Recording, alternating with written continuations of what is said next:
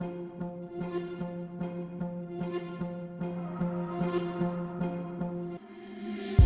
trying to change what I've been trying to say. Words don't come straight from my head to my mouth. It's such a shame that it fell out of place. Was never me that was bringing you down. Why we always looking for more? Why we always looking for more?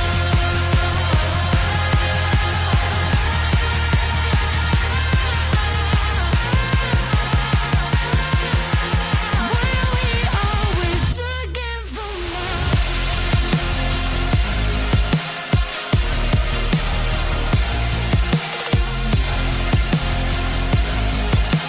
Always looking for more.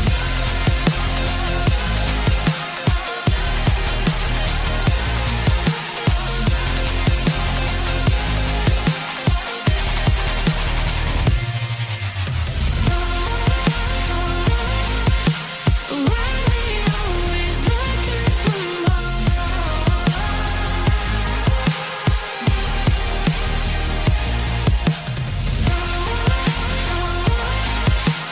Why we always looking for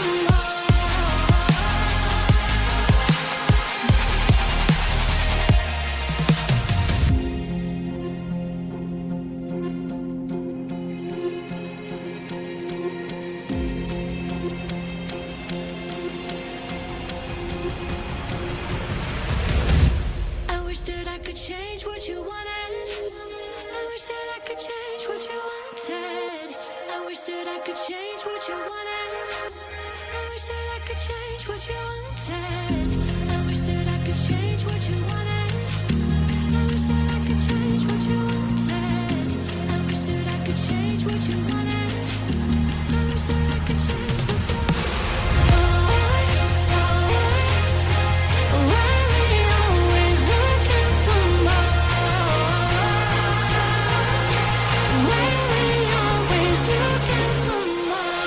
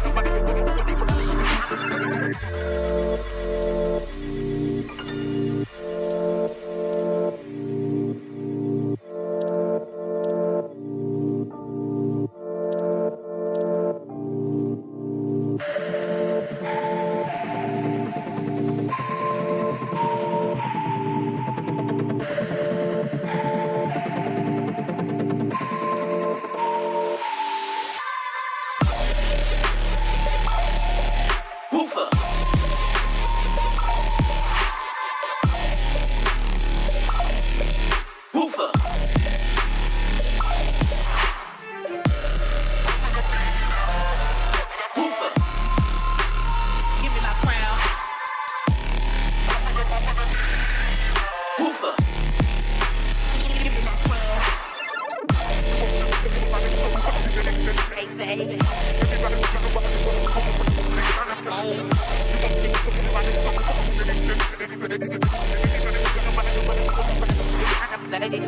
I start downtown, out every sound but the bass. Subwoofer in a party, knock 'em out, sorry, from through the place. You want to look at my trouble, talking that he can't say. Everybody looking about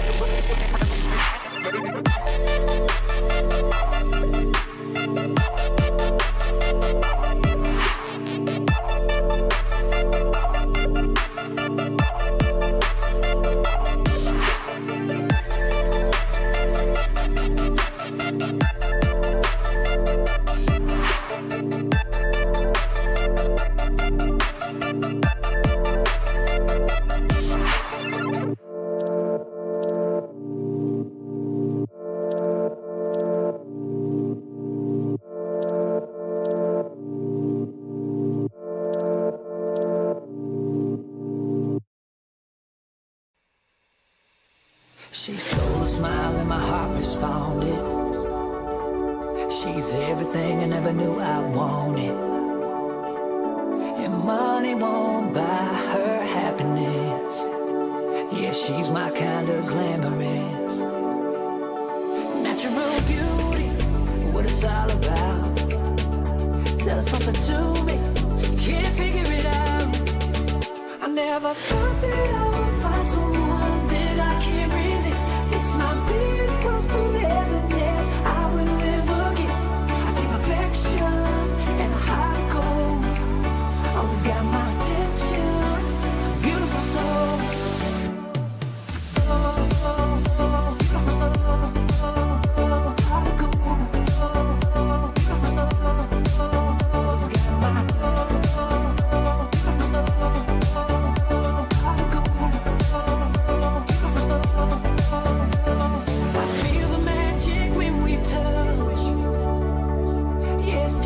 First time feeling rush. She's laid back and catch you up. A real homebody, it's wonderful. I never thought that I would find someone that I can't resist. This might be as close to heaven as I will ever get. I see perfection and a heart of gold. Always got my attention, beautiful soul.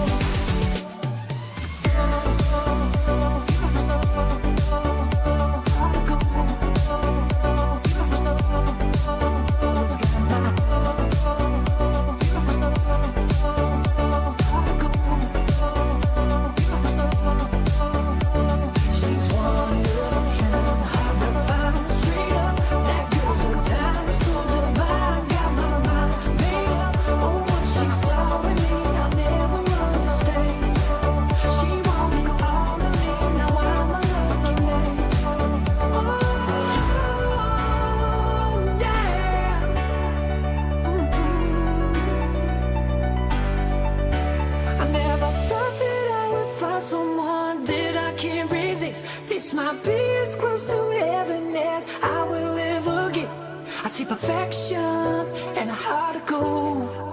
Always got my attention, beautiful soul.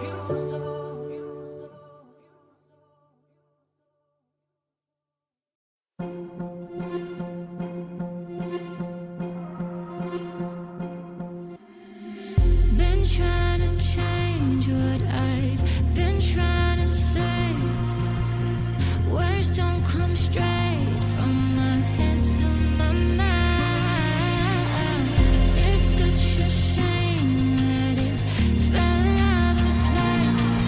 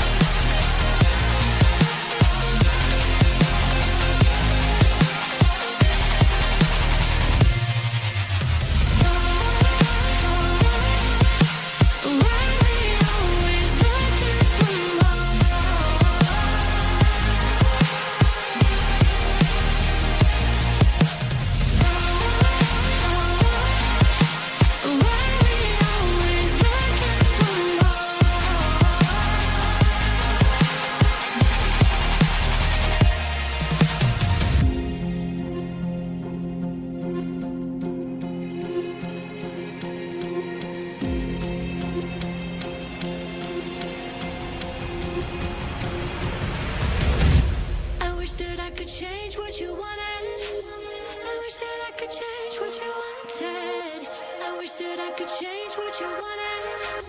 I wish that I could change what you wanted. I wish that I could change what you wanted. I wish that I could change what you wanted. I wish that I could change what you wanted. I wish that I could change what you wanted. Why we always looking for more? Why we always looking for more?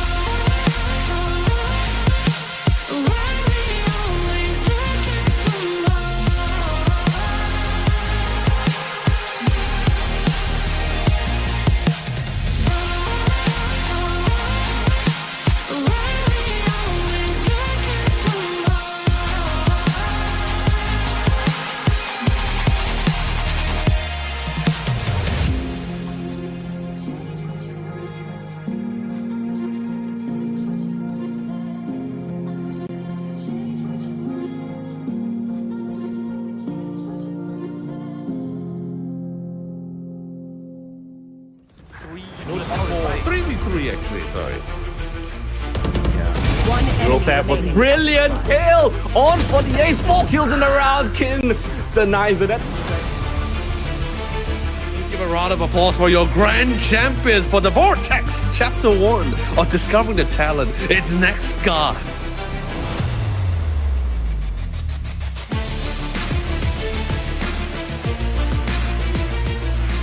You can beat all the other teams, both invited and also the created.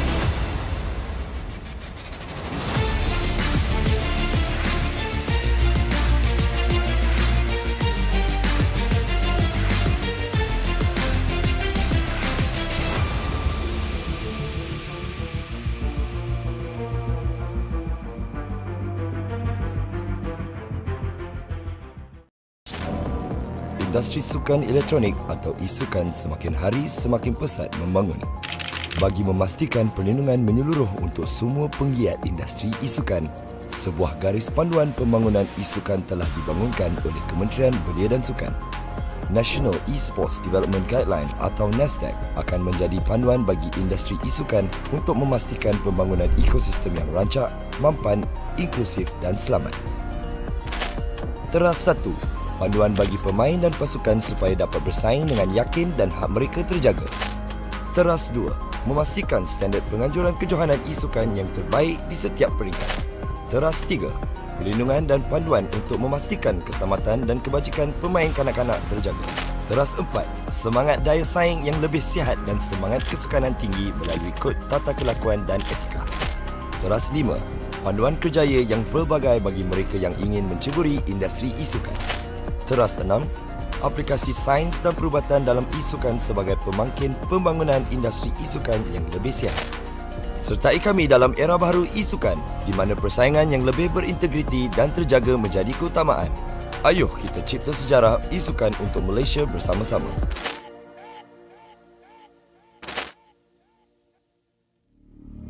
Ladies and gentlemen, welcome to Esports Malaysia 2024, live from Speed Sumi Pujong, Selangor.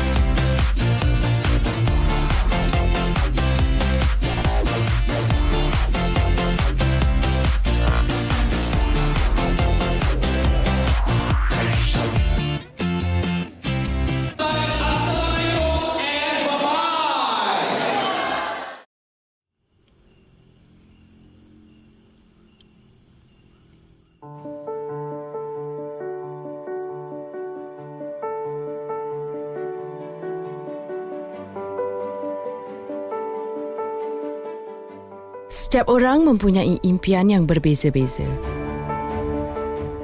Nak jadi kebanggaan ibu bapa. Ada yang nak jadi usahawan berjaya. Nak jadi gamer. Senang kata, kita semua ada cita-cita. Dan tak kira apa pun impian kita, semua itu boleh jadi nyata. Yang penting, rebut peluang, usaha, kerjasama. Kita terus semara sehingga impian menjadi milik kita bersama.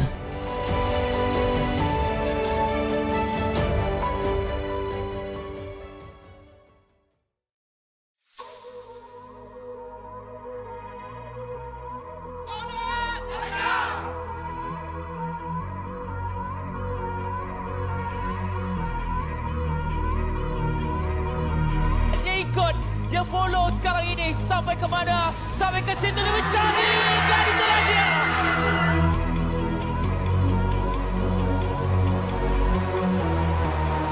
Malaysian Esports League 2023.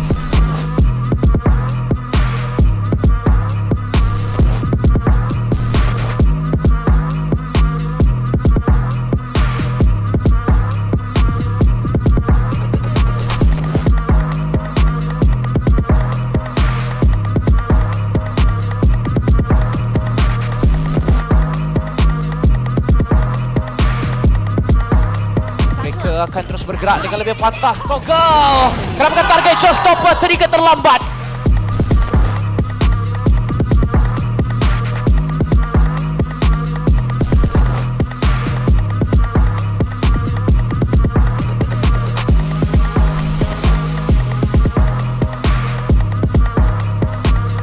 Berjaya untuk menjatuhkan tembakan yang cukup baik dengan 5-7 seperti tadi.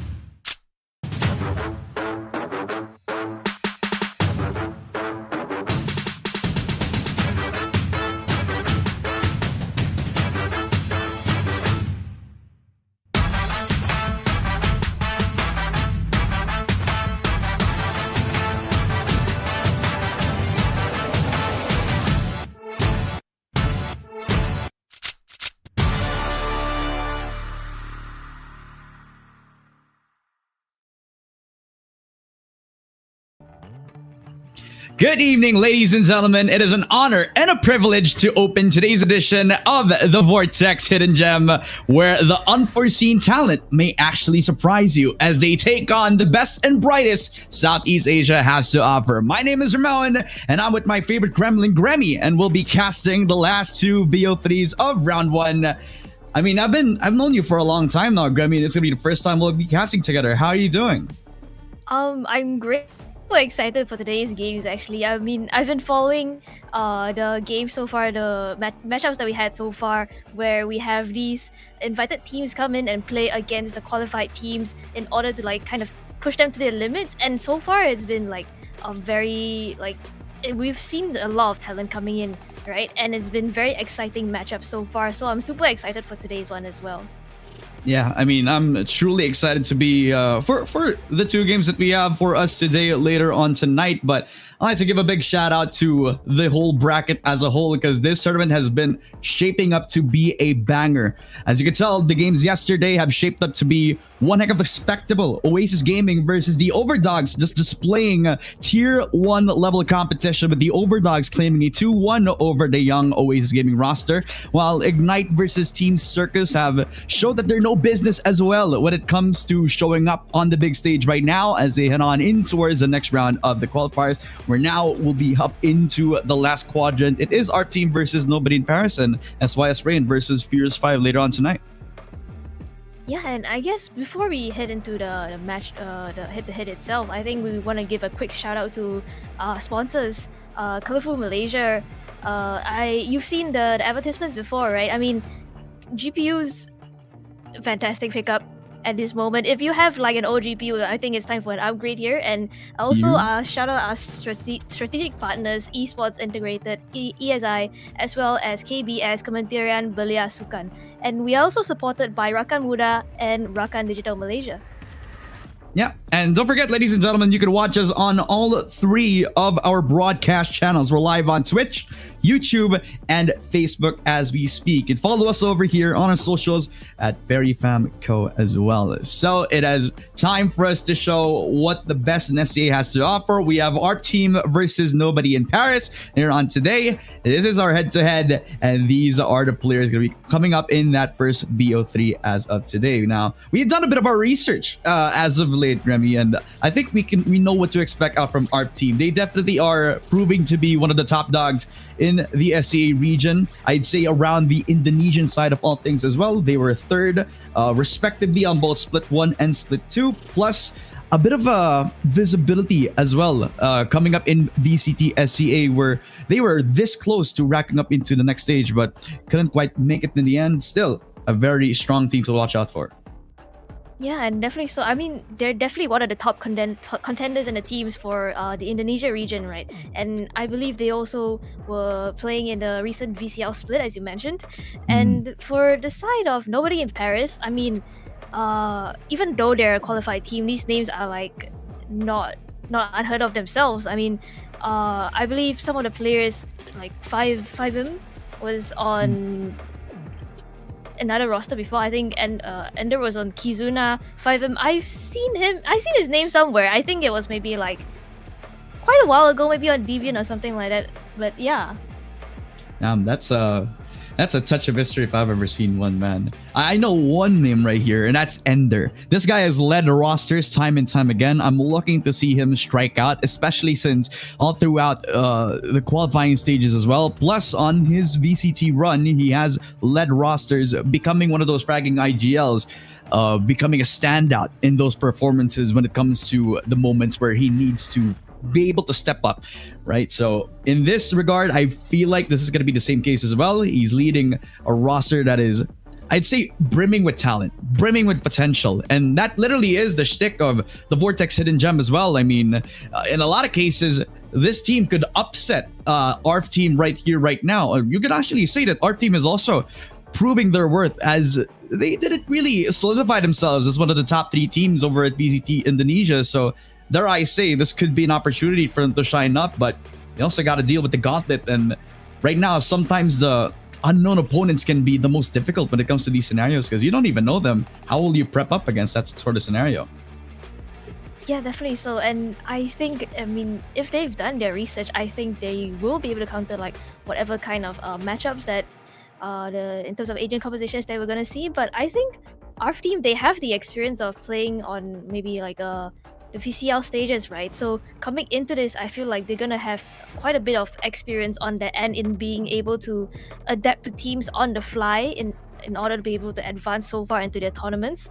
Whereas for the side of Nobody in Paris, I think, well, even though like there are some notable players, I think there also is a lot of young talent on this team, and I'm actually quite looking forward to what they have to show for us today.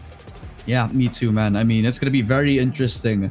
Even in our head-to-head previously shown in one of the graphics right now, we've already mentioned like a few names, Ender, 5M, both very talented players, but I'm kind of looking towards the duelist right here. And I want to put my eyes on ARF TEAM's duelist, where Fosto has always been the guy. Try to step up for the squad every single time that they try to get a leg up in the series. I mean, this guy can pop out, but sometimes in those scenarios, he needs a bit of a setup before he can actually get the gear going, right? So in that sort of scenario, you're kind of looking to try to pounce on that opportunity, because sometimes when a team needs a little bit of time to ramp up, that's your time to shine, especially when you're a team that not a lot of teams are looking out for as one of the favorites of the tournament, right? So Nobody in Paris, that's an opportunity to do so, especially in round 1, where you're coming up against one of the top 4 teams in VCT Indonesia, and possibly around top 16 in SCA right here. So that's going to be a matchup to watch out for. Map Veto wise, I think it's going to be very interesting, because they have a few common maps, in my opinion. A bit of experimentation as of late. I'm expecting to see the Haven be picked out by one of these teams, or maybe a surprise Abyss. That's possibly something that I'm watching out for. Ooh, I would love to see an Abyss. I haven't casted an Abyss before, so honestly, I've been watching quite a Abyss on especially like the GCC stages and like even in a Vortex Hidden Gem. Abyss has been quite a common pick among teams, I realized, and immediately it's just gonna get banned out. No Abyss for us today, I guess. Caster curse. Oh man, I can't believe I come back to just get hit by the caster's curse again. I know, right? I mean, in these sort of scenario, I mean, sometimes I like to pick out some important info, but sometimes when I say it, then it doesn't really come into fruition. Split being banned off again by the map pick of Ascent being our first game of the day, and it's kind of interesting because I had a conversation with Data, which is one of our closest friends. Shout out to him right now. That when you're playing in a tournament up against like a well-known team, it's kind of okay to go back to the basics, play a map that a lot of teams know how to play, because sometimes you don't want to get lost in the sauce trying to figure out something creative, and in that moment sometimes that team is more prepared than you think, Sunset being the second as well. And it's no surprise here as ARF team also picked up that map in a few other qualifying games as well, so we'll see how it goes. I mean, honestly, it seems like both these teams, they don't really want to go out of their comfort zone. You can see that they kind of banned Abyss, Split, and Po, which Abyss is a new map. Split and Po just came back into rotation. They're sticking to kind of the classic Ascent. And classic is really, as you mentioned, Ramone, the bread and butter of a lot of strong teams. I've talked to like my friends before who play in like the competitive scene, and they always say that Ascent is a map that you really have to know how to play in order to just survive. Because even though Ascent is a very common map, if you don't know how to play Ascent, it can cost you a lot, because a lot of teams will leave it for the decider. But for this time, Ascent is gonna be on our first map with ARF team on the defense, and for Sunset, which is ARF team's pick, NIP is going to be on the attack instead. And if we do get to a decider, it's going to be on the map of Haven. You know what, man? I know a few casters who say that they don't like to cast the Ascent map, but what's not to like about the Ascent map? I mean, there's a layout that's very familiar to any sort of FPS fan. It's almost like you always know what to expect when it comes to this map, especially when you're starting on the attack. It's always that B main aggress when you want to take that first contact, or possibly go for something creative like the mid-market strat that a lot of teams like to pull out when they want to surprise their opponents before they can actually have an opportunity to do so, right? So a lot of options on the table, even on the map B. And the thing about that is almost every team knows how to play this map on an optimal level. So it's a bit of a tough task, a bit of a challenge, I would say, for the NIP squad to actually put forward that challenge against, again, one of the more stronger teams that we have on this tournament. But again, there's a bit of a discussion between production and with both of us on who we believe is going to be winning this. Because then again, you look at the history of the players on, I believe it is Nobody in Paris. They did come up with a pretty strong win streak coming up into the qualifiers right here. Plus, their opponents, ARF team, I wouldn't say they have the strongest of streaks as of lately. So maybe that could play into a factor. Possibly confidence should be the name of the game, especially for ARF team. We're trying to look for that as they relish on into this first game. What do you think? Maybe something on your mind about this matchup? I mean, I definitely think it's going to have like I think mind games is a lot is a big part of this is a big part of like competitive Valorant, right? Being able to have like the confidence that gives you that competitive edge over your opponents, in order kind of like if you're more confident, you can swing angles better, you can just take the fights and things like that. So I think this will kind of be like a test of confidence for the ARF team side as well. And it also seems like for these teams, they are going to be sticking to the what we know as the meta comp on Ascent, right? Yeah, I mean, no surprises here. I mean, there's a reason why this map is optimally played by any top level of competition. You got the balance of both the initiator utility with the Sova and the KO to provide that much more source of utility, and then you put your star duelist of a Jet, where you have both balance of being strong on the rifle on the entry and being very good on long range engagements with the operator, shutting down any any form of early aggression from the attacking side. So that's the case for both teams if they're going to lock both of these picks in. I'm not kind of surprised, although there was one time where I saw a Phoenix being the only duelist. There was a time where Gecko was the only type of initiator they have, and then they got a double Sentinel comp. They had a strong defensive scenario, but they're not really good at retaking, So maybe this team composition is cooking for a reason, Gremmy.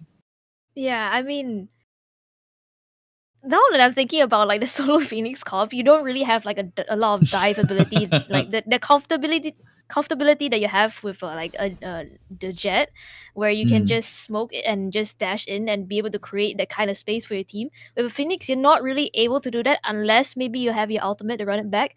But we're not gonna be seeing any Phoenixes here today. It's gonna be a mirror matchup between both these teams, and they're sticking to what we know as literally the bread and butter of Ascent. This composition has been proven to be, I think, one of like timeless. It feels like a timeless classic at this point, honestly. Yeah, we're calling this the episode 2 composition. Correct me if I'm wrong, because I believe KO was the latest agent who came into the roster, and then ever since they realized that this guy kind of plays like a normal FPS character, has a flash, has a supportive utility, has a molly, so you're strong in the post plant, and you can definitely be able to provide that utility from long range engagement. So it's a mirror matchup. As you said, the Jets are going to be put into the microscope. Persona subbing in for the team of NIP against ARF TEAM, one of the best teams in the Indonesian circuit. We're heading on into the pistol round as the shot from downtown. Persona picks up the first frag. Kill going the way of NIP. Persona actually picking up the second one as well, and this pistol definitely going the way of NIP right now. Owl Drone to try and flush out these players, but it is the paranoia that's gonna come out, and Woody tries to answer back, but Corone finds a pick of his own. The trades are coming through, and Scar actually hits a knife kill onto Persona, and it's back down to the 2v2 here. Yeah, no utility on Scar, just one string of the Sheriff in hand. Does a lot of damage to the KO, so all that he needs to do is to try to tuck into the corner. While Rizal is also picking up the pieces for the team. A flank come down. Spots out the Omen, gets the headshot as well. 2v1, it's up to Apple Banana. Peeks on 2. Very ballsy attempt. Nice flash as Scar will pick up the 3k in hand as well. ARF TEAM, what a strong pistol after responding to the aggress on A short was pretty well done on the attack, but a nice adjustment from ARF just picking up that first pistol round, if I do say so myself. Yeah, definitely a great recovery coming in from ARF TEAM right here.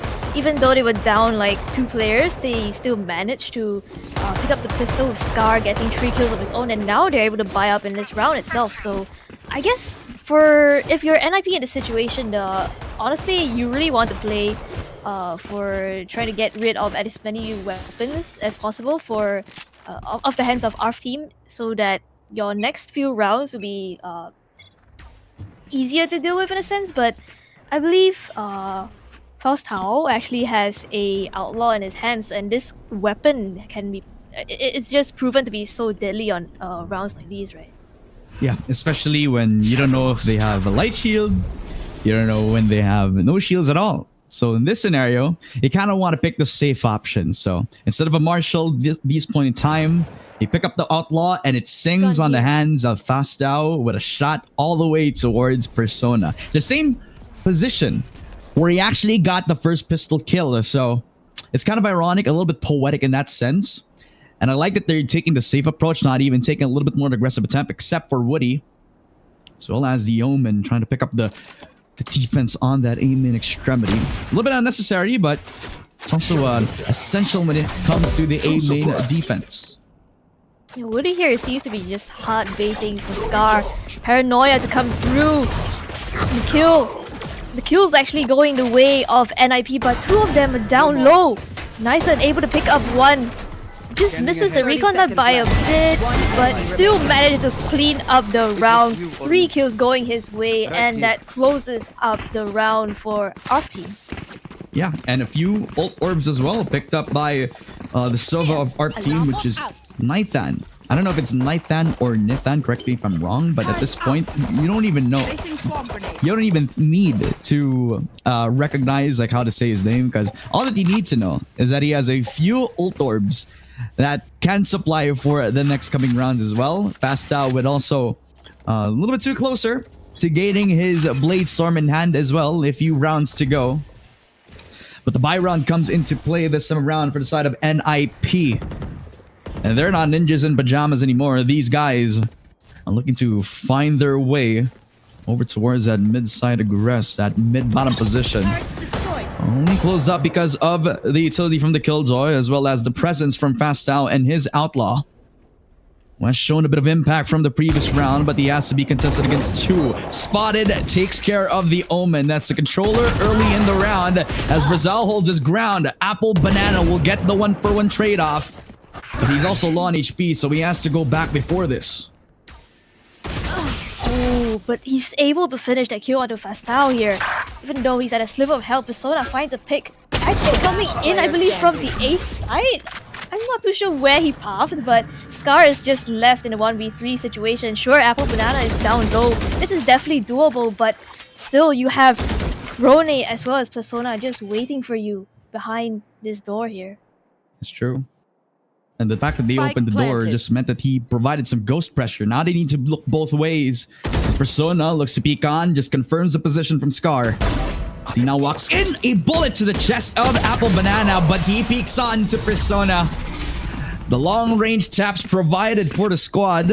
A bit of an adjustment on the attacking side. They relegate all their forces to split up the map. B main and mid-bottom controlled by the push. And in this scenario, they're happy to take at least a couple of picks off, and eventually they leave up at 2 guns to the next round. I'd say it's a worth investment, but it's something that they need to consider to the later stages of the game, because they would have liked it if they picked up at least 3 of those guns, but they're coming in with 2. I mean, I definitely think that was a great bonus coming in from ARF Team, because actually 3 of the members that bought the heavy shields had to reinvest in this round itself, and you see Persona and Corona, even though they wanted to go for the heavy shield as well, they're not able to do so. Persona though, still able to find that kill onto Fastao. That's the first pick going the way of NIP. Yeah, a little too close to his ult orb this time around, and Scar, speaking of close, he's too close for comfort, putting down that smoke on A main, making sure that they cannot pass any longer. Ender, that's a long-range tap all the way from that E-link position, and he's very well present in this matchup right now. A leading force, a command to the side of NIP, and telling his troops to lay the law down on that A-short extremity, especially with the numbers disadvantage. You're looking to push Nithan's buttons as he's kind of uncomfortable. He's at the brink of trying to get forced out by utility. Pushed out as well by the Molly. That gives open space up for the side of NIP. That's a push on from Inugami as well. And the 2 versus 5 where they plant the spike. He pushes on to the bullet. As Persona, he's feeling himself in this 1v5. Rizal has to run for the hills and keep the gun to the next round. This is not looking good as they're coming up 2-2 in this round.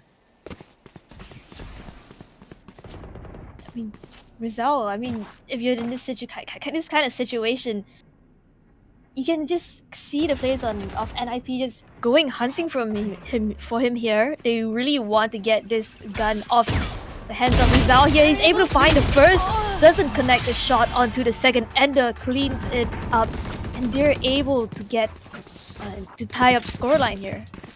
Yeah. What a nice adjustment for both teams right now, just showing their big guns. And again, like I mentioned, it was a big risk for them to actually come into this round with a limited amount of the economy, just affected, chipped down because of them pushing it with 2 guns into the next round. Now they made the most out of it, right? They come out to swing on towards that A-short extremity, and they're showing that not only is he a leader, but he's leading by example as well. Now showing up with a 2-2 scoreline. Rizal trying to pick up the pieces for the team. B main on full lockdown, and also making a lot of presence. So they know that there's at least 1 player trying to hold down that B main extremity. But will they expect 2? That is the question. Our drone actually gets broken, but it does push the players out of this B main position here for ARF team. So Ender's able to pick up that ult or build towards his ult. And speaking of ultimates, actually, in this round itself, the players of NIP, a lot of them have already have their ults up here. Persona, Inugami, as well as Apple Banana. But I don't really think they'll be investing in this round itself, considering that it's an eco for our team. So they are gonna just go in on the side here. Flashes to come through. Persona trying to be the hero on the side. Paustao still on the side. He's able to find these kills. How is he doing this? The classic in his hands. Cloudburst as well to try and just go for this fight. He's able to pick up the kill on the Persona as well. And it's a thrifty round coming in from our team here. What are these shots? I mean, they are surprising them at every attempt. And as the smokes go down, they thought that they're in a safe haven, but as they push on to the A side, everybody got pounced on, isolated by each pick. These pistols doing a lot of damage into the round, and that was Fasto trying to clean up house with just a classic and boot. He wasn't using his Blade Storm from that previous round, mind you, but he was able to find every single angle to dodge away from each pick. NIP, they had the full buy round. They have to think about how they're gonna approach this next one, because they cannot underestimate the hand cannons on the other side. As our team needs to play a little bit more passive at this approach. Dare I say though, all throughout this has been a bit of a passive approach for the side of ARF team. Except for probably like the attempt at taking a main control, but that was after like Scar attempted to use a TP on towards that wine position. He doesn't do it anymore, as he knows that there's risk coming onto the other side. Apple Banana peeks on towards Scar and will get himself a reward. He's down to low HP yet again. But at this point, you're looking to take anything, especially on a defaulty position where our team are not even looking to risk any attempt anymore. Rizal is kind of playing with fire right there, almost walks into the crosshair of Persona, but I think he kind of smells something going on outside of B main. Not too keen to push the issue right here, but it is Faustau who's gonna try and take that peek, and Persona takes him out. Cloudburst comes through. I believe he spots out Rizal here, but Rizal holds his position, able to find one. The kills going back and forth as well. It's down to the 1v3 here for Woody. And will he make the impact this time around? Suppressed thanks to the ult, but his shots are not missing at any given time. 1v2 scenario, and remember, Apple Banana has been low on HP ever since that A-main engagement. Tower kills are locked down just to make things interesting. Peakson knows it's on the other side, as Woody's taking this as cool, calm, and collectively, but that's a lot of time bought and a lot of time shaven off. So how will Woody approach this? Pushes on, makes a bit of noise, puts on the molly, and that could be picture perfect. No, it's not. Peeks on again, and Ender will end his life with a 3-3 scoreline. That is nobody in Paris. Picking up where they left off from how they have been starting the past few rounds. And again, ARF team giving up the space has been the detriment for this point in time. In their defense, they have been looking promising from their previous pistol round, but that's off the back of like really good response from their team.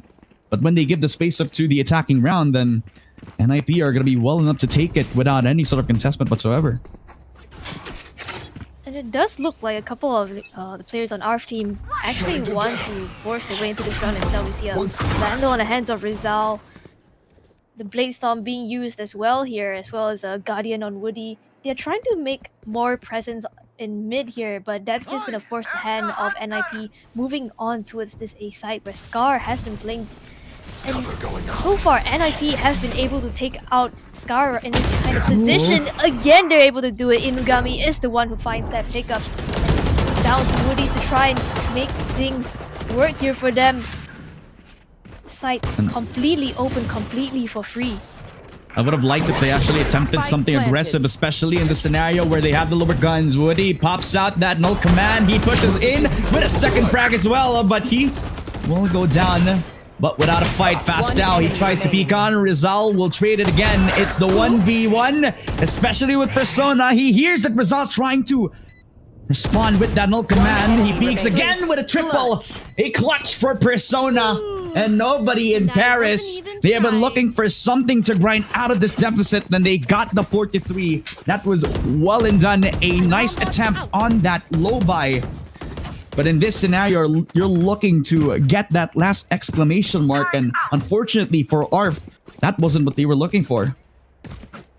And Persona actually going huge, a 1v3 to bring his team into the lead here for the first time in this matchup so far. And even though that was kind of a half buy coming in from ARF team, it was quite a bit of damage that they did do. So Commentators players on the side of NIP, they're gonna go for these half shoes instead. But that's a lineup coming in from Enda, I believe, to push Rizal off of this angle. Bit of a default split yet again, and this is something that you kind of expect to see out of some Ascent games.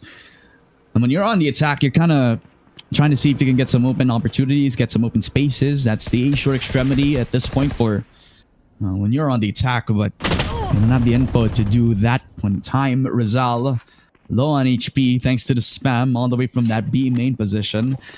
And once I press the tab on, I just realized that Inugami has an Odin in his hand very early on. I think he actually bought it like a couple rounds ago, but he didn't manage to like save it. So again, another investment coming in here for Inugami, and I do think it's paying off quite a bit. The chip damage on Rizal is huge here, and that kind of forces him to play in towards the back of sight as well.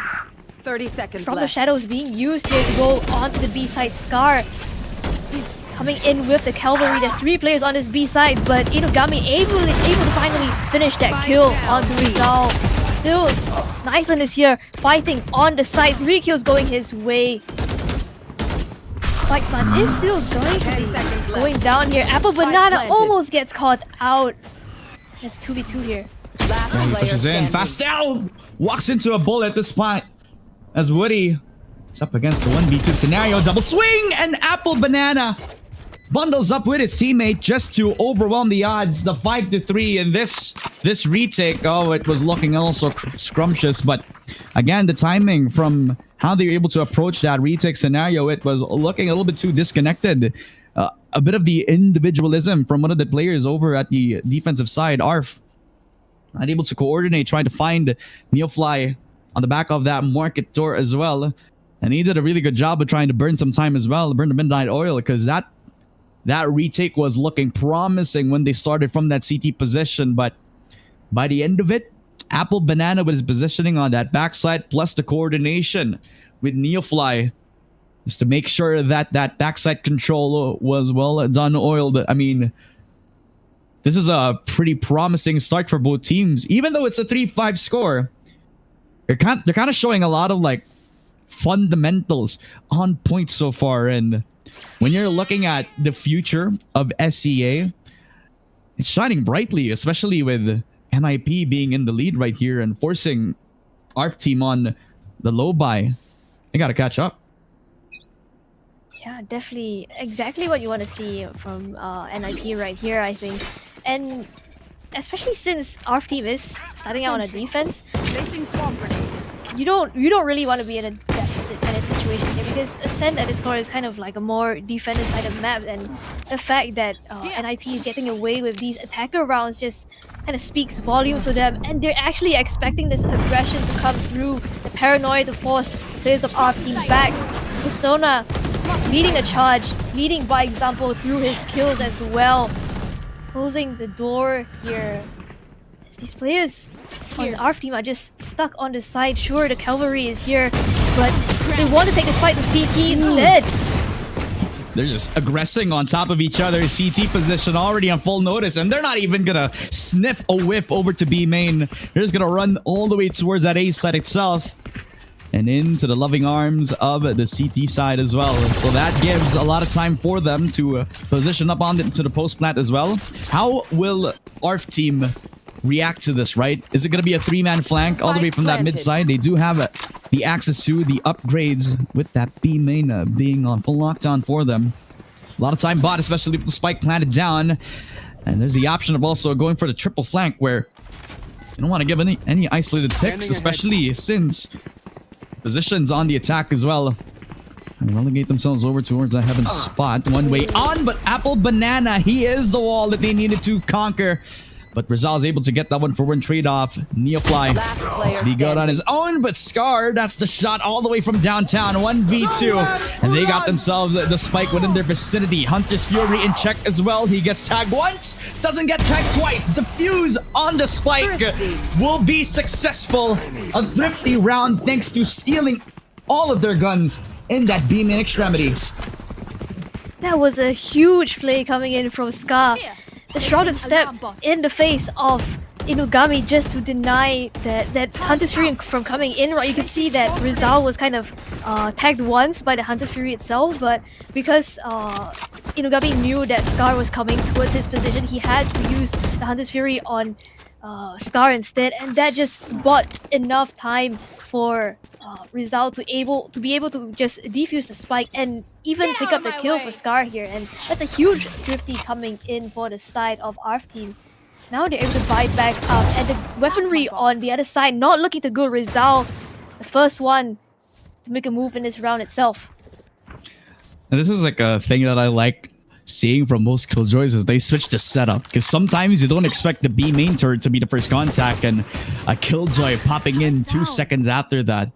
And then in the first few couple of rounds, he'll be the most passive Killjoy that you'll ever see. Sometimes switching it up just makes it known that you're a little bit more of an unpredictable Killjoy in that regard. So there was no way that they would have predicted that to be the case this point in time. Persona, now in this case, he is looking to be the proactive Jet, looking to see if he can get a straggler in the midst of this Ascent map. But with how the map has been going, they're just playing all together, bundled up all with their B main control. Rizal, he pushes in with a double kill, and possibly a third with the Inugami, trying to play with fate, trying to play with his food. Knight then gets a double as well, and this is looking all so good on the defensive side of ARF. 30 seconds left. As all that they need to do is hunt down the last player, and it will be 5-5. Up jab in, and gets the shot anyways. Flawless pan on the side of ARF team. Wait until I blind them to strike. Definitely not losing out on any of those guns that they had coming into this round itself is huge, and that just means I think they'll be able to buy up in the last few rounds of this game itself. Whereas on the side of NIP here, this is the round that they kind of have to win, right? Because if you lose this round, I don't think you really have the economy coming into the last round of the half coming in for the next. But they do have the null command at the ready here. It seems like they want to get this death ball rolling. 5 players making their way onto the B side. Null command not popped just as of yet, but New Fly able to find a pick Persona as well, and seems like they want to use this null command to deny the retake instead. Yeah, they cannot even have an opportunity to run back over to the CT position. I would have seen a world where they use the Killjoy lockdown on CT. Not even given an opportunity to run out of the site as well. 3v5, and ARF team are looking to pounce on in. Fastao to be the hero of the squad. That's a double setup over to B main, and he's even taken care of from the backside of things. The Odin is singing in the hands of Inugami Korone, and he's up against the 1v5.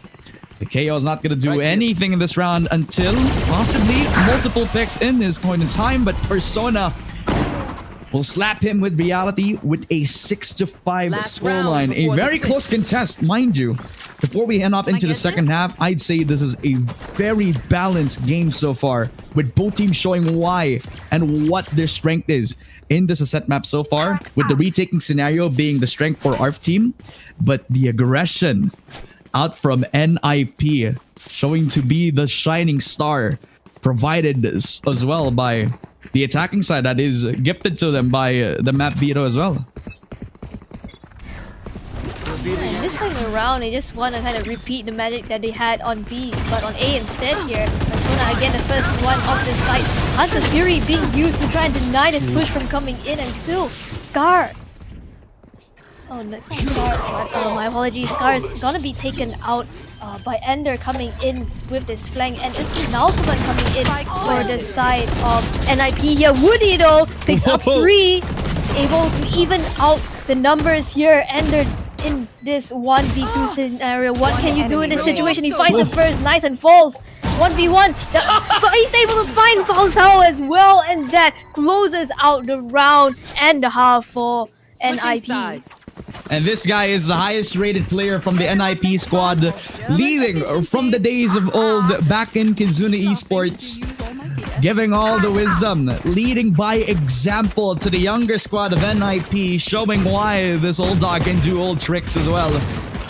My goodness, this guy popping in and out of the fight, getting a 3k in hand as well.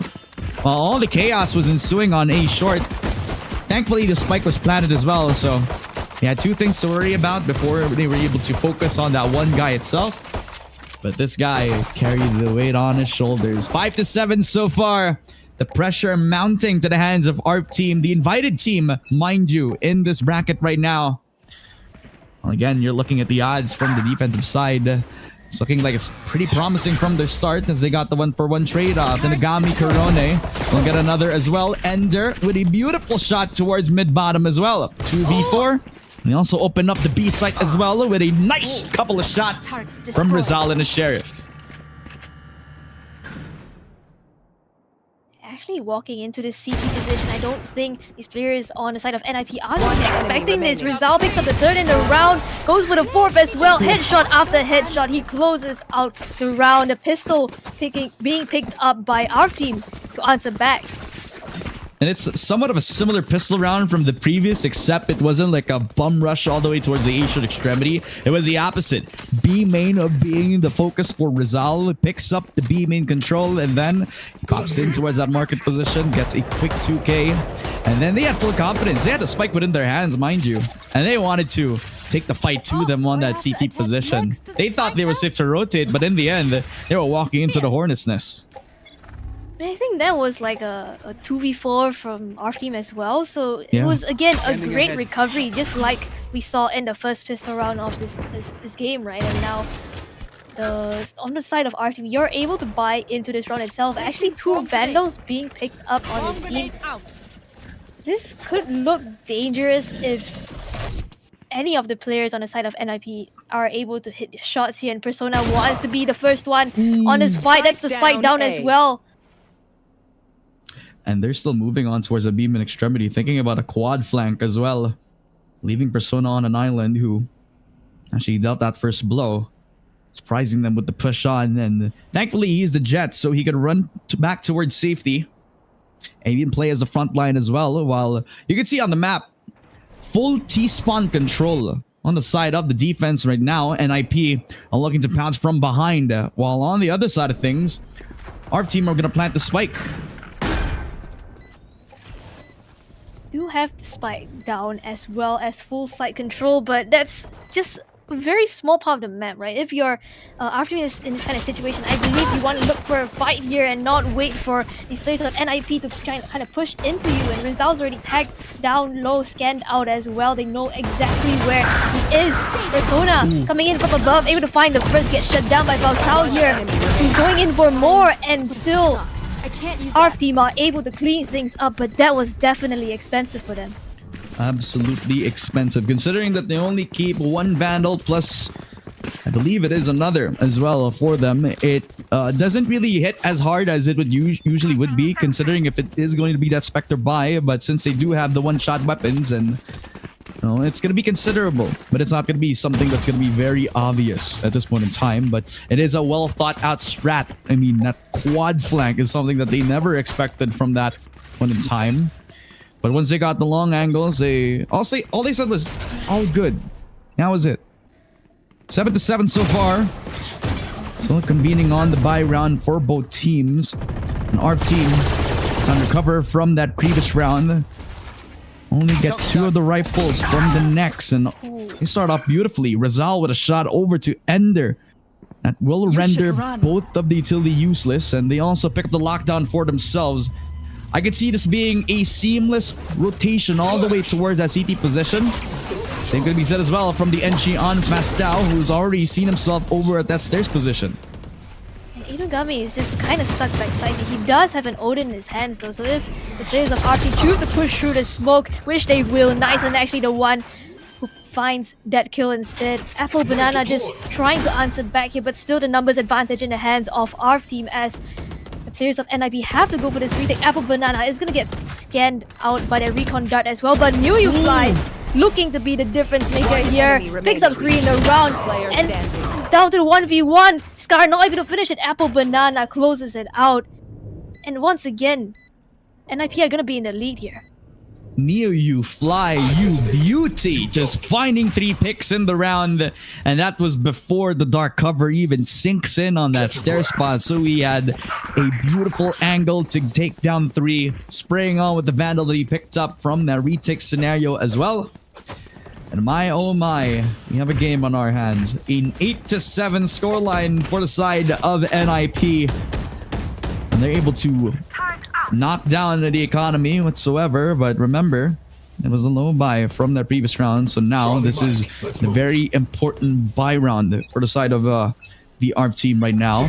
Taki-san looking to approach this with a default spot that's splitting up a 1-3-1. B main on full notice, A side looking primed up as ever for the defense as well. They also got a node and primed up by Inugami, who's looking to get some bullets primed up. But Scar, that's a nice shot as well. A beautiful timing from Persona. But Fastao, he's found an open window. That Asian Extremity looking wide open for them. Oh, the timing not looking his way here. Inugami gonna pick up that kill, and actually all the kills here going the way of NIP. Looking to put it and lead Nathan, the only one left alive in a 1v4 situation. They know exactly where he is, and Inugami is gonna be taking out his counterpart with that Odin, widening the gap. Okay, we know the scoreline here. Round by round. Thank you. And if you look at that, that's exchanging 2 rounds in a row for both teams, where you got the pistol round. Once they already got the buy rounds in check, that's when they tip the scales towards their favor. The defense looking as good as ever. Let me do a quick vibe check. Persona has 22 kills. And this is telling you that this guy is on fire right now. A heater of a duelist, especially on the defensive side where his team revolves around responding to the aggression. For ARF team are finding an opportunity to change their stride. B main again being the focus for the duelist as well. And Fastao has to find an opening, an opportunity to find Ender, but Ender finds 2 and possibly a 3rd. Picked up by Inugami Korone. B main already raining bodies on the floor with a 2 versus 5, and Scar, a dead man walking, found all the way from T-Spawn. Ender with the 3K as well. And again, this is looking like a round where the defense are triumphing against the opposition with the flash on in. Scar just didn't even need to find his opponent. Wallbang shot to get that flawless victory, and the double digits reached up by NIP. That's gonna be, I believe, the second timeout coming in for the side of ARF team here.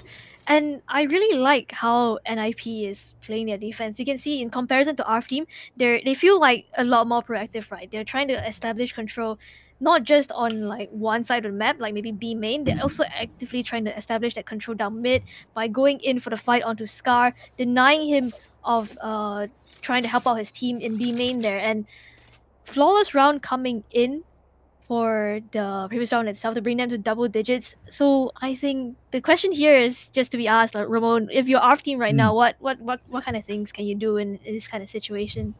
You know what? At this point, I just gotta rush, man. I mean, I'm kind of biased to the rush strategy since, remember, in a few rounds, our team are trying to approach them with the methodical approach, but then the methodical approach, it's kind of like the thing that they're kind of expecting on the defensive side as well. So I kind of want to reach into my bag of tricks, try to flash them out onto the Asian extremity, but maybe not A, because again, that's been the radius, at least, for where the defensive side has been stacking up a lot of players. So maybe B main could be an option.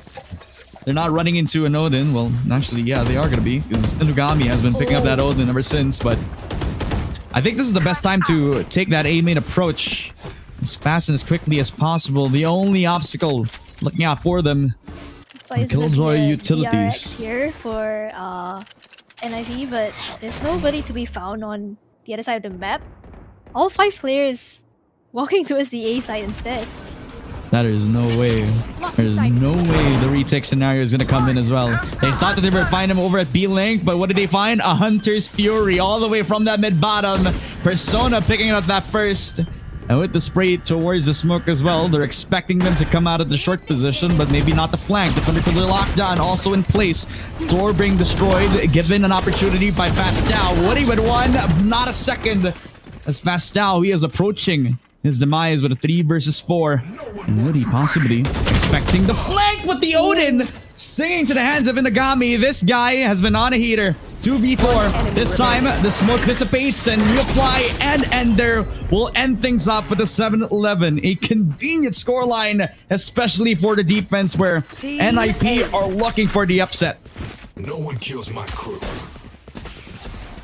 Off the back of a timeout as well. If you're ARF team in this kind of situation, you really have to kind of reset your mental and come back into this game itself, to be able to have a chance to come back into claw your way back into this game itself. And they're still gonna have the money to kind of force the way into another round, but this has to be the must-win round for them in this kind of situation, because if you do lose this round, you're essentially giving NIP match point here. And especially since Persona has an operator in his hands, might make it sing here, and the Blaze Storm gonna be used for the side of ARF team. Finds the first pick onto Apple Banana, would be good for one as well, but Persona tries to answer back, gets shut down by Faustao. This guy on the Blaze Storm is underrated. Ender could not hold his own against 4. Woody and Scar picking up the pieces for team ARF team, barking on the door of what must have been a rush all the way from that mid-bottom side. And again, going back to your question, how did they approach the rounds? Especially when it comes to the defense where NIP are looking very comfortable, make them uncomfortable. That's one thing that they never expected. Leaving that mid-bottom position with just that one Killjoy utility. And it was easily destroyed by them just from that one dash from the Jet. So 8-11 scoreline for the side of the attack so far. ARF team are looking to give up this momentum. Nice shots again all the way from B main as well. The Odin, ever so present from the Sova. And Inugami is looking to use that shock dart just to capitalize on that situation. Over the head of nice Inugami right there. He's able to pick up the kill for nice in here. Players on the side though, so our team are kind of just stuck in this awkward situation where you're not really in like a safe spot, but you're not really on the side as of yet. I think they're waiting for their utility to just come back online here, and because of this this lack of noise, you can see the players on the side of NIP actually rotating back out. They don't really have this information at hand, so ARF team, they're just trying to go for the contact play right here. Ender though does have the turret up. Still no information to be found. Recon gonna give that information to ARF team here. The kill going the way of ARF team as well. Ender trying to hold on to the side, but will eventually fall to Rizal. And again, the hesitation for the two players on the defense looking like it has been affecting the contest over at that B main position now as they give the spike plant up. Possibly towards a B rotate as well. Persona with the op. In this sort of scenario, the op is not looking too good on the retake. They're also spotted thanks to the drone picked up by Nathan. Will he be affected by the operator? That's the question. Already spotted and gets the shot anyways. 2v2. And a nice flash just to disrupt the crossfire. Nice shot again. Wall bang headshot. 1v2 scenario. And Apple Banana does not need accuracy. Run and gun is all he needed. And that's a 12 round for the side of the defense. And NIP getting match point on their own map pick must feel very good, especially against ARF team who, like we mentioned, top 4 over at VCT split 1 and 2 Indonesia. Almost this close to qualifying to split 3. And when you're one of those teams who try to fight their way to the gauntlet of the qualifiers and just making a name for yourself in the process, this has got to be a good start for them. Quick peeks now. It seems like NIP are just kind of trying to read into the minds of ARF team here again and trying to go in for the set play down mid, but nobody's there yet again. It's ARF team that are going to be hitting this A side. Ender though, he's been a solid rock here for his team, able to hold on to the sides so well, but he's going to be falling nice and it's going to be a 4v4. Apple Banana doesn't hit the shot to the op, and again, the headshots for Persona. He has been feeling himself all throughout the game. But will he deter from the tactical jet lockdown? Has a lot of time and space. As the flank does not work out, they have to wait it out. At least in this 3 versus 4, that lockdown is looking to be the essential tool. And now that it's down, the open opportunity for Neofly as well. Odin shot. Scar all the way from downtown as well. 2v3. Rizal has to wait out the smokes as he peeks on and kills up Persona. 1v2 now. And Scar is left all alone, but a shock dart will knock him out. A 13-8 with NIP picking up the first map. And what a heck of a way to do it with a retake scenario and a shock dart to mount up that comeback. What a game we had on our hands. That was intense, honestly. It looked like it was going... It was such a close game right from the start, right? But I think for the side of NIP, they were just kind of able to get that edge over on ARF team. I feel like in a sense they were more like proactive in terms of taking that space. You can see them actively going in for a lot of flanks, a lot of set plays on the defense, and I think that's what set them apart on this map, this matchup here.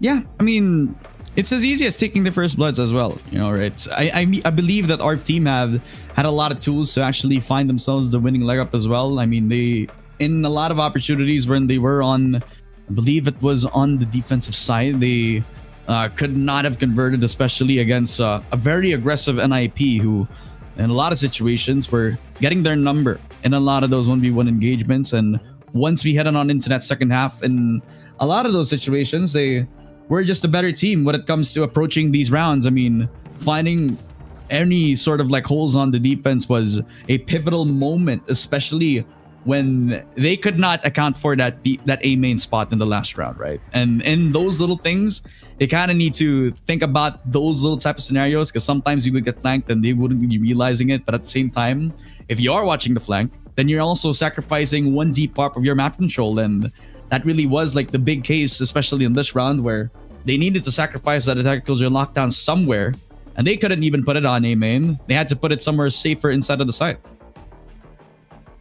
Yeah, and they had to kind of just use so much utility in order to protect that in order to have that lockdown come through. And by the time the lockdown did come through, they didn't have the utility to just hold on to the site anymore. And you could see that for the side of NIP, they were just all flooding in together, all playing the trades, and they were able to close that map out. Yeah, and it was a pretty close game, if I do say so myself. I mean, 13-8, does that count to close as you, Gremmy? I think it was a pretty darn good game, all things considered.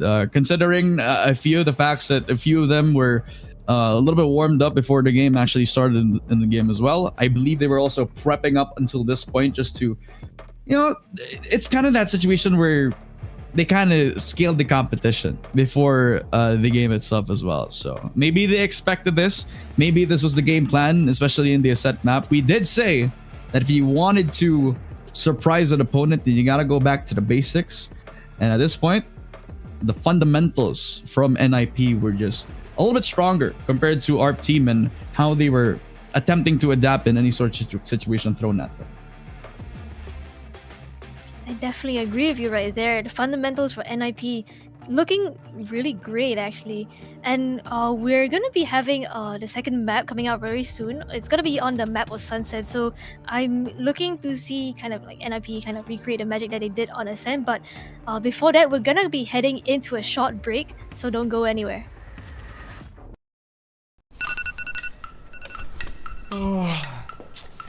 Sleep Paulo, time for some Valorant.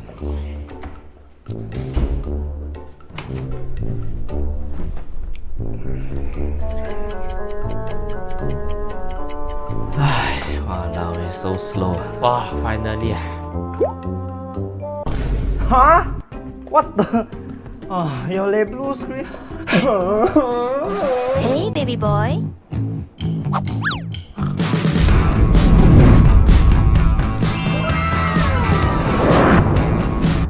Mommy? I know, what happened? I just want to play some relevant, but the PC blue screen again. I hate my life. Ayo, it's okay. I bring you go Kai Kai, okay?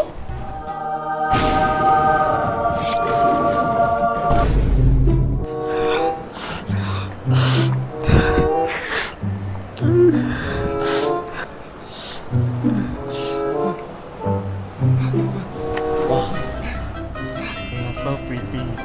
You like it? Yeah, Then buy look.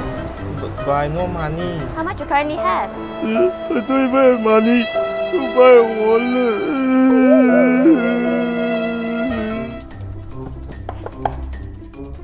Hi, how can I help you, miss? I want to buy that CPU for that guy.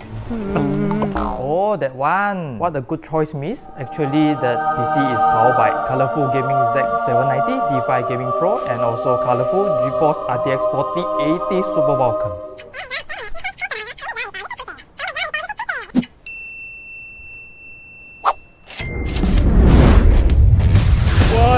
Why am I so broke?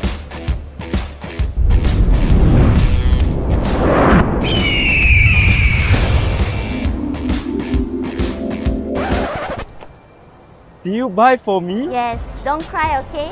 我有的是 money. Wow! Come and marry me. Huh? Let's go home and test the PC. Okay.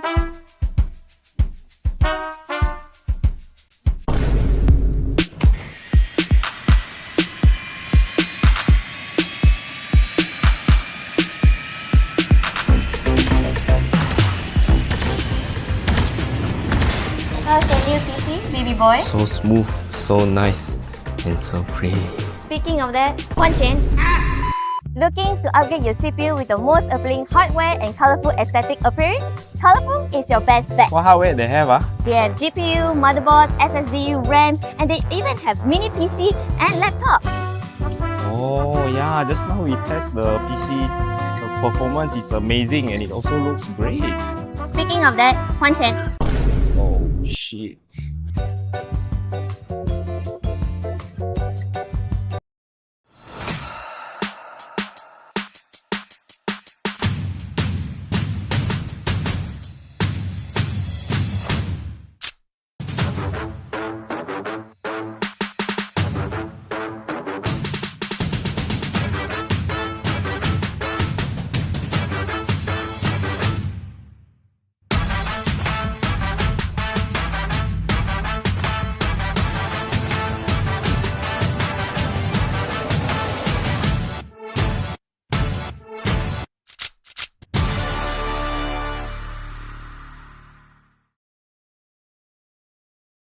All right, welcome back, ladies and gentlemen, to the Vortex Hidden Gem.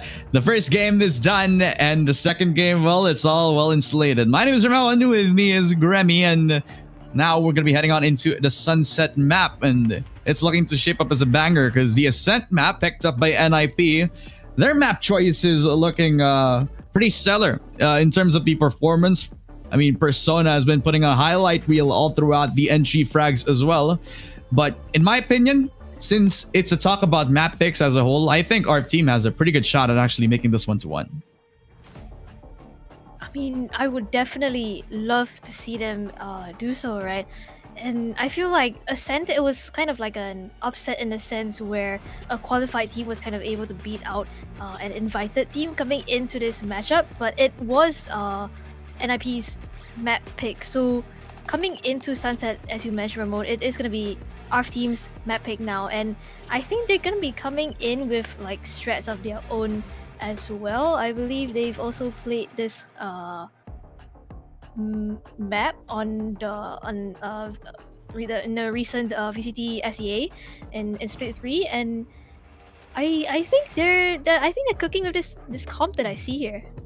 Yeah, I mean, if they're going to be putting out the comp that we actually expect them to do, double initiator plus the Neon, which I got to put out like the conversation, right? What are we going to do about Neon, guys? Because at this point, she's a little too broken. I think at this point, you got to take a look at that and kind of think, oh, maybe we have a problem on our hands, right? But going back, right? Double initiator plus the Neon possibly could be the call for the ARF team. But sometimes that wouldn't be a case, because sometimes the comp that you kind of see out VCT which I have to preface is not recommended for a lot of teams. Could be experimental. Maybe they're coming into this with a Raze, which I still believe is one of the stronger duelists that we have in the lineup. But if you want to take the most out of this patch, well, Neon is still your best bet. We're heading on into the Agent Select, ladies and gentlemen. We're primed up with our second game of the day, and ARF team are looking to get themselves a leg up, especially with the composition that we expected them to do. But a Phoenix for Inogami Korone. Oh, maybe they're kind of cooking with this. Honestly, I love the Phoenix on Sunset. I feel like it's one of the maps that Phoenix is kind of like viable on, in the sense that farming for this ops isn't like that tall of a task in this map itself. So you're really able to kind of gather those like Dragon Balls in a sense and get your ult like round after round. Especially since Inogami in the previous game itself, he was also a strong fragger, but no, he's gonna be picking up the breach instead. And what do you think about this clove pick here for Apple Banana? Yeah, it's a bit of an interesting choice. I mean, we kind of get it. Some controllers have their own preferences with what they want to offer to the table. It's just that I feel a lot more stability for the Omen for the ARF team side, because the Clove on this sense kind of requires you to do a lot more when it comes to the fragging department for them to be utilized a lot more.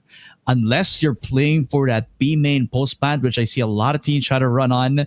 It's the idea of even though you die around that B main extremity, as long as you're around the corner, or at least you're around the vicinity of B, you can keep smoking that B main extremity, just so it's going to be hard for them to retake, especially on the post plant, where that's going to be the strongest time frame for a club to actually pop off in the later rounds to come. So you still got the rechargeables, you just don't have the paranoia. So that's the easiest comparison that I could make out in this game right here. And ARF team are looking to get themselves the leg up, especially with a pretty detrimental 0-1 scoreline from that Ascent map in particular.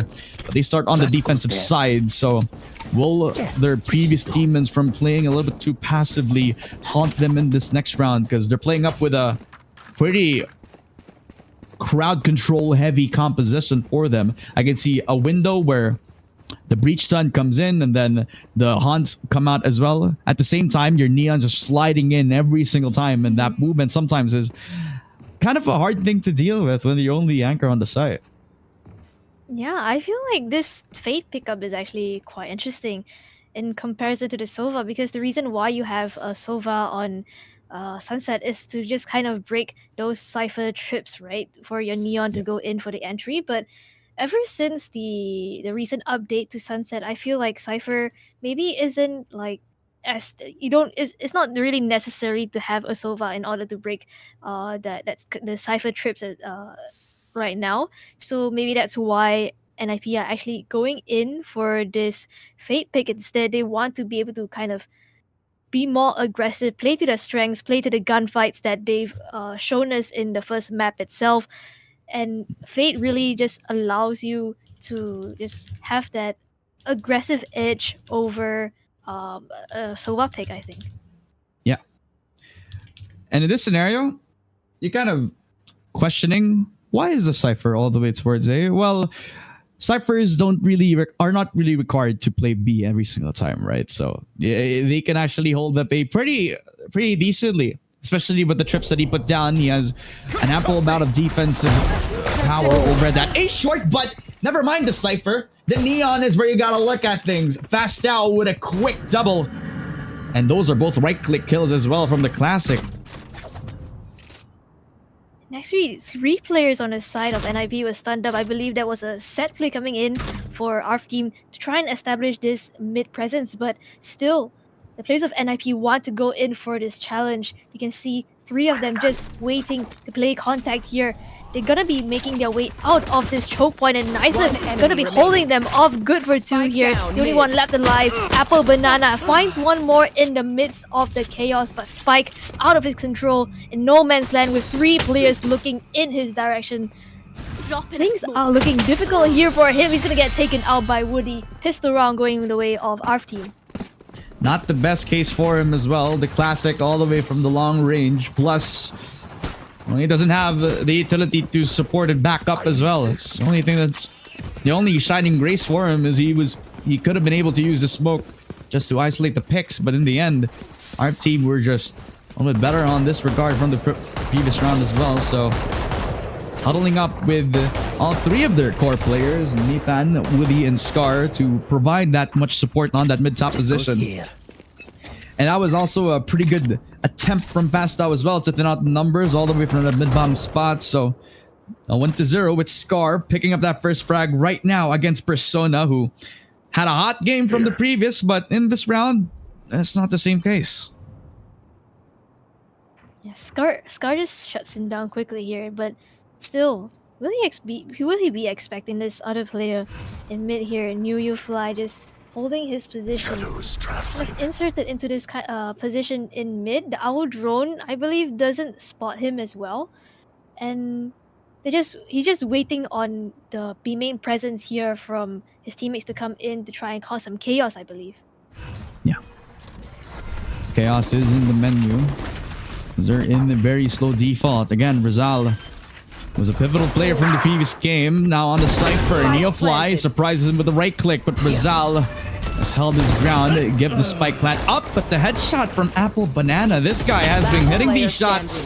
But you could see the same for Frastow, who picked up a Vandal for the site. 1v3 this time, and Apple Banana cannot lock down the shots. The double from Fastow to get themselves the 2-0 for the side of ARF Team for their defense. And they keep most of their guns in check. They keep the Vandal picked up by Fastow. They keep the Guardians as well. So in this regard, our financials are looking pretty good. I wouldn't worry too much.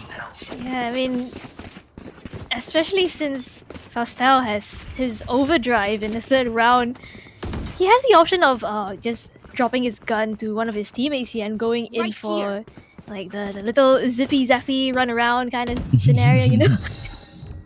Slidey, picking up kill after kill. Imagine he does a rescue. An ace with the overdrive. Be a case for him. To watch, actually. Yeah. One way in hand. And a nice recon just to get themselves some map control on a main, but Persona's gonna ignore all of that. He decides that the utility is something that he is not gonna be fearing. Fastow picks up that 1-for-1 after a nice shot from Persona to take a chance at getting that first pick off. But in the end, they're happy to take that 1-for-1. They get the space over to the mid-bottom position. And Ender is gonna take a lot of chances. Fastow is also taking the risk of getting that info. And Ender has made his presence known as well. This is looking wide open for him, especially with the split off all the way towards the A side. He's gonna get flashed out by the paranoia. Woody, I believe, is gonna be expecting his position as well. He's gonna be taking Ender out. And still, the players of NIP here just kind of stuck outside of this A side.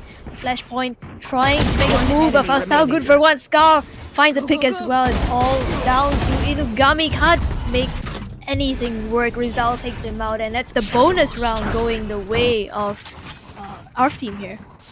And you gotta respect the efforts from NIP, because all they needed to do was to follow up on Persona, who did try to play off for that 1-for-1 trade-off, but in that hesitation, they kind of gave a bit of an adjustment time for ARF to regroup, get themselves still a security over at that A site control as well.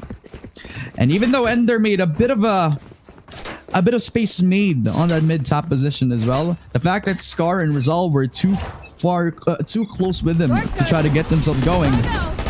It's only a matter of time before they can actually get that adjustment. A shot again from the Stinger. This is from Fastow, pushing a little bit too far. I believe it was supported by the concuss as well, so he could not do anything but to die off. 1-0 to the hands of the breach as well.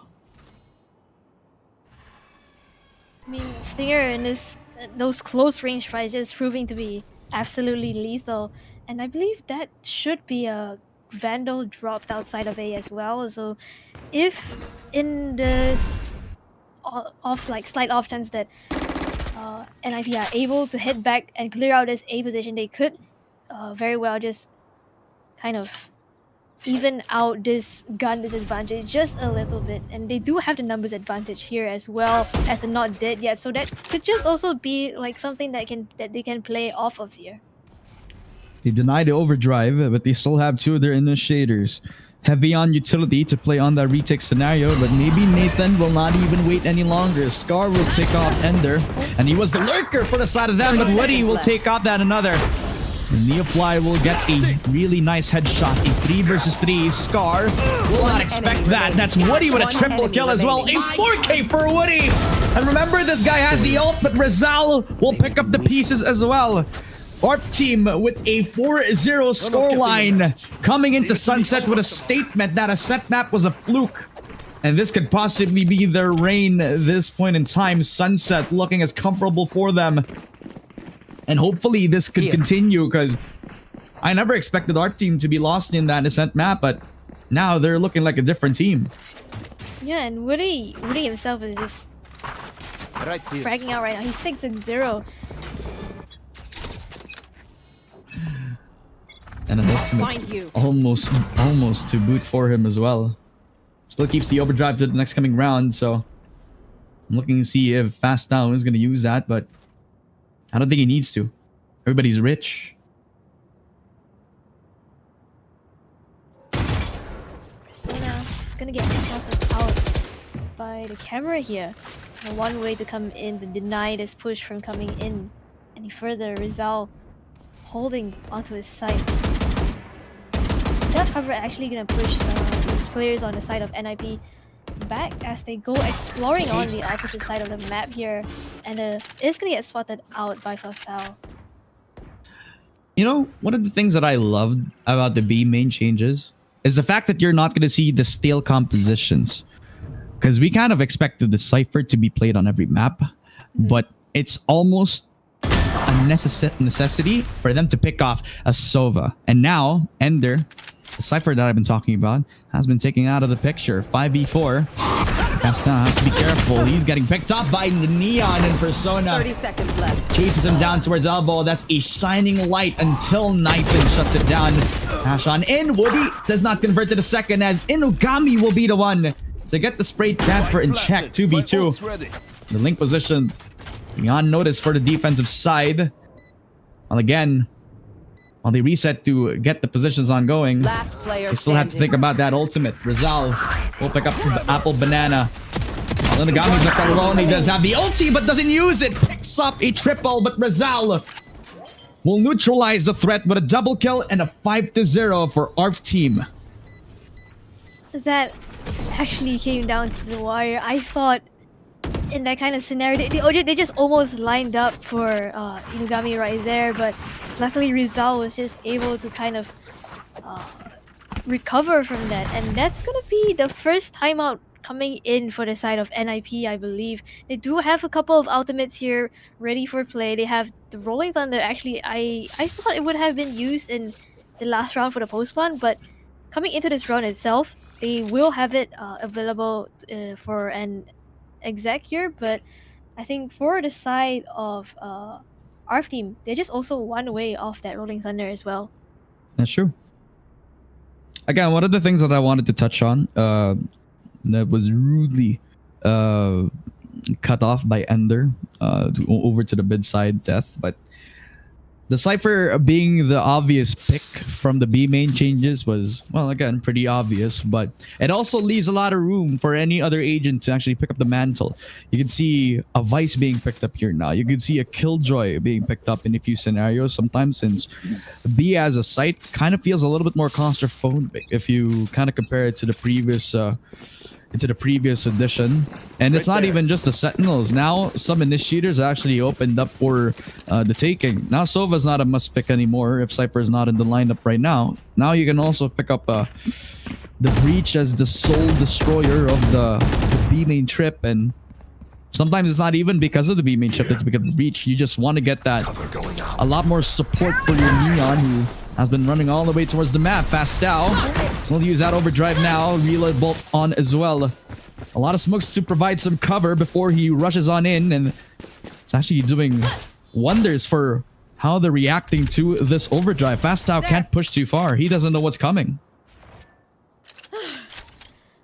And that's the overdrive exhausted as well. All the players on the side of NIP heading on to this B side. There's not much here that can stop them except for this one way from Scar. Off your feet! It's possibly the only thing that they're trying to watch out for. Rolling Thunder. The attack of push coming out from, again, push out from the Neon. Rizal will pick up the pieces yet again. And the sidearm will be more than enough for him. 4 versus 1. And again, the breach does not account for Rizal as well. That's a 3K spray down from the breach after he uses the Rolling Thunder. But in the end, it wasn't enough as well for him. Could not reconvene with the shots and could not regroup with the team after the Rolling Thunder. So a messy 6-0, but our team are looking pretty clean all throughout this Sunset map. Yeah, and I feel like so far Rizal has really made his presence known. This is how he's just kind of changing up the trips a little bit. Sometimes he puts it in like the mid area. This time he puts it slightly deeper on the catch Persona's flank. And you can see the number of ultimates that are actually being invested on the side of NIP to try and convert around here. Persona is able to pick the first up, but will he be able to find anything else? Yes, he will. Star will fall. The third as well, Woody. But Scar looks to answer back here. Yeah, the overdrive looking valued as ever as he picks up the 4K on for the ace. And almost all 5 per Persona. He's locking down Scar, and there you go, brother. All 5 kills for Persona to get the 1 round on the board. Nobody in Paris never hesitated to take that opportunity now. Like we mentioned from the Ascent map, when they hesitated, that's when they doubt themselves. That's when they give the space up for the team. But now that they have kicked up the tempo, now that they've given the confidence up to Persona to take that first pick off, he was well enough taking pick after pick. 1-6 right now. The attack is looking so primed up and ready. So now they have to fight up against a Cypher who's the lone anchor on the B main position.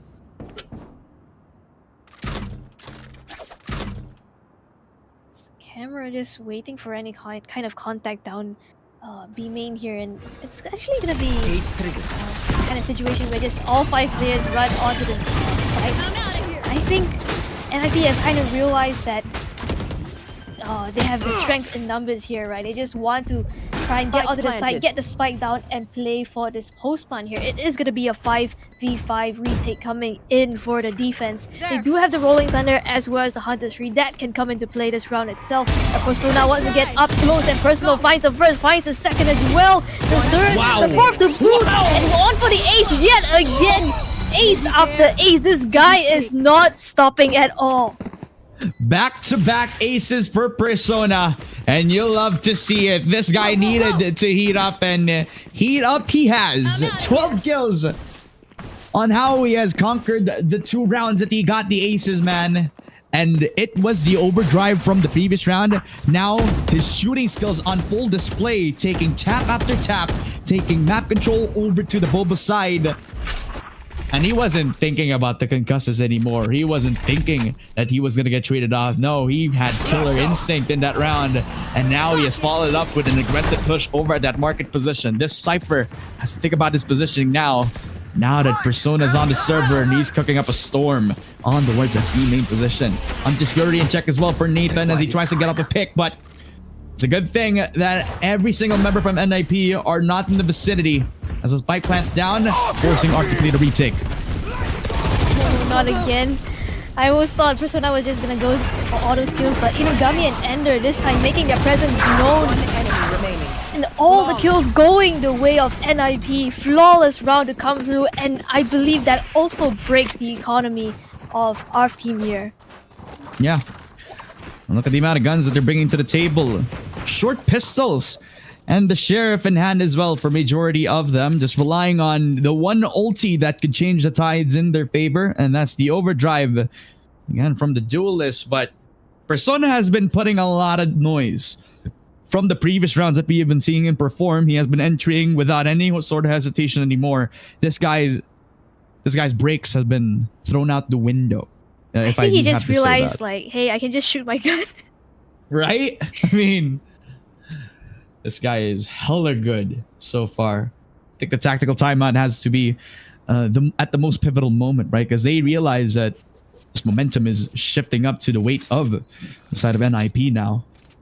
And ARF team put up a stellar defense if you count that 6-0 from the previous, but when a team gets hot like this, especially in back-to-back aces, especially when the team's rallying behind you in the last buy round, then it's not a good sign.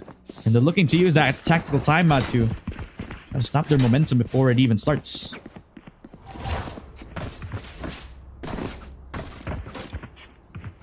It also does look like they might want to go for a play here in B. You can see these players just waiting outside. It's right outside this B main area. Trying to make their presence known here. Persona though wants to get aggressive yet again. No one is going to be giving him this pick here. Yeah, and the only thing that's stopping him are the 2 trips on that mid-type position. There. Someone's going to have a good time once he has the info on the Sova. And remember, they don't have the guns, so they make their presence. And they react to this. Keep on down. TP from Scar as well. Pivoting a lot of signs towards Nathan's death, but he is keeping his cool. Because they now decide to give up that position and just head on over to A. Back to the basics for the attacking round. See, Ender already making his way up towards the site. Nathan just might have an inkling on what's coming towards this position here. Just waiting for any signs of life for the other team. The gun barrel able to take him out, but Persona trades it right back. 30 seconds That's left. the site. The closest threat to him is the Omen on the other side as well, but he decides to play it. Give up the space for the team. 4v4. Overdrive is still in the pocket of the Neon, so that's something that they need to watch out for, as well as the flank. But the Overdrive is in, and that is where he will shine. Persona will get the 1-for-1, but the flank is still in play. They still take off the Neon, and the Sheriffs again, leaving it up to Neofly in the 1v2. Has to deny the plant, has to kick the stick, but Scar will hit the shot again over to Neofly, denying any sort of momentum being built up. And getting the 7th round, a Thrifty stealing their guns as well as the positions away from the attacking side. ARF bounce back after a detrimental triple rounds away from the attacking side. I believe that was kind of off the back of a half buy, kind of like a Thrifty as well. So in this round itself, they're gonna have the economy once again. And I think in the round itself, with that overdrive, he was just able to cause enough chaos to divert the attention of the players of NIP and get their eyes on him here. Again, he wants to go aggressive. It has to fall back though because of the overdrive here from Persona. Looking for more here, but Nathan is going to take him out. Woody, good for 1 as well. Will get shut down by Ender. The trades are just coming back and forth for both these teams. Just exchanging blows left and right. And with the smoke blowing down, it's all left up to Scar. He has the flank coming down on the front line and still realizing his position. Wow. I like that they're also tripping up over at that alley position, just trying to test the Cypher, who's making his presence known now. Made some noise. And now they know that they're going to be coming up from the flank, because that neural theft is going to be everything for them. Perfect paranoia from Scar. And with the smoke on down, they don't know what's coming to them. They push on towards the smoke, dark cover, flash on in as well. They try to take care of the diffuser, but they were in the perfect time. And they were in the perfect spot to deny. 7-4 for the side of NIP. And nobody in Paris stepping up when they need to, especially in that scenario where that 2v2 could have been anywhere. Yeah, and I think that was a great flash coming in from Inugami as well.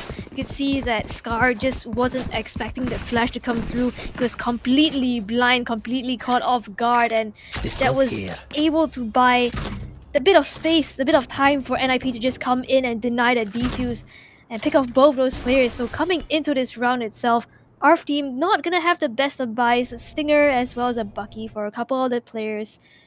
And Scar actually has a Sheriff in his hand as well. I like the read. They know that they have the lower economy, so they decide to push their buttons as aggressively as possible. Persona, as the opportunity slides on in, and yet again, he gets the double kill as well. Frost down, never expected that, but the spam through the smoke might actually get some chances for them. The Scar does have the opportunity to use the smoke on down, but Apple Banana will get the perfect timing as everybody all the way from the CT position will die one by one thanks to Ender and his troubles. That's a 7-5 ARF team. We're looking to bounce back from that previous engagement, but still, every single time, nobody in Paris. We're starting to get doubted on, but man, oh man, Persona finds a way, and a way he has made for the 7-5 scoreline. At this point, anything can happen. Considering that it started out as a 6-0, I think it's already a great recovery coming in from the side of NIP. And considering how they've been playing their defense on Ascent, they're looking to get aggressive on this map of Sunset as well. Now, will this be the shining light that they are looking for at the end of the tunnel? We'll find out, since remember, one loss and it's going to be all over for them, but they push on again. Scar and Rizal will pick up the pieces for ARF team. That's 2 picks for them. With the aggressive attempt on mid, they were looking to bounce back through, but surprised by the attempt as well. And again, the Cam spotting out Scar, so can't really take that market position as fast as ever as he was planning to do.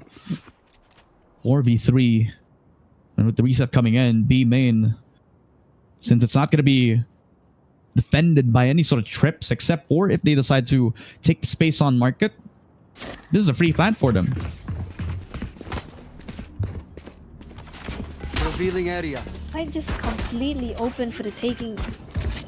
And ARF team though, they still have the numbers advantage, but New Fly just all the way behind him. Ender is actually the one who picks up that kill. And the spike is gonna go down here as well. 3v3 scenario, 2 players low on HP on both teams.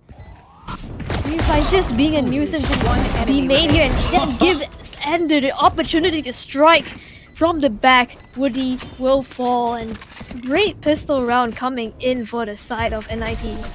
And it's giving glimpses of what happened in the last round of that previous game, where they put all their resources on the site itself but not on the flank. Could not hold themselves from the flank because Neofly, even though he wasn't the one who picked up the brunt of that effort, he was in a perfect spot to be the disruptor of the team, just finding a timing over towards, I believe it was Rizal who was looking to the other corner, or I believe it was Ender, excuse me. Taking control of that side of the map and giving Ender as much of an aggressive attempt as possible. 7-6 so far, our team. Only have the Sheriffs in hand, the eco round as well. So the buy round comes in for the defense. A lot of information. Utility as of late. Persona in an aggressive attempt at taking a main.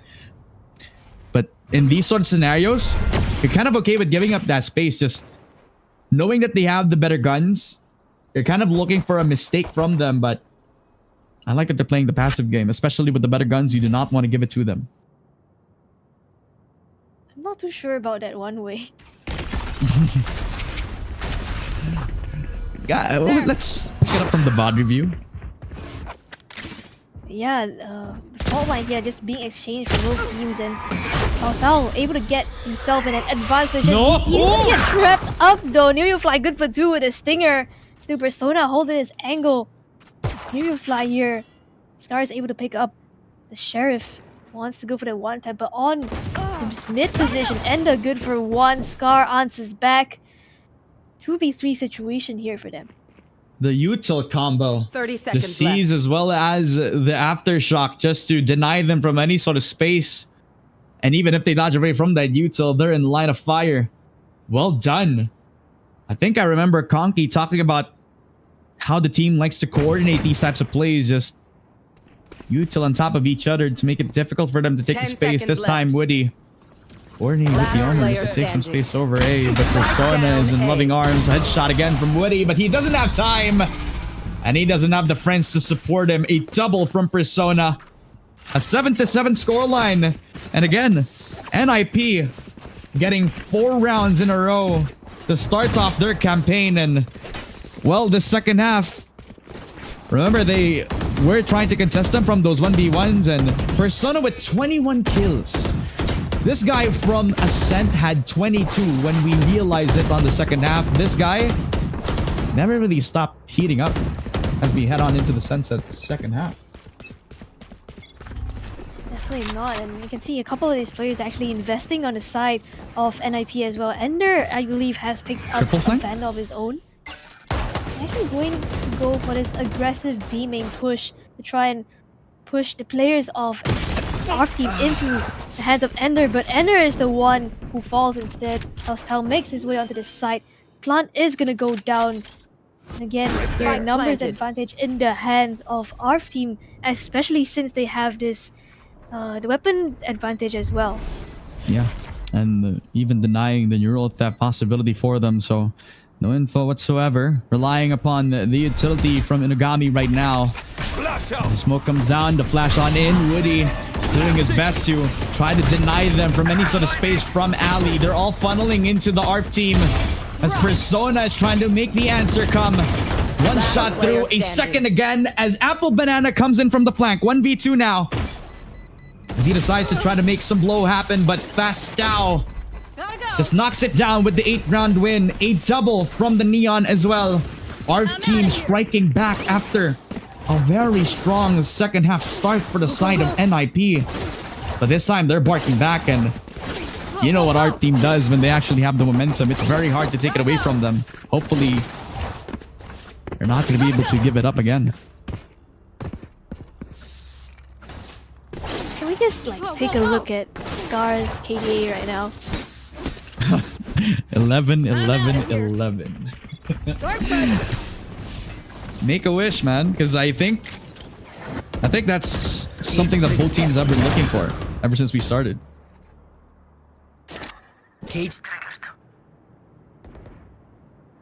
Again, this B main presence being made by the side of NIP, completely just deterring the players of ARF team from hitting onto that side itself.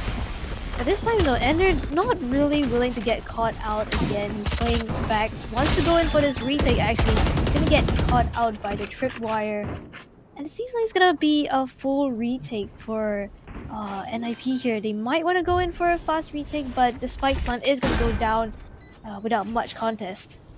Almost the same exact scenario, but at least they bring the leader into the 5v5 retake. Ender will have to look towards his neural theft once he gets the first pick off, but Scar is ready with the paranoia. He swings it on, and A-Link all blind and ready after shock as well. Faustau has to be careful, has to deal with 3 as Ender will open the window, but Faustau will shut it down immediately. But the push shot from Persona, overdrive activated as well, as the cage will cover it through with a triple kill and another for Persona as well. An 8-8 with a close contest on the retake scenario.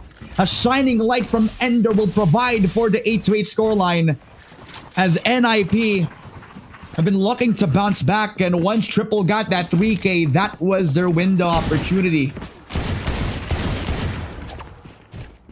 I can see this time the choices that Ender makes. This time around, he chooses to go in for this retake, and he was the difference maker in that round itself. The difference in the round and the previous round actually. Ender was able to find that slight opening to get those 2 kills and to get the rest of the team coming in from the A-Link position onto the site itself. Now, I believe ARF team once again forced back onto the lower buy. I can't believe I pressed tab when I realized that I'm relying on the Discord video call just to watch the game. And it's an interesting thing just to find out which one has the ulti. And still, the neural thefts for both ciphers to try to take the advantage, but Persona surprising the A main attempt again from Rizal, who has been caught with his pants down multiple times all throughout the lurking potential.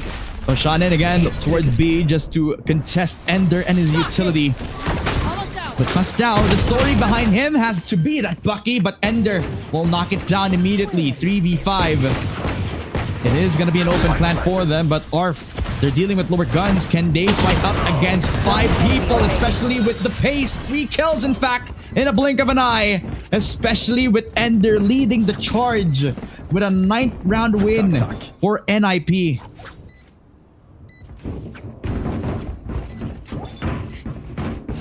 that a chest bump? I think so. I mean, they both jumped towards each other. I think it was a chest bump. I just realized Inugami actually had a judge in their previous round. So he's just like running onto the side with a judge, just bow, bow, bow.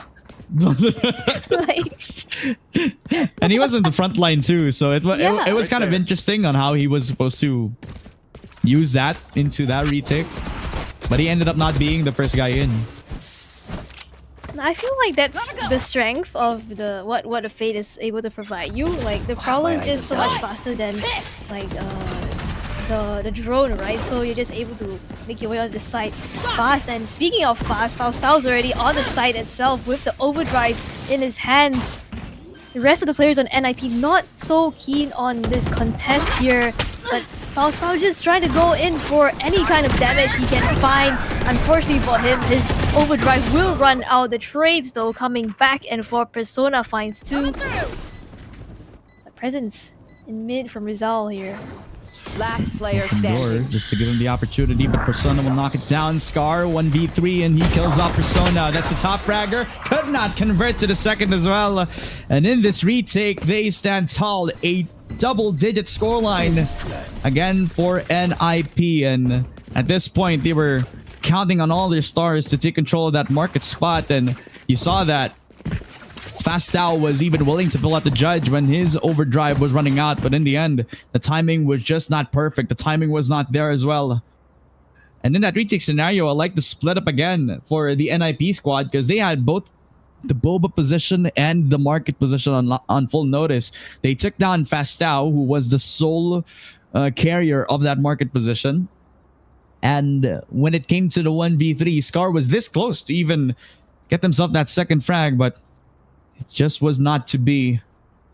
Tactical timeout call for ARF team, knowing that, again, the momentum slipping away from them is the only tool that they can hope for out of the game, just to remind these players that they're still top 4 VCT Indonesia.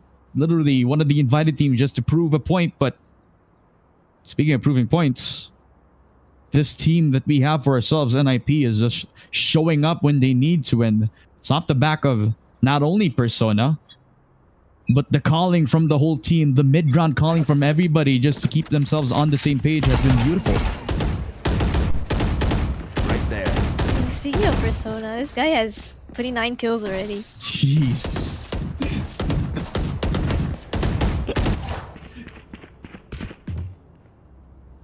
Just 1 point away from the overdrive too.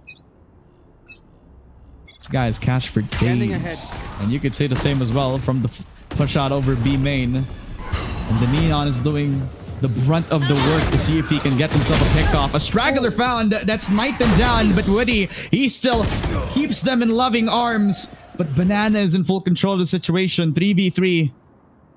Mid-bottom on full notice. A-side also the focus. Tripwire destroyed. Here. Spike plant just gonna go down on A side without much contest. 2 players planted. on the side of NIP actually going in for this flank here. I feel like if you're ARF team in this kind of situation, you kind of need to find some kind of information to know where these players might be coming from. Rizal, I believe, spots out a player towards CT. But the players Ender as well as New Fly still. Apple Banana still really unknown. Endo makes his presence known now. Scar will fall. And so much presence from the side of Ender here, but Rizal just keeps his cool. Rizal, as cool as ever, holding that backside position like he was the guardian of it. Expecting the one player to cap off over to the CT's position, and then when he found out where Ender was gonna be, that's when he convenes. That's when he shows his presence. 9 to 10, catching up. At least they get 1 per round. But how do you stop the onslaught of the aggressive defensive side?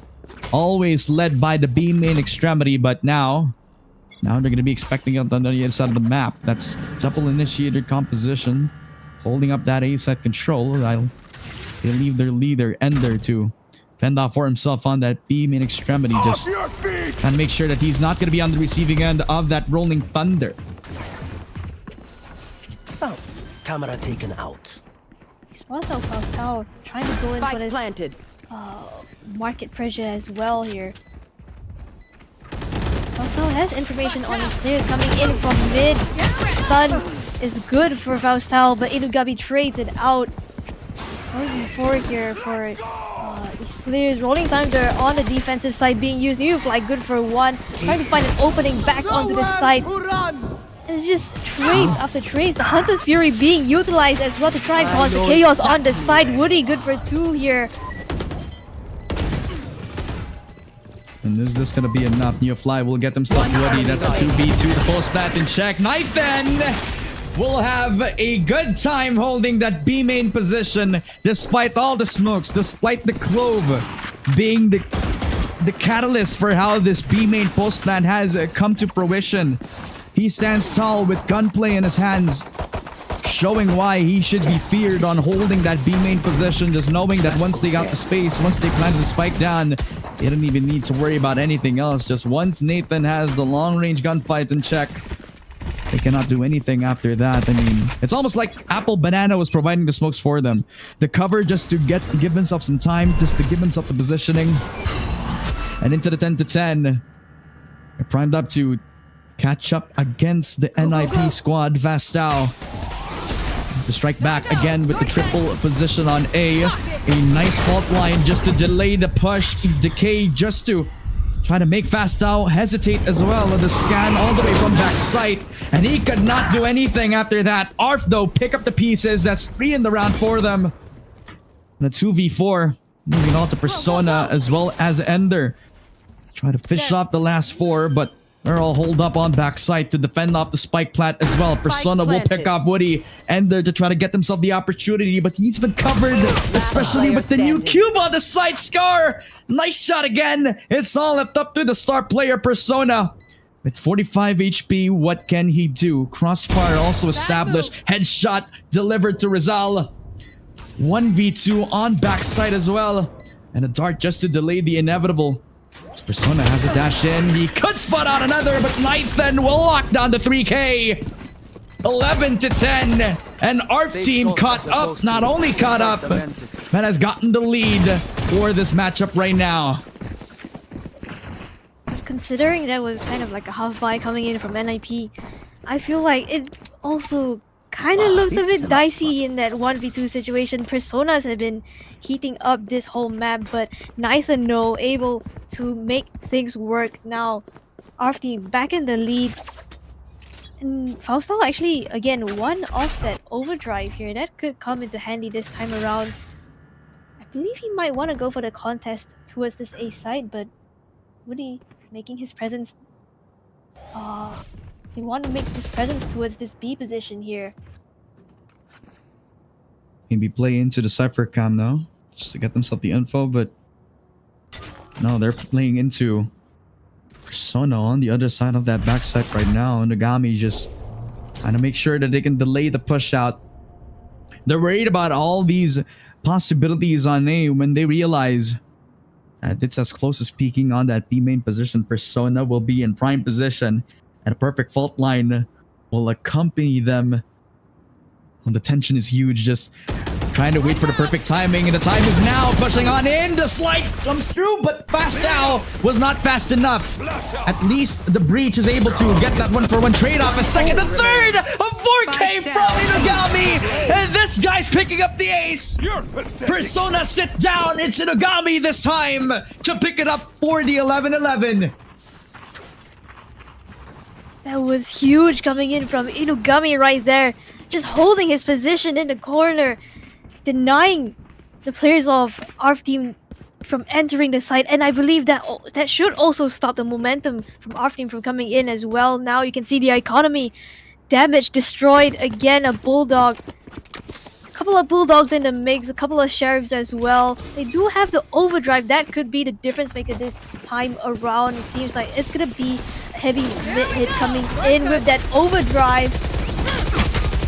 Fastao is he fast and furious? He is able to get another as he is getting 2 kills, 3 kills for Fastao. The Neon pumped up And took the brakes out as well. Persona is picking up all the best work for his own 1v2. And the overdrive still active. A 4K in the mids as well for Pastel. On for another ace in this very own Sunset map. But will he be successful? 1v1 against New Fly. He spots him. He knows where he's going to be coming from. Pulls out the overdrive as well. It's not going to be enough. Will it be enough? Tries to peek on in and out of the fight. And that overdrive exhausted. Pulls out the Vandal right now. On in. Does not get the spray. And Neo Fly will knock down with the match point. That is one more opportunity to go for the side of ARF Team. But if they lose, and they'll get knocked out early by nobody in Paris. That Haunt, I believe, just threw the crosshair placement off for ARF Team right there.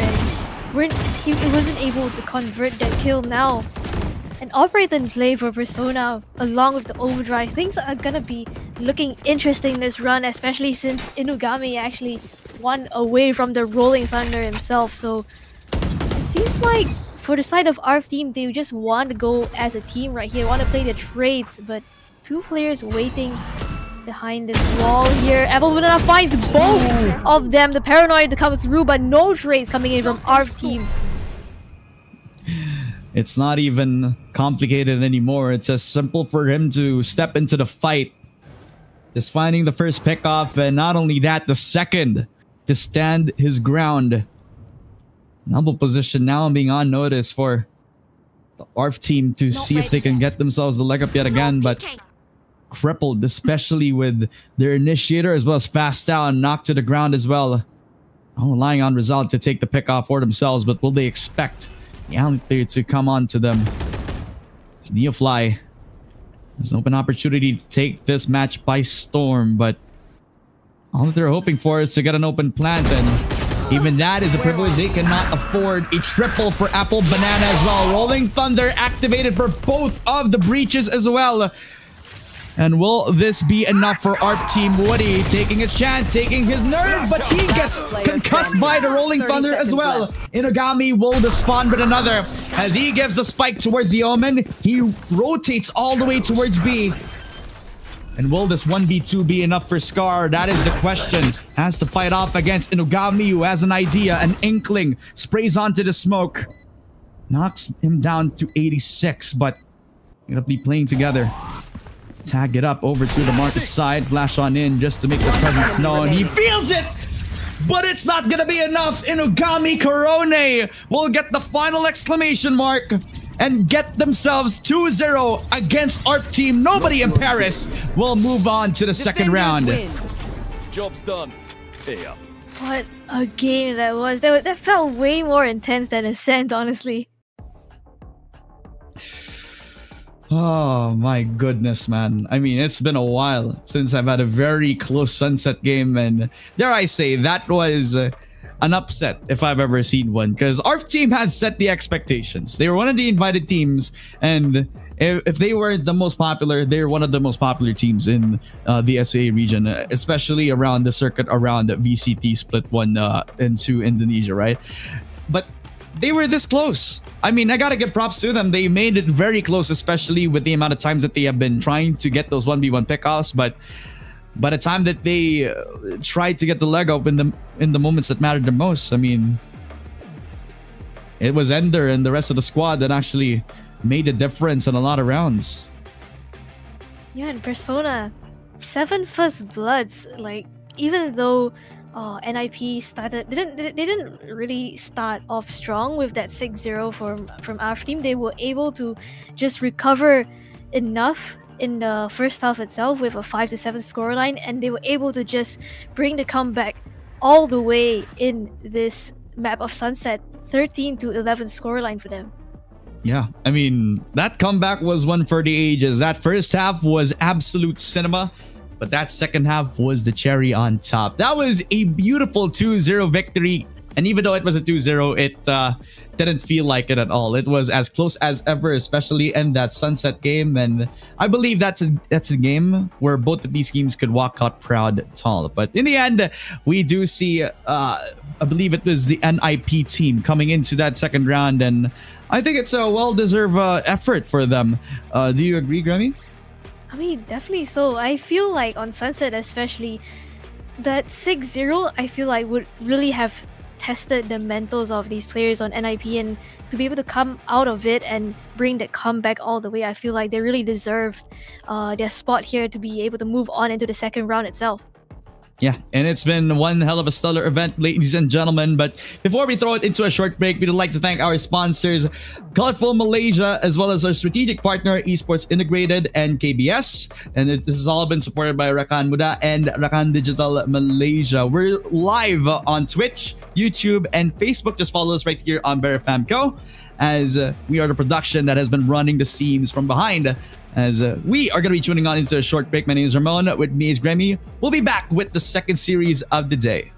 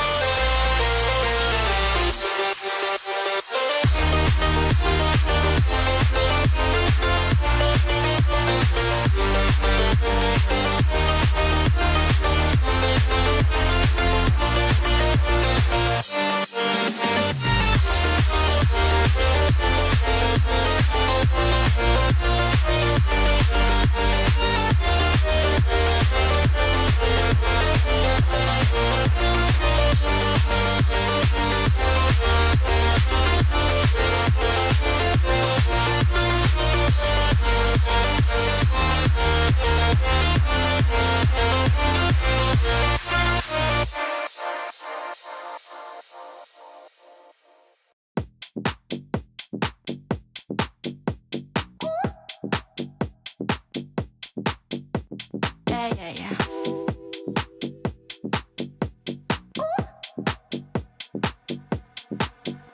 No, what you staring at, you looking dumb.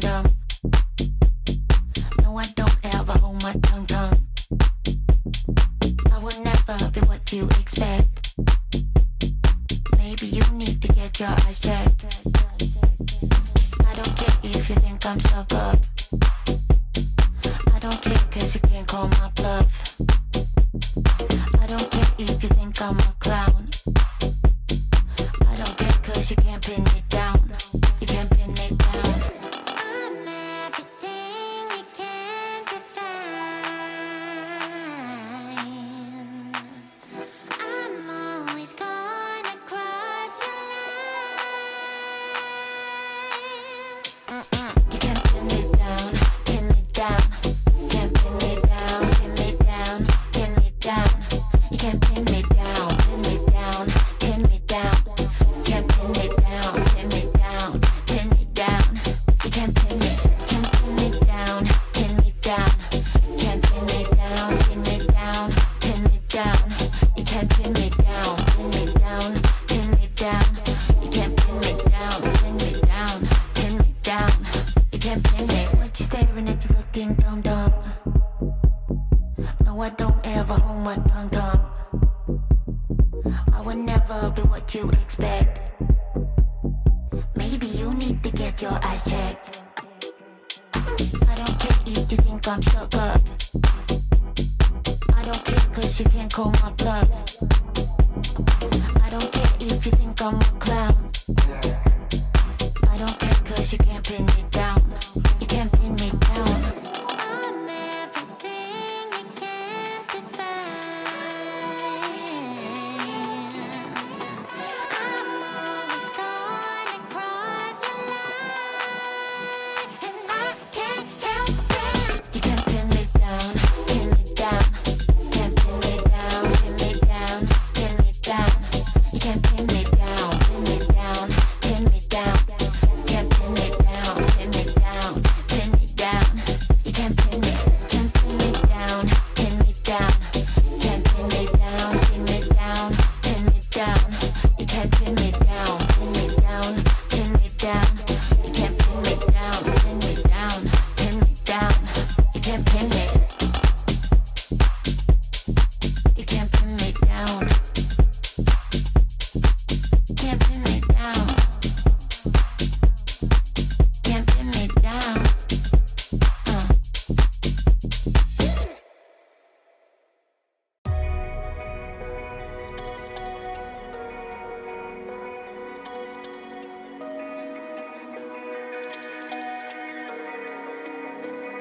We're running out of options. I didn't know then, but we took every precaution. Now you're holding back, but I can hear the pain underneath your breath. I can feel the shame running through your head. I just wanna stop it. I just wanna stop it. Where do you turn when you need someone? Where do you hide when you just can't run? Where do you go when you have no home? When you have no hope? What do you do when you're losing sleep? When real life doesn't beat your dreams? I just wanna know if you feel it too. Is it me and you? All alone in a crowded room.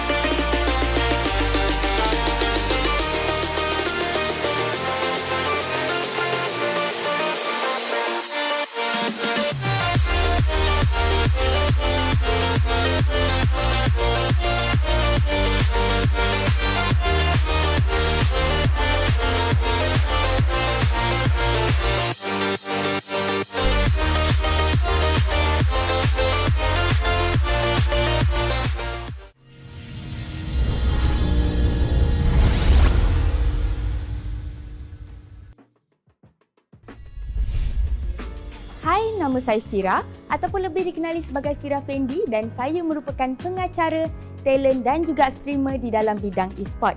Jadi saya telah pun berkecimpung selama 4 hingga 5 tahun di dalam bidang ini dan saya pernah menjadi ambassador kepada Team Secret, Team Bosku dan juga Asus ROG. Jadi sepanjang pengalaman Fira dalam Sukan, ada banyak isu dan cabaran yang Fira dapat kenal pastilah. Antaranya seperti isu gaji tidak dibayar, dibuang dari pasukan tanpa alasan, hadiah pertandingan tidak dikongsi dengan adil dan pengurusan pasukan yang lemah. Jadi senang kata, sebelum ni belum wujud lagi garis panduan yang menggariskan dan menekankan kebajikan kami sebagai atlet dan juga bakat e-sport. Tapi sekarang, isu dan cabaran ini boleh ditangani dengan lebih baik berdasarkan panduan-panduan yang telah digariskan dalam National Esports Development Guideline ataupun dikenali sebagai NESDAQ. Kementerian Belia dan Sukan membangunkan NESDAQ bagi memperincikan syur tindakan yang menyokong pelaksanaan strategi-strategi yang terkandung di bawah pelan strategik Sukan KBS 2020 hingga 2025.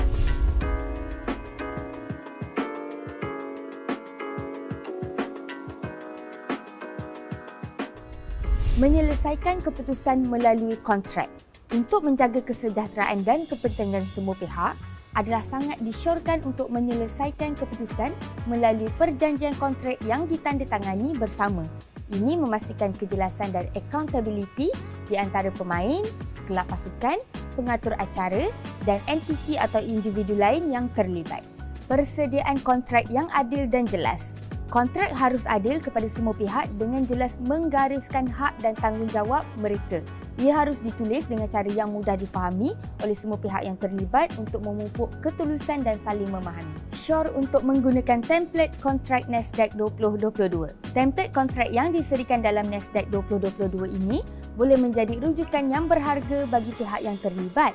Template ini mengandungi terma dan syarat yang relevan untuk membantu mencegah pertikaian. Walau bagaimanapun, adalah penting untuk mendapatkan nasihat pakar undang-undang profesional sebelum mengguna pakai mana-mana template dari NESDAQ 2022.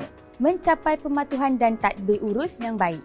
Matlamat utama adalah mencapai tahap pematuhan yang tinggi dan tadbir urus yang baik dalam sukan dengan memastikan kontrak adalah adil, telus dan sah secara undang-undang. Semua pihak dapat memenuhi kewajipan mereka dan menyumbang kepada ekosistem isukan yang sihat dan berkembang. Untuk mengetahui lebih lanjut mengenai National Esports Development Guideline atau NESDAQ, teras satu dan teras-teras lain, layari www.nesdac.my. Kementerian Belia dan Sukan juga mengalu-alukan sebarang maklum balas dan cadangan bagi penambahbaikan NESDAQ.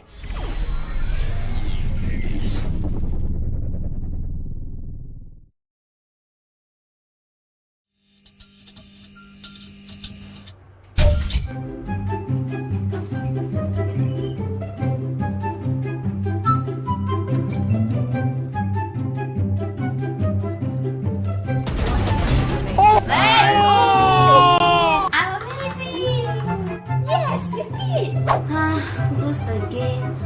Sian lah.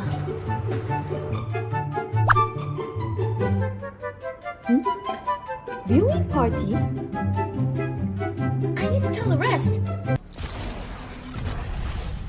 Let's go! Where are they? Wow, look at that! I can't wait to tell them. Ooh.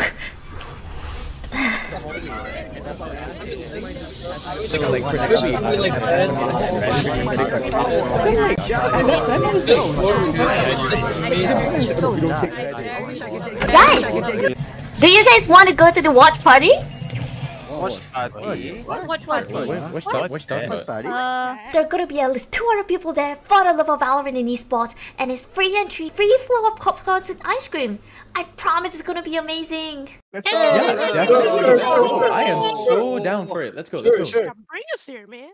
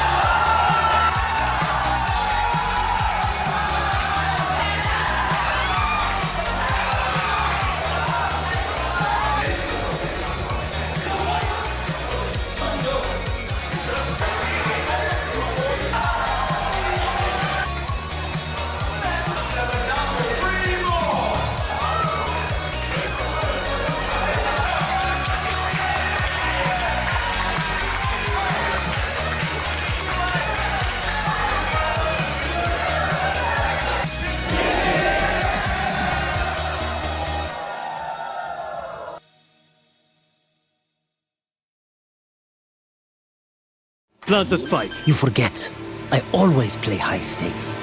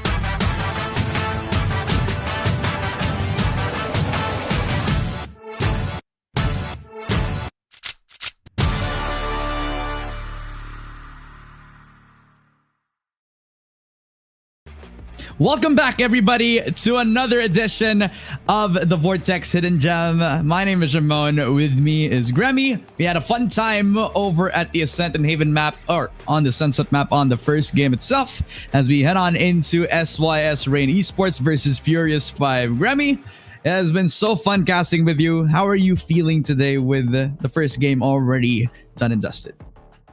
Honestly, the first game really got me. It really got me excited, got me pumped up. Like seeing those clean shots, double aces back to back by Persona. That was like super exciting. And I feel like coming into the next matchup, SYS Rain Esports versus Furious 5 is gonna be pretty interesting as well, because I feel like both these teams have their own stars, and coming into this matchup itself, we're really going to see like how both these teams are like put to the test, right? Yeah, and it's gonna be interesting to see how it will unfold, right? All fun entertainment as we head into the bracket. You already saw nobody in Paris coming up 2-0 against ARF TEAM, and man, that was an upset to really remember, right? And coming into the focus, I don't really know which one. I don't really know how we could shape this up as another potential for an upset as well, because SYS Rain also have been putting up a good number recently in the Cambodian scene as well. I mean, these guys are not to be joked about at all. Park, Spectre, Roz, and Clumsy all under, again, too easy for Ploy, which I believe Ploy will be one of the more notable players for the side of SYS Rain, while they're gonna be up against the Singaporean team of Furious 5, Edamawi. I already know this guy. He also is one of the leaders for the squad, and I'm definitely looking out for this guy to make the impact for the squad, as well as First Love, who, if I remember correctly, he was a sentinel for the squad. And if he's gonna take the reins for the whole team, then man, Furious 5 are looking to again be a contender against SYS Rain, who, as I mentioned, was on a hot streak. Yeah, I think coming into this matchup, I can't really say like any team, like maybe the qualified team or like whatever is like the kind of like the underdogs, because I feel like both these teams, they really have like those notable players, like as you mentioned, Ramone. SYS Rain has been dominating in the Cambodia scene, but for the side of F5, actually they're just kind of like fresh off another land, so I feel like they're already like kind of heated up, they kind of warmed up. And you also mentioned First Love. He's I feel like he's also a notable name in the scene as well. He's been playing for like quite a while, even back to like I think the Uwu days. And like coming into this, I feel like it from his like Asian pool, it's also quite interesting, because not only is he playing like the duelist role, he also flexes onto the breach as well.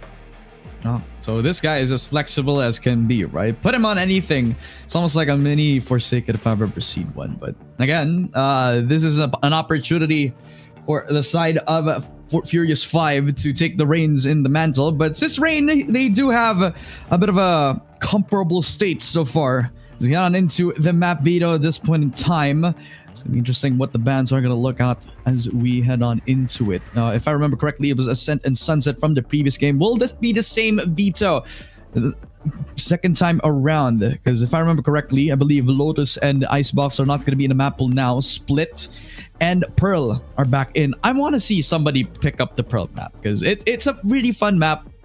Shout out to Zipto Esports for picking that up back in GCC the other day. It was a pleasure to watch, especially if you're an aggressive team. We do see the Ascent banned out. I think they watched the previous game and they're like, I don't want to do it. I don't want anything to do with this map at all. Nah, I mean, I'm just hoping to see like either Abyss or Pearl. I feel like those two maps are like pretty interesting. Again, I get hit by the casters because Abyss is gonna be banned out by Sis Rain here. So we still have Pearl and Split in the mix, which both maps we haven't really seen in a while because they just got added back to the map pool. So maybe Pearl, as you mentioned, GCC it was a bang of a match to watch Zipto play, and if either of these teams like pick it up, I would love to be able to watch it as well. Yeah, I mean, it's gonna be fun to watch if ever that we do come to that. There's also an opportunity to pick out one of the vanilla maps as we see the possibility of the Haven being picked up early, or there's also the thing about the bind map, which not a lot of teams like to pick that map in particular. It's a permaban for a few MYSG teams as well as the PH teams as well. I believe it was one of the map picks as well for Oasis back when they were on the Premier League scene. But for the Vortex Hidden Gem, it's gonna take a bit of a while to kind of lock that in. So there's a couple of options. Either go for the Haven map, which is already a mini Ascent since it's a comfortable map for a lot of teams. When they brought back Haven, I was so happy to pick that up. But Pearl, finally, a map that is unique to me. I haven't seen Pearl in a broadcast in a while, in my perspective at least. So it's going to be fun to watch it out for Furious 5. And what will be the pick for SYS Rain? There's still the Haven map to also consider. Split is also something that they could pick it up right now. I feel like I feel like the moment that I say like a map is gonna get just like banned out. Okay, we're going back onto Sunset for map 2. So that kind of leaves Haven, Split, and Bind left for the rest of the bands and the decider. Yeah, will Haven be the deciding map? Because usually it's either going to be Ascent or Haven being the decider. It's a pretty unique display. A Split will be banned out. Now there's I believe Bind and Haven now. Which will be the ban? It is Haven being the decider map. So Pearl, Sunset, Haven. At least one of the vanilla maps now in the map pool in particular will get at least a little bit more recency in terms of what we're going to be expecting out from the map veto as well. And it's going to be an opportunity for the other teams to actually pick up the sides at this point now, since Fierce I've already picked up the Pearl map as a whole. I want to see them be on the attacking round. So SYS pick up that chance for themselves. I think some maps are more attacker sided than defensive sided. I think in my eyes, Pearl is a little bit more attacker sided because it's almost like a mini Ascent where it's a little bit more favored to the attack because there's a lot more room to cover, especially when you want to rotate. And because of that big room, it's kind of in that state where if you are thinking about lurking as a defender, it's a lot of time wasted if it doesn't actually work that well. Yeah, I mean, I definitely agree with you right there. If you're a defender on Pearl, it's if you don't have that the mid control, it's really it takes a while to be able to rotate across the maps. And honestly, I'm quite excited for Pearl because if I'm not mistaken, Astra just recently got buffed. Yes, she went from 4 stars to 5 stars. So yeah. And Astra has been one of the more staple picks on Pearl as well. So I'm looking at these teams to kind of pick her up again. Yeah, I mean, why do a lot of teams like to pick up Astra? Simple. The strong post plant setup as well as, the flexibility when it comes to those situations where you want to play default. So Pearl now being the pick, it means that it will be an inevitable Astra pick for at least one of these teams, right? But will it be the sole Astra? Because a lot of teams like to experiment with how they want to play around that Astra pick. Sometimes it's to do the util combo, pick it up with the Raze, try to see if they can get themselves a pick because of those two util combos, or will it be the double controller comp? And sometimes some people like to play the Brimstone with it, although I think that's a little bit too excessive with two dome smokes. They could also pick it up with a Viper, which means you have a lot more of a stronger defense and offense, especially with the wall smoke trying to not only delay a lot of that vision, but also do its best to try to hold the mantle of trying to deny them from trying to pick up any more map control. Because the changes to the Viper wall, not even very recent, and not in very recent patches, but in patches like way long ago, where Viper had a stronger, much stronger decay state because you go touch the Viper wall. I think in that regard, not a lot of people like to touch that at all. So that's also a thing that I'm looking out for. But you know what, Gremmy? There's something that I want to tell you, because I actually have the official fragrance for this second series of the day. And you know what it smells like? It smells like a banger. That's what I'm looking out for, as we're heading on into the second series, SYS Rain versus Furious 5. Do you have any predictions? Will this be a 2-0 for either one of these teams, or will it be close? Honestly, I'm honestly not sure like what to expect of SYS Rain, because like they've been like good in the Cambodia team, but I want to see how they're able to like kind of stack up against like in the more like international stage, in a sense, I guess, in like SEA region against Furious 5, especially since they have like pretty good players as well. So honestly, I kind of want this match to go to the decider map just because I want to see Haven. Okay. All three games, and you haven't really picked out your winner. So is this gonna be Sis Rain, or do you think Furious 5, the underdog are gonna pick it up for them? What do you think? That's a great question. I kind of want to say F5. Okay.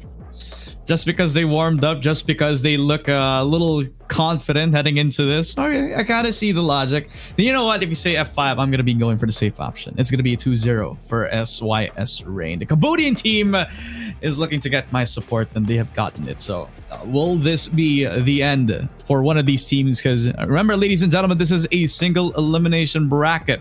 A lot of the teams that have fought up to this point only had one shot. Then the same could be said as well for this second BO3 of the day. Will this be the story for Furious 5, the underdog, to rise to the occasion, or will the invited team SYS Rain continue to wave the flag of Cambodia all throughout the Vortex Hidden Gem tournament? I think in my case, it's gonna be looking also stacked. But before that, I'd like to give a big shout out to our sponsors, as well as the people who have been working behind the scenes to make all of this possible. Berryfam Production has been doing a lot of good work to bring out all the top tier tournaments that we have all throughout SCA, as well as the sponsors that have given us all the resources in the world to make this event possible. Qualifier Malaysia, not only are they there for your best GPU needs, but they're also here to sustain the gaming future of Malaysia as well. The strategic partners, Esports Integrated and KBS,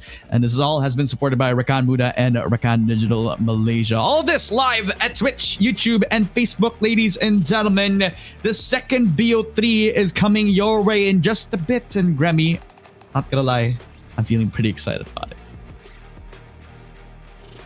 I'm definitely feeling excited as well. I mean, just to see like Pearl, I haven't casted a map in like I don't know how long, and to see it like back in rotation, I feel like it's super exciting to see it back in rotation. And while we were on the topic of like agent picks and controllers, I was also actually thinking about Harbor, because I feel like Harbor is actually somewhat viable on Pearl. I feel like if you use like the wall in combination with like it's quite strong in being able to just deny like your opponents from like running out of the wall, just because when they run through the wall they get hit by the slow. Just it's like similar to the Viper where you have the decay, but in a sense it makes you slow instead, so you're not so keen on pushing through the wall. And I feel like the Harbor Out is also a very strong tool for you to be able to like take the sides, like especially on like the A side on Pearl, where there's like a lot of like corners that you have to clear. The Harbor Out really comes into handy in like clearing those like corners, so you don't really have to look at all of them as much. But while we're also on the topic of agents, what other agents do you think we'll see? I think Viper is something that I also touched up upon, but other than that, other than the controllers, I'd like to see a lot more flexibility when it comes to the initiators as well, which all throughout like the first game was also a key part into how a lot of the duelists were actually shining in the regard.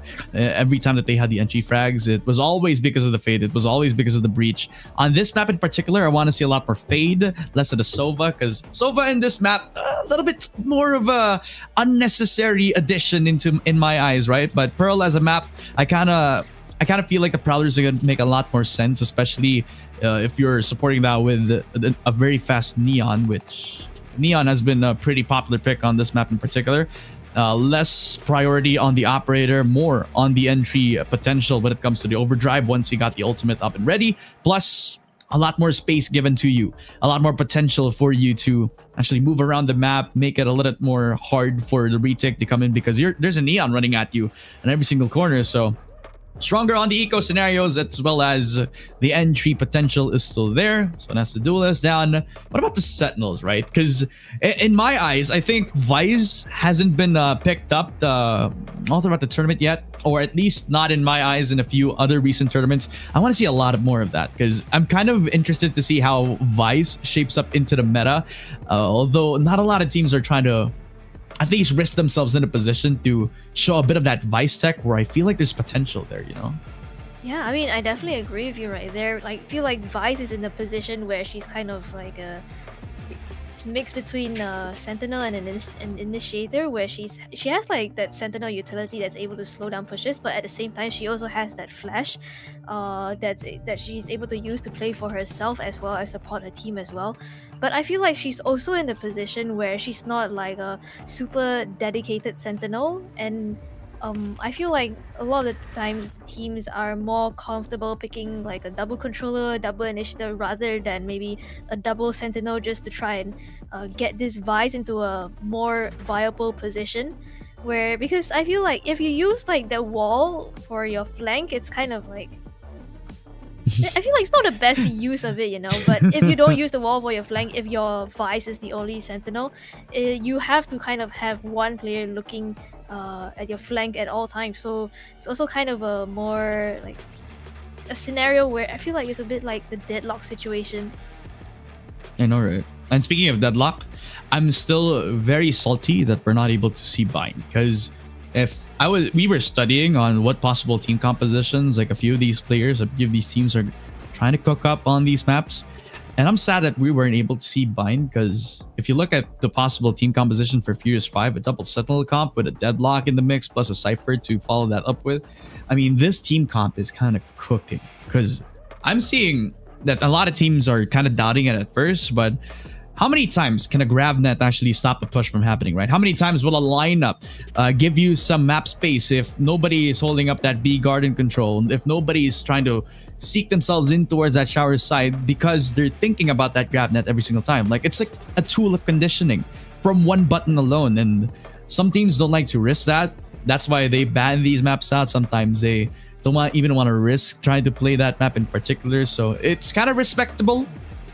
But I kind of want to see more Deadlock play just because of this. I mean, I've seen a lot of tech, and tech has to be shown on stream. I mean, everybody deserves good Valorant. I want to see more Deadlock be played, and I'm just sad that we can't. So yeah, honestly, talking about Deadlock, I feel like also Ascent has been a map where people actually kind of pull out a Deadlock Cypher combination, but Ascent is banned out, so like, I mean, unless someone here just kind of like throws a curveball, pulls out the deadlock, pulls out the Vice. I feel like that'd be interesting.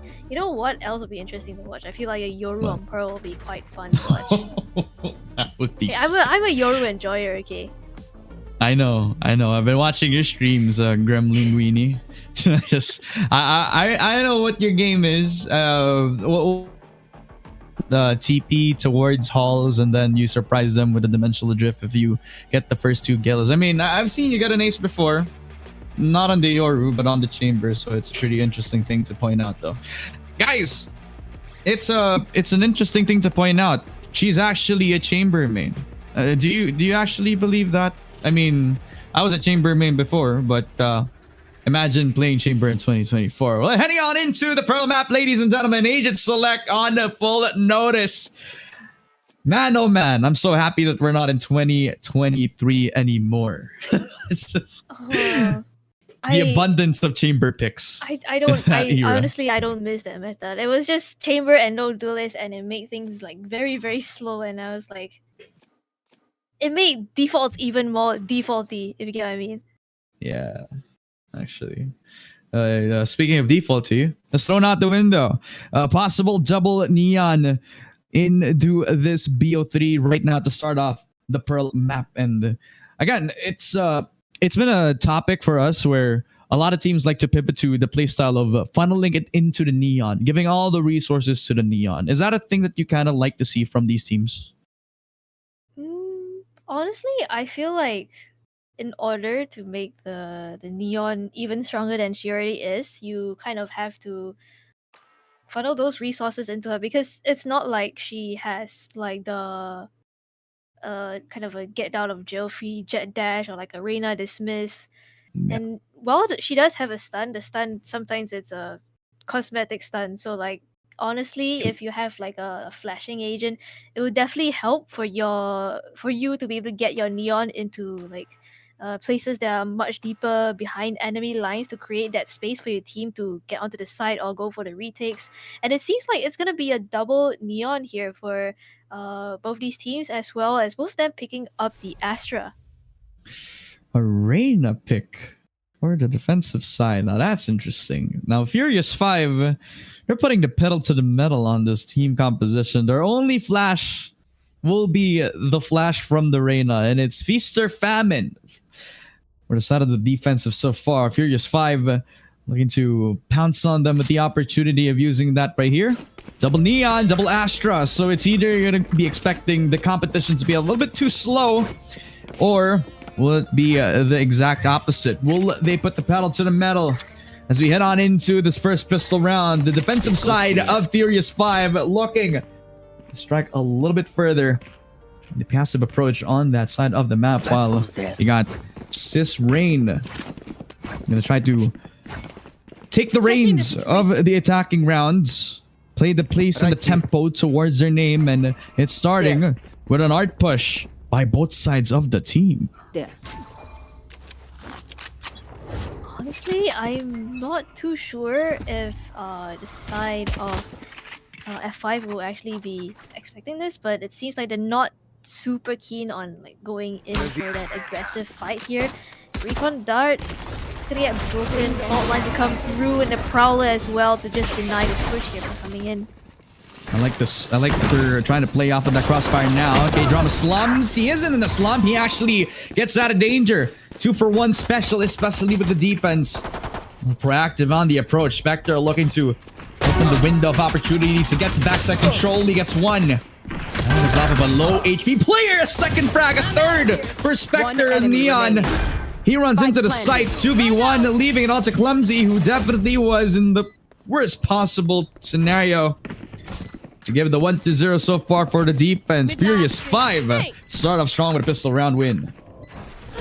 Yeah, it's good. Actually, I really like how Furious 5 just kind of held on to that art position, because while they were just delaying that push from coming in, it also like kind of delayed the push from coming in from main at the same time, just because like they didn't really have that control of art. It was hard to come in for that pincer kind of move, and they were able to close out the pistol round because of that. Now coming into the second round itself, Proto will have an outlaw in his hands. This weapon can be so deadly in rounds like these when your opponents are just on a low buy here. And on the other side of the team, SYS, Rain, they're actually mostly going in for a full save for Ploy, who actually has a Bucky in his hands.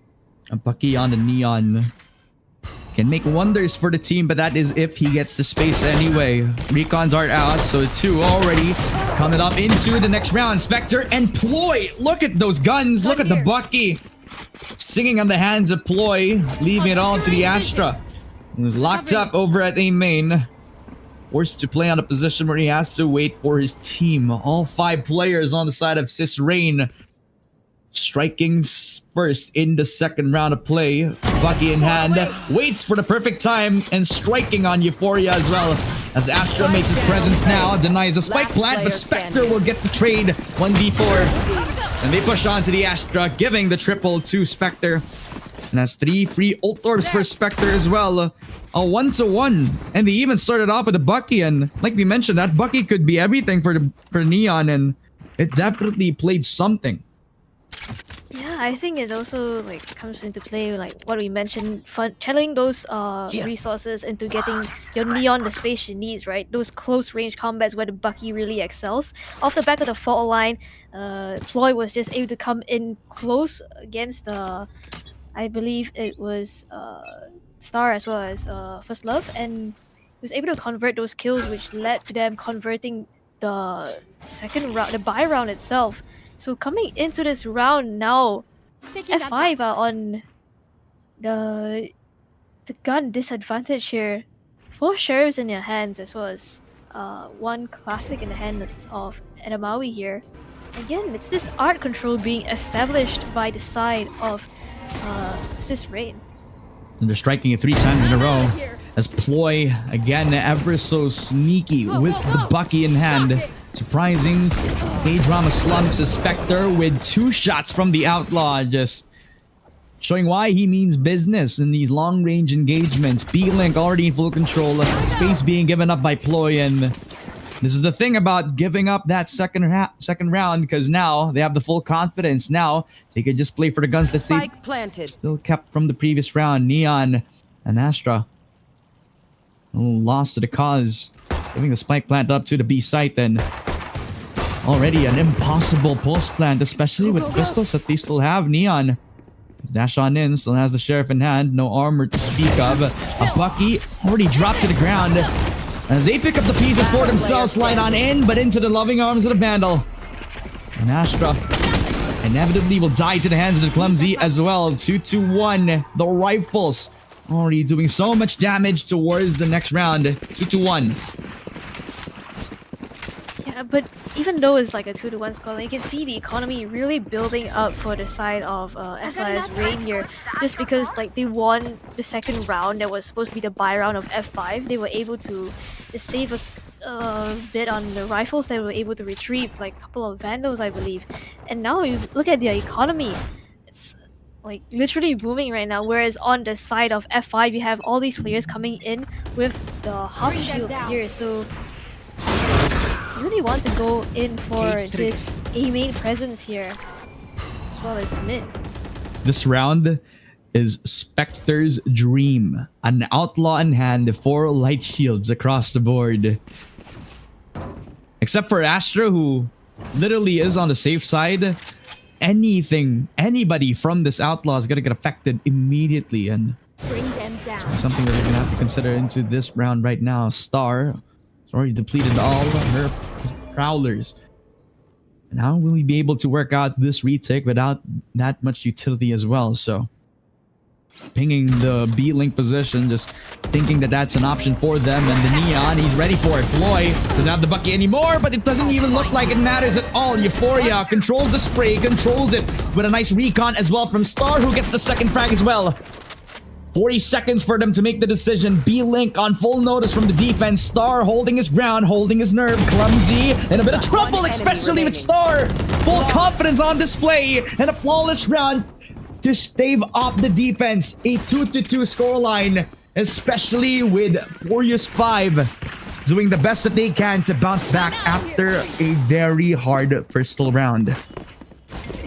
I think in that round itself, SYF, they were just a little bit too hesitant on where they wanted to go in a sense. You can see like they cut the noise that they made, but most of them were actually spotted around mid. And when the owl drone came in, because the owl drone is kind of like slower than a prowler, right? It was hard for them to try and use it to get the space that they needed. Even though Ploy was able to make his way in, he wasn't able to find that frag. And now this A main presence being made from the side of F5. Even K-Drama Slums picking up one kill here in the midst of things. Catching a glimpse of him too. And that's when the aftershock made its presence. That's when they're not able to convert on down. They even use the Empress online for K-Drama Slums just so that they could... It's not even like a way for him to get the advantage. He just wants to intimidate them. Just know that once you know that the Reyna is in full display, that's when the confidence rises up for him as well. The Spectre expected from his position. The Art in control of the attack right now, but Neon is looking to grab the opportunity of taking the first pick off, but waiting out the smoke. And once that smoke dissipates, it's going to be a rude awakening for anybody across from it. Star will get one. It's Neon. He does not expect Roz to get the double kill as well. 2v3, and the Neural Theft supporting the cause. They know where the Cypher is, and that's where they're going to push their buttons right now. Euphoria in a bit of a sticky situation. Peeked on from one. He gets two in the nick of time. 3-2 scoreline for the side of Furious 5. Upsetting the odds. He was alone against two.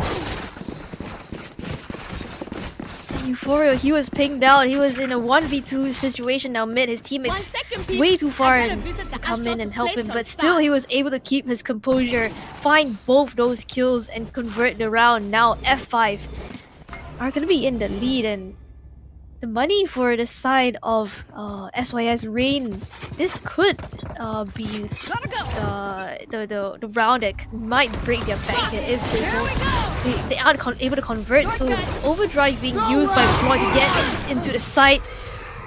Spectre with a nice Hunter's Fury as well, supporting the cause. The push on from Ploy, spotting the Astra, but Clumsy won't be the one to get that second frag. That opens up the site. And we talked about the long rotation from the defense. Look at where the Reyna is. He's all the way towards the other side of the map. Neon and Euphoria, they also pick up the pieces. They do get the timing correctly. Roz could not hit the shot. Inspector following up through with the 2 versus 2. Neon pulls out the overdrive, gets the second frag, dashes in, and gets the triple kill as well. Headshots all around. All the way from the T-spawn down to the A site itself. The overdrive was what made the difference in the 4-2, where Furious 5 are happy to take that any day of the week. They are. They're able to just widen the gap between these two teams. The scoreline here coming in. And I feel like in that round itself, it was also SYS Rain. I feel like they got a bit complacent. They gave the 1v1s to F5, and you can see 3 of the players actually converted those 1v1s, and Proto himself actually going in for that overdrive to finish off those last 2 kills. So coming into this round itself, again, Operator in play for Proto, and it seems like this is where the players of SYS Rain might be heading. I'm out of here. Spectre didn't buy a gun. That's an interesting thing to point out. K-Drama Slums, he has the shot. Neon does the same. A flick all the way towards that B long position. Clumsy gives up the open vandal up to his teammates. He decides to run away from that upshot from Neon as well.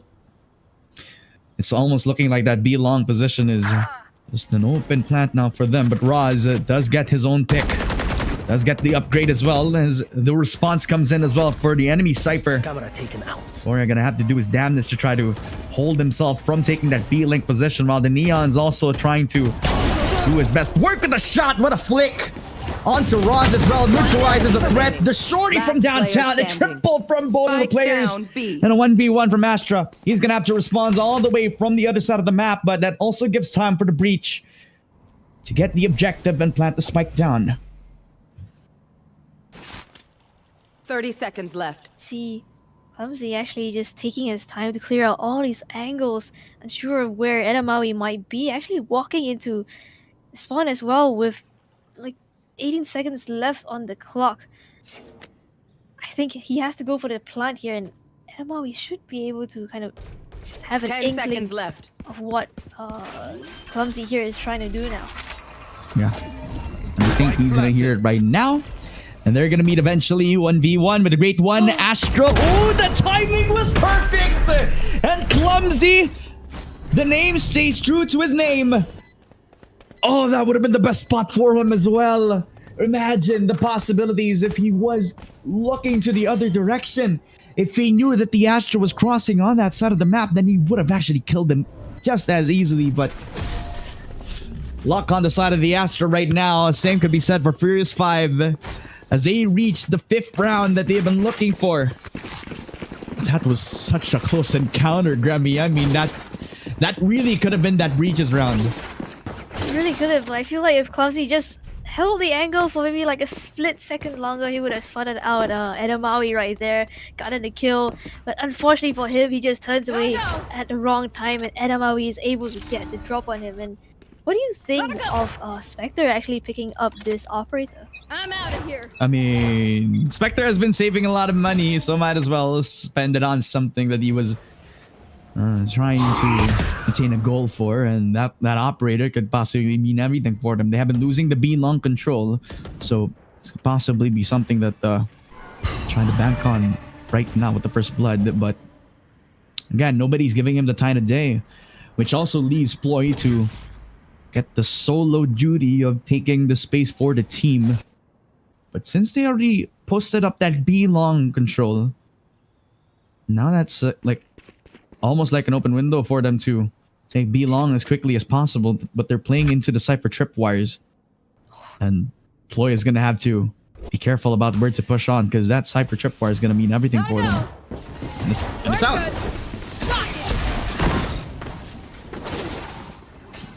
And with the shock dart, that's the strength of the Sova on this map, I believe. Euphoria, even though he had the camera to spot him out, Ploy is able to find that frag onto him here. So now SYS Rain, they have the numbers advantage in this situation. Yeah. 3 players on the side of F5 actually coming in from this link. Seems like it's a read from the side of SYS Rain though, as the Rolling Thunder actually comes through and hits 3 of them. Ploy going aggressive, picked up 1 and hard to kill both those the remaining 2 players, clean up the round with a flawless manner as well. And they invested everything into the kitchen sink as well. A Cosmic Divide from the attacking Astra, plus you got the Rolling Thunder. You even invest the Nightfall from the defending Fate as well. So they took everything out of their arsenal to try to stop them from ever trying to plant down the spike. But it was a little bit too late in that regard. Plus, they never realized that Ploy was already in enemy lines, so that kill all the way towards CT, plus his wraparound from that heaven spot was something that they never expected. 5-3. Try to catch up against side of Furious 5. Sis Rain doing their damn work. See if they can get themselves to pick off the operator all the way from B long. And Spectre is going to be his first point of contact, but that is what the Neon actually takes the first shot, and he does. Clumsy down to the ground, put 6 feet under. And with that, he saves on for the Neon to take the reign for himself, and he is so good with this op. He's not missing a shot, and it looks like he wants to go for more. The shot comes in from Euphoria, supporting the Neon to his troubles. A double from Roz to move on to the side. A 3K for Roz as well. They have been looking for a breakthrough all throughout the game, and this time could be now. The right click for Roz as well. And we have been talking about the operator time and time again, but when it comes to the moments where they need to press on, Roz picks up the mantle and picks up the 4K. Roz has been clutch, like kind of being the hero for his team, like in a couple of rounds already, able to recover so well, even though they were down like what 2-3 players. Roz just finding that triple kill and able to convert that round itself, and that's the operator out of the hands of the defenders as well. So coming into this round itself, Spectre, who has the hand cannon right there for him. It seems like, again, a main presence being made for the side of F5. They really want to hold on to it, but for the side of SYS Rain, it seems like mid has always been the name of the game right here. Yeah. At least for the start.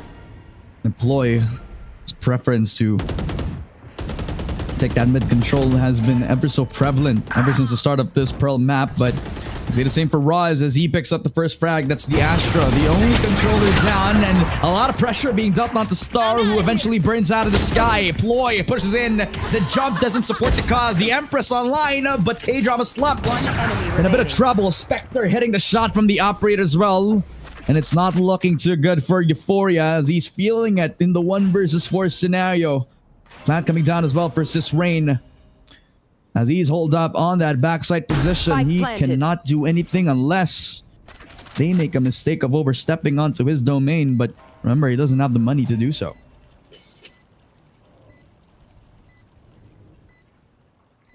He's actually walking to position where a couple players might be looking at him, not looking to contest this in a 1v4 situation, especially not especially when like money situation, as you mentioned, isn't looking the best for them. So I feel like SYS Rain, they seem to be like warming up a bit here, especially for Ross. He's been instrumental in being able to like close out rounds, bringing his team back from a numbers deficit, and in this round itself, being the one that opens up the round for his team, finding that first frag onto Enamawi the Astra, which gives his team so much opportunity to just push on into the side without the utility that Astra is able to provide.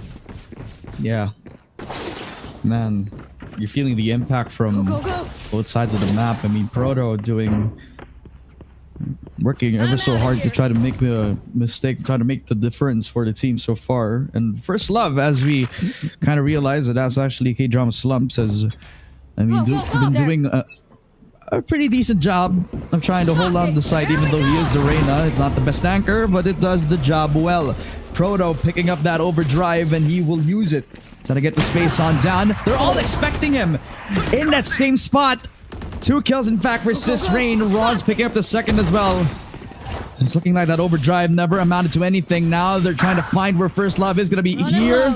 Ploy never checked the corner, so he is in a perfect spot to get a double kill. And First Love, his impact has been felt, and now Adamawi, stuck between a rock and a hard place, has to clutch up in a 1v3 scenario with just a sheriff and nothing more. Does have the util to his name, but can he deal amount of damage over to Park as he gets spotted? Push on down, nice shot all the way towards Ploy. That's an instant Cosmic Divide as well. Gives him the space in the window to get that Vandal upgrade. Now he has the time to work with. Has to deal with the Cosmic Divide. And he spots out Spectre, so he knows that it isn't going to be a flank. They're both going to be in the same spot. Perfect concuss. And a very nice suck as well. Never expecting the Astra. On the other side of the map position, a 6-5 Sis Rain falling down with their numbers, at least bottling up just to get themselves that 6th-round win. I'm gonna be honest, right there, I saw the cook for a while, and then I did not see the cook anymore. I feel like Park in that situation, he played it very well. He would just tuck himself into the corner where Enamawi wasn't really able to like spot him out, and coming into this round itself, they're still able to buy up in this last round, so to try and equalize the scoreline here. In terms of ultimate economy though, it's Sis Rain who have the advantage here with the overdrive as well as the Hunter's Fury. So many kills going his way. Spectre making his impact shown here with 3 on the Hunter's Fury. It can be an operator, a Vandal, but in this scenario, it's a bow and arrow. All the way towards that A side. 3 kills, in fact, for Spectre in a blink of an eye. A 2 versus 4, especially with their campaign to take that A side. And off of 1 ulti, the impact has been felt, and this time Star to huddle up with the Cypher to make matters a little bit easier for them, as at least they got the cage. The space over to the backside of things. Now they huddle up. They can play the numbers towards their advantage, but the problem is they have to deal with the operator as well as that link control. Roz is even moving in. Full confidence as the Sentinel to get the double kill as well. A 7-5 for Sis Rain. And as one of the best Cambodian teams, it's as you'd expect it. But Spectre, 18 kills to his name, and everybody else putting on a heater. It's kind of a pretty interesting fact to put forward that they got 5 rounds in a row on the tail end of that first half. Right there. Yeah, I mean, seems like all the players on this team actually just getting warmed up in the first half, right? Now coming on to the second half itself, things are gonna be reset, pistols all around once again. But it seems like SYS Rain, they might have a set play here on this B side to try and establish some control. And control they shall try to take. 5-7, the first pistol of the second half this time. The Sis are looking to play the aggressive attempt on that B-long position, while you see this position, the 1-3-1 setup, it's as similar as the first pistol for the other side of things. So will we be able to do the same thing but better? Are Furious 5 going to be able to get that art control for free? Well, the only thing that's stopping them was that camera, and it's already got shot with 1 bullet. Will Park have the decency to check that art control, because it's already been taken on the attacking side? Flash on in, and the Neon's already making noise as Proto, he wants to take the first pick, and there he does. With the second, Euphoria will be the one to open up the site. That's a 5 versus 3, and they also huddle up in towards that secret position. Can't even take that flower control because the smoke is also doing a really good job of locking away that position. And the only thing that's trying to making them hesitate is the breach, because he still has the fault line as well, but they're also trying to put all the numbers on one basket, and they funnel it into Park and Spectre. It's all coming down to the breach. 1v4. Clumsy will take 1, but has to do it against the last 3 players. And well, Adamawi will be the one to shut him down. It's the 6-7, and a strong split up over to the A side has given them the round. You can see how Euphoria just found an opening into that mid position, able to take out Loy right off the bat, I believe. And that just also gave like the opening for his for F5 to be able to make their way onto the A side to take control towards this CT space for the defenders as well. So this time around though, seems like Sis Rain, they might want to go for this mid presence here for them, but I feel like for the side of F5, they kind of recognize this. They just make their way over onto the F5, play the trade, play the fundamentals right here, and they should be good to go here. Plant's going to go down as well. Yeah, no Cypher utility to speak of, and no Cypher at all to stop them within their tracks. An open B plant means an open B for the side of Furious 5, so now this gives an opportunity for Sis Rain to respond to this with possibly a 5-man spike explosion towards their faces, or could this also be an upset victory towards their favor? It seems like the former. They're not even trying their chances at this point in time, so I think we gotta look towards the next round now, since I do believe they are gonna use the spike to their own at this point. Buy round and check. They are still attempting to take the first pick off, and Park just walks into a bullet. And Proto is hunting for the hills, but in the end, that's a 4K from the spike explosion. So all in good with a 7-7 scoreline. Furious 5 are. It's a round that they can forget about. And Sis Rain are gonna play the buy round now, so this could be everything for them now. I should probably place some stars in the astral plane. If you're Sis Rain right now, you really don't want F5 to be able to build up their economy, considering the fact that the last round was a flawless round. So coming into this round itself, the bonus round for them, if you're F5 right here, you really want to be able to take as many rifles off the hands of Sis Rain, considering that they have like 4 rifles here, and there's a very good chance that they could be able to convert this round as well, because they have like a couple of Bulldogs on the board, a Vandal in the mix, all these weaponry able to do so much damage to these players on Sis Rain. Even to force them to kind of like rebuy their shields in the next round would be good economical damage that F5 could do. Yeah.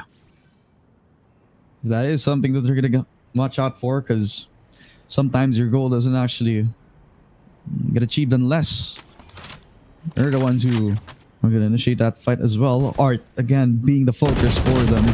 He has been the noble cause. It's Park. He dashes underneath the trip, but it gives an open opportunity for Spectre to pick up 2. Euphoria follows through with the Guardian shot towards Spectre. 2v4, 45 seconds. Not an ample amount of time and not amount of players as well. Euphoria in the 1v4 still expects to peek all the way from Link, but that's a beautiful shot deploy. But he needs more than just that to try to clutch up the 1v3. A crossfire established as well from the breach as well as the Cypher. And he picks up one, could not get another. Clumsy has a nice angle to establish that side of the map. An 8-7 as well for Sis Rain. And back to the basics they did. The buy round was fully converted. Yeah, and they didn't like lose out on a lot of those rifles as well. So coming to this, they're still gonna have the economy to work with. But Ploy's still kind of gonna stick to like the judge. It's like the Bucky, the judge, the close range weapons have been working out for him so far, and I feel like in terms of ultimate economy, a couple of these players are gonna have their ultimates coming up very soon. I believe the closest would be Euphoria as well as Edamawi. Those could make a huge impact in this coming round itself, especially like the cosmic divide in this kind of situation. If Edamawi is able to get like the orb as well as maybe a kill or like the spike plant, bringing that cosmic divide into play into this full buy round for both teams, being able to even out the playing field or give them an edge, I feel like could just make this could kind of give them like the edge that will help them convert the round. I see. Oh well. I think I want to give a shout out to Mengli Gaming, who's watching the stream right now. I mean, this guy is looking like he's having fun. I believe he's also playing a baby filter on the stream right now, so he's looking pretty cute. Would you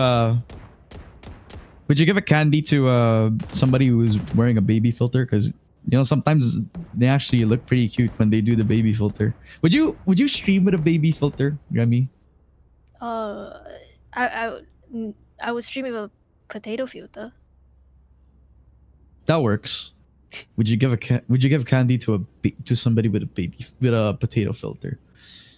I think you'd have to bury that 6 feet under. Yeah, I don't think it works like that. When you bury a piece of candy under the ground, does that become like a tree if you ferment it or if you like spray some water on it? I feel like they would just bring ants. That's true. I mean, to be fair, the ants could be like carrying fruits or like seeds, and that would make a tree. What if it's like a sunflower seed? Because I don't know if it happened. It works as well in Malaysia or in Singapore, but in the Philippines, we actually snack on sunflower seeds. You know, like we cut it open like nuts and then we eat it like bit by bit. I feel like it's a snack as well, but I honestly don't like see a lot of people eating it, or maybe it's just like my friends who like don't eat it. You know. Mm. Were you ever in the state of mind where if you ate a watermelon seed accidentally and then you drank water, did you think that you were gonna grow a watermelon tree inside you? No, but I was under the impression that if I ate a fish, it would like be able to like swim in. I'm just kidding. I'm just kidding. I'm kidding. I'm kidding.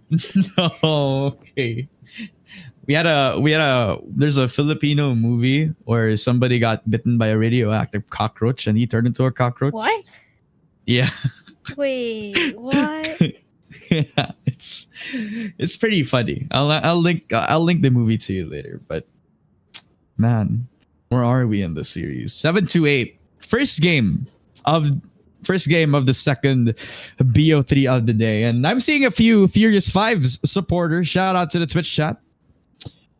And I hope you guys didn't hear my explanation to why I said in the predictions why Sis Rain is going to win, because I actually am feeling like Furious 5 can actually have a handle on the situation. Even though they're down one round, it's still one round. And it's also the buy round. You know what I mean? They're playing outside of the Cypher setup now, and that's I think that's a good sign for them moving forward if they want to rush. But considering the positions from the Fade, I doubt it's likely for them to do that. Yeah, I mean, it was okay. It was kind of funny how Proto just like slid under the Cypher trip. I know. Yeah. I feel like no one realized the Cypher trip was actually there, so the rest of them just kind of walked into it. I think they also kind of ignored that the Cypher was also there in the first place. So in that sort of scenario, you're kind of spinning on a dime. But look at this contact play out for First Love as well. As he spots out one, Park is down. That's the Astra utility gone for the side of them. The defense looking primed as ever. Clumsy could not hit the shot. And with the Neon, he's already in full pursuit, but it's already space given to them. But the spike delivered in just a matter of seconds. I think that's going to take a lot of time. But Euphoria, the right place, the right time. The mole inside of CT. 1v5, the Neural Theft active as well. And that's up of Roz in the double kill as well. So will this be the time for Roz to step up when they need him to? There was the multi-frag from the previous engagement. And now he has to cook up the 1v5 ace clutch. And it starts with Edamawi being that first contact. But he's supported by the crossfire. How will this Cypher do this? Pushes on in from Ross. Has to deal with the low HP. Astra does get the headshot in time. Roz knocked to the ground. An 8-8 for Furious 5 opted a pause. Need a drop. That's the timeout coming in for the side of Sis as well here. And actually Spectre has been like firing on all cylinders here. 20 kills already in this series, and that's like at least 1 point something kill every run. I can't quick math. I'm not a quick math person. This is why we cast, man.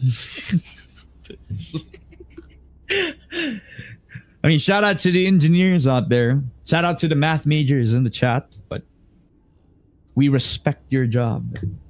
We respect it too much that we don't want to do anything with it. You know what I mean?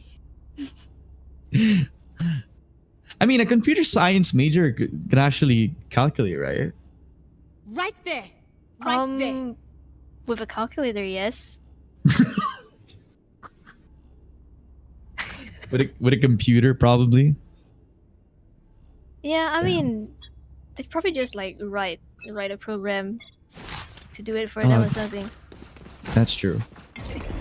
And didn't the computer science major also invent the AI tool for calculating math problems? You know what? I'm getting on a tangent. 8-8, ladies and gentlemen. It is the half buy coming in for Sis Rain. The only Vandal that they got was Ross. He's playing the hero Vandal. Will he be the hero of the story? Has to cook up a storm since he is fighting up against 4. Taking that A main control as fast as possible. But they don't know how many people are on the other side of that smoke. So they're playing this as cautious as ever. While they're also calling out the Astra utility. And also thinking about the possibility of rotating to the other side of the map. Yeah, I mean, if you're F5, you're not so keen on running the Roz again, who's been like who's been able to like kind of have those multi-frag situations where he's like in a 1v2 situation, he kills both, finds 3, and you really don't want to like give him the kind of edge on you when you're running into his setup. So the rest of the players on F5, they're gonna be pivoting over onto this B site where there's only Park who's just waiting in this Hall's position here.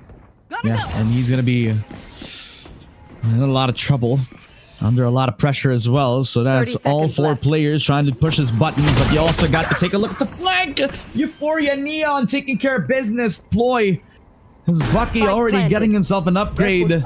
So that's an opportunity for him to flank right now. 2-3v4 with Roz leading the charge. The Vandal upgrade for Ploy as well. The perfect opportunity, hits the shot eventually. Second frag for him. And has to dash on towards safety. Has to be the one to be the distraction, but he pushes to Star. That was an opportunity for him.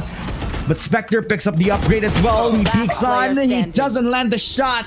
And it's up to Roz, the hero of the Vandal of the squad. Has to pick up the pieces for himself, but a triple for Star. And yet again, the long-range engagements for Star have been the shining moment for the Fade util.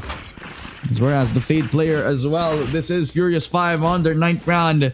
And breaking through what could have been the start of what could have been Sis's round. Especially with the flank coming down over to the mid side.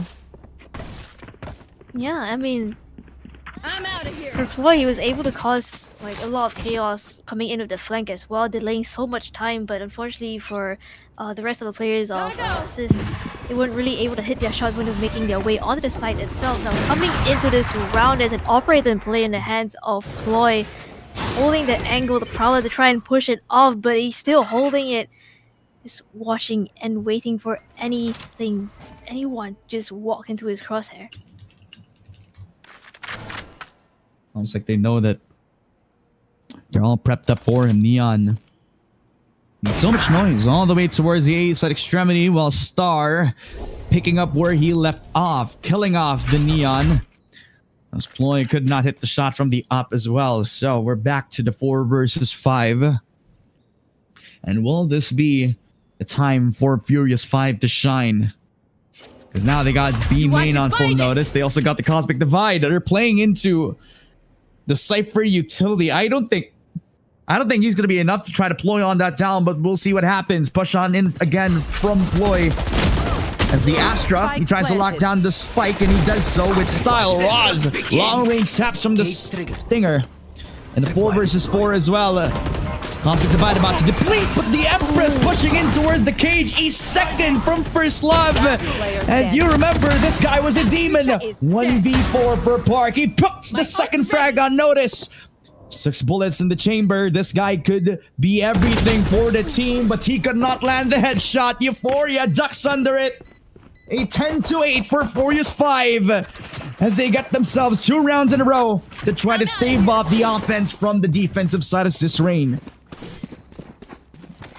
That was a huge round coming in for the side of F5 right there, and now again, Sis Rain are gonna be on the back foot in terms of economy. Sure, they do have a lot of ultimates, but they really have to be able to just chain them together in order to try and make things work in this round itself. They do have the overdrive in play though, so they could go for something a bit more aggressive this time around with the fault line as well. But I mean, for the side of F5, they're just respecting this. And who is throwing away the respect right now? Furious 5. B-Link already pushed up by Proto. He knows that the Cypher is playing on to passive position, but Star, this guy, has been shining brightly on that art side position. And First Love will take the second frag. Ploy does not have the gun for this. And the 2 versus 5. Lower guns are not going to do anything in the round. Park is about to get sandwiched, but he doesn't get himself one. That's the upgrade given to him, but he forced to fight off Star, who has been putting on a heater all throughout the previous rounds, and all eyes as well on the Cypher, who's already picking himself in towards the B site itself. And Park is paranoid, and with good reason, because he doesn't know who's flanking onto him. He doesn't know who's in front of him. Pulls out the knife in the worst possible time, with Neon picking up the last. That's an 11th round for the side of Furious 5, and furious they are, but ending it, will they? I have no idea.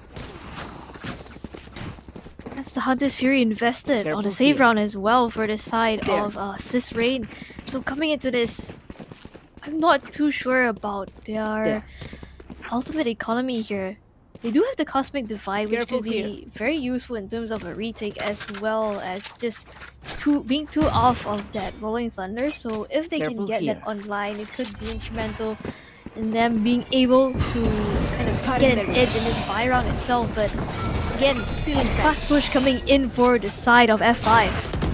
Park already in prime position, but then those balls did not do anything for him. And Neon just sliding in to the DMs. A Spectre just catching his attention and catching him with his pants down. 5v3 in hand, even putting First Love in a position to thrive on the rotation as Neon picks up another. Having a 1v1 against the Rain, is spraying on towards the wall, just knowing that Ploy Last player Has to standing. deal with his threat. Another shot again for first lob. Picking up the shorty again. These guys are playing with full confidence on full display. And you know that Furious 5 are about to take their map pick. This is the 12th round, the match point on the side of Furious 5. For Furious 5, they definitely seem like they found their pacing. It's just like them going in fast with Proto just trying to make the space as a Neon, able to find that first kills as well, and that just gives them so much opening, so much space, so much map control on the side. And if you're Sis Rain in this situation, you have to really be able to try and establish some of that map control back in your favor. And you can see that they're really trying to do that in this situation where they want to go for a bit more mid control here. Peek to come through, but first love good for one. Clumsy gets the triple kill in hand as well. This guy has not been hesitating to take the peek on, even though the Neon usually is the one to take that first contact. Euphoria will open up the window, and that prompts the rotation all the way towards the A side, but they're not even thinking about the Astra anymore. This guy has the open B plant right now. They're still holding their ground, holding their nerve, and Euphoria even picks up another. This guy is doing a lot of good work, but Clumsy has picked up the 4K on for the ace right now, and they realize the situation. They know where the Astra has planted the spike. And this is where his positioning has to shine, since he doesn't know where the last two are going to be coming from. He puts it down over at where the spike has been planted as well. A lot of time to work with, a lot of utility. Doesn't have the time to actually put out the stars all across the B site. Has the perfect time, gets himself Clumsy, denies the ace, and it's a 1v1 against Ploy. Puts out the gravity well right now. Nova Pulse also in his options, diffusing the spike plant as Ploy. He cannot get the time of day. 13-8 for Furious 5's map pick. And man, oh man, what a way to do so as well. Denying the ace away from Clumsy. And at the very last moment, the clutch shot from the Astra as well, proving that he is the better one in this scenario. Yeah, the utility usage in that last round to try and clutch up that 1v2 was so crucial. His positioning as well, just catching Clumsy off guard, just tucking himself in the corner, and with the use of his stars, so much utility there, he was able to just convert that round, even ending it with a wallbang shot as well. And taking a look at the stats here, is actually Spectre who's going to be at the top of the scoreboard with 3 first bloods to his name. I feel like Spectre, he's really made his presence known in this game itself, especially with his utility like the Hunter's Fury and the Operator as well. But for them, Furious 5, they had I feel like they had so many standout moments for them that were able to just bring them across the finish line here.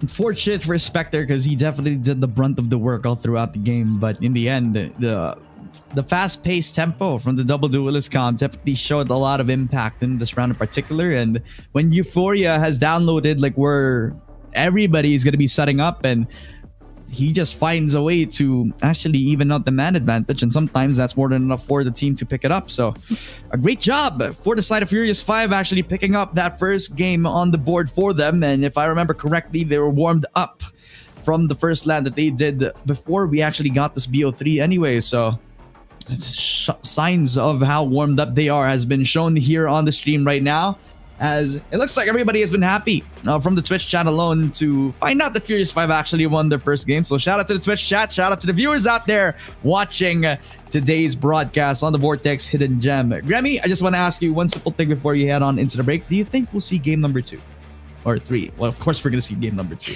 What about 3? I mean, 3, I feel like there is the potential, as long as Sis Rain kind of keep up what they were doing in maybe the first half of the game, because I feel like they kind of they kind of cooled down towards the end of the game, and Furious 5 was just heating up all the way. So I feel like if they're able to kind of reset from this game, we definitely will see map 3. Yep, definitely. And hopefully we do get to see a banger of a map 3. But before we head on to the third map, we have to see what happens on the second map of Sunset, where Sis Rain are looking to try to bounce back after a 0-1 score, when Furious 5 also have the opportunity to make the funniest thing happen. We'll be right back after a short break. My name is Ramone. With me is Gremmy. This is the Vortex Hidden Gem. And stay tuned for the second game.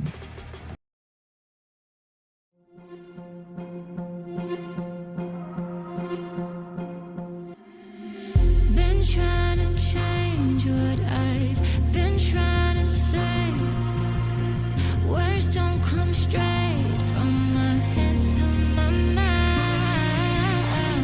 It's such a shame that it fell out of place. Was never me that was bringing you down. Why we always looking for more? Why we always looking for more?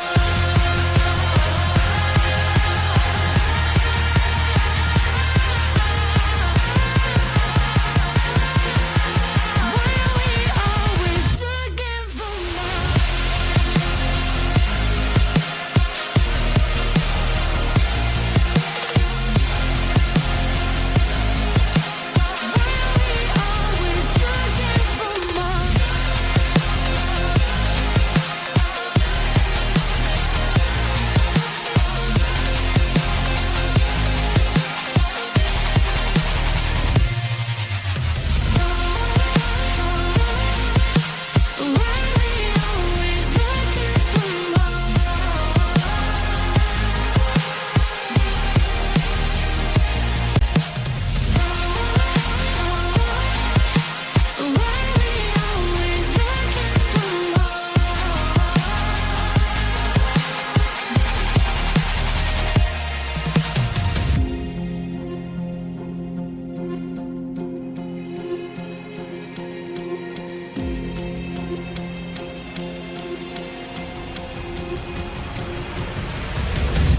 I wish that I could change what you wanted.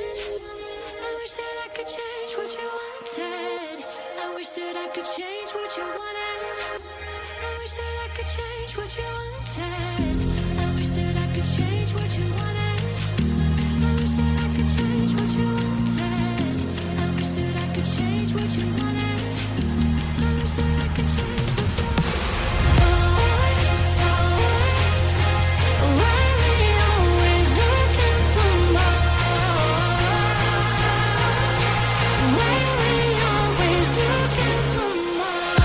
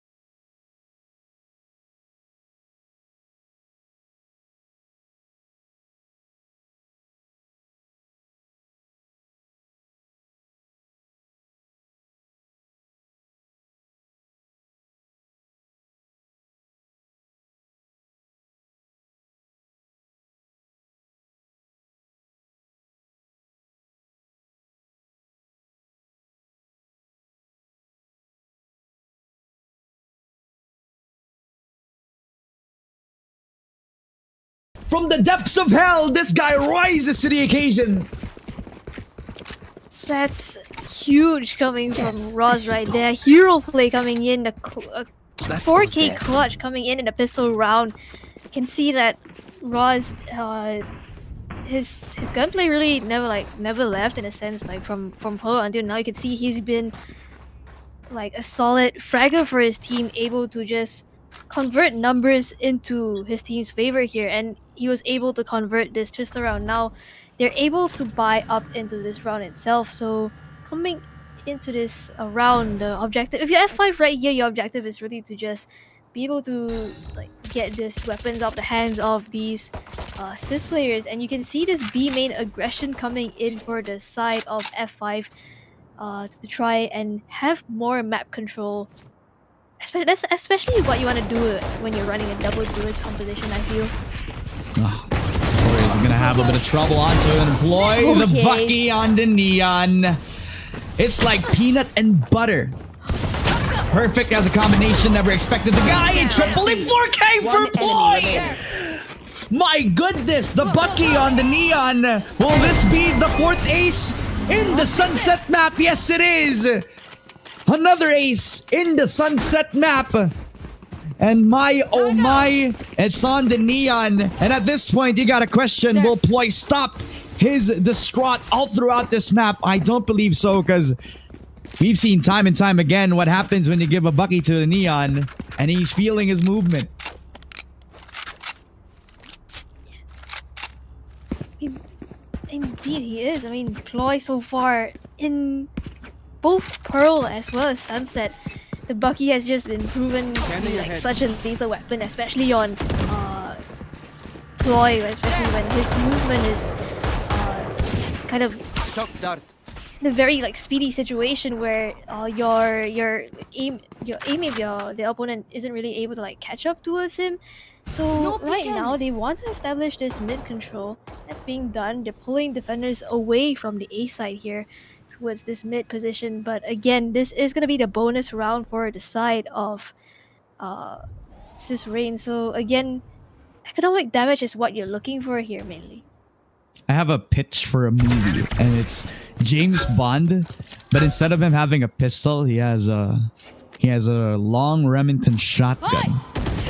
And he tries to sneak around with it, except it's a broomstick to the faces of anybody who's come up to him. It's not a Bucky anymore, it's the Vandal that makes the difference this time, and they trade up 1-for-1. Clark will be able to get that trade. It's Roz opening up the site for the team. He gets another from the Guardian as well, as they both trade blow for blow. Star losing out to Park with a 3K given to him. Left. And First Love, the last to fall, and possibly the hope for the clutch. That is, if he finds the last two players who are low on HP as well. Spotted by the camera and already known about his position. Slides on in towards the site, but Roz will take care of him. One of the last two players who were low on HP eventually saves the 3-0. And by God, that is the best case scenario, because if you looked at how their economy was shaping up in the previous round, they saved the Vandal, they saved a few of the guns as well. And they knocked down the economy to a T. Furious 5 are not going to have anything into the next round.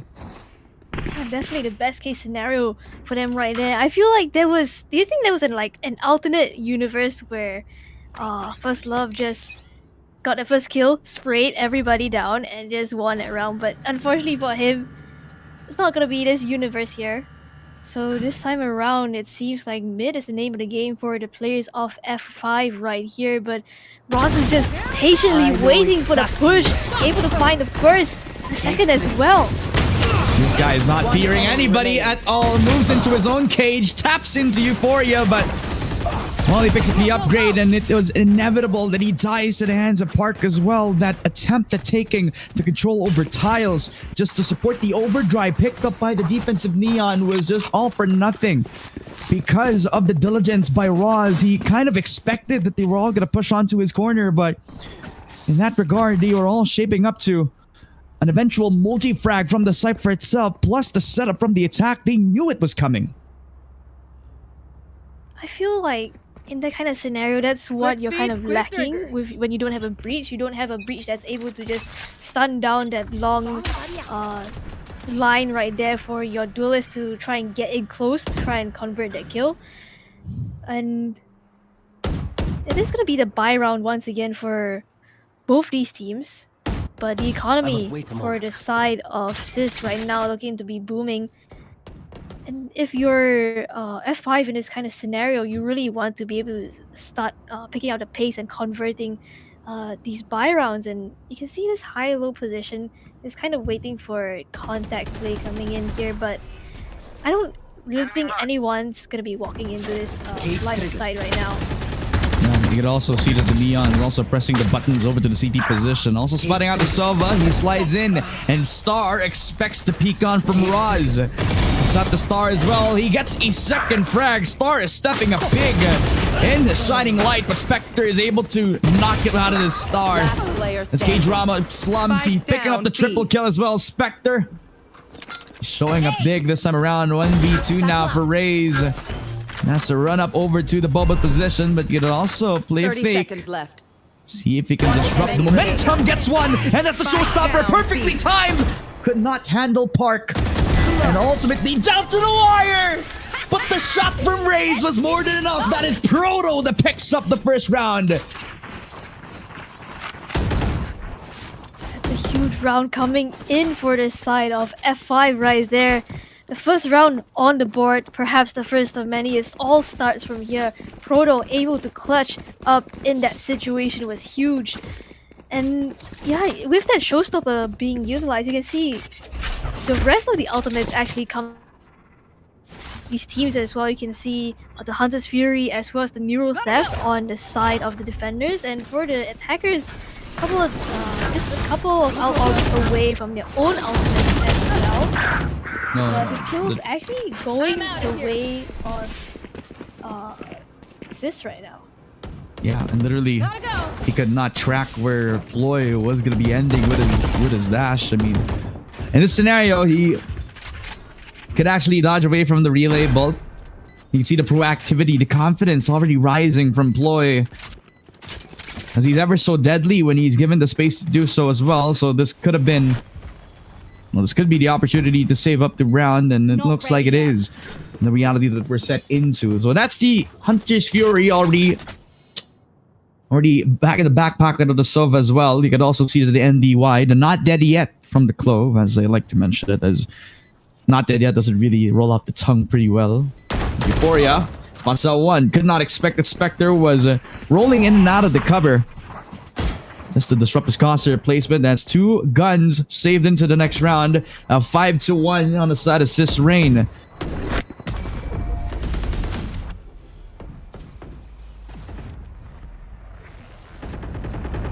Yeah, and for Sis Rain, you can definitely tell that they're way more comfortable coming into this map.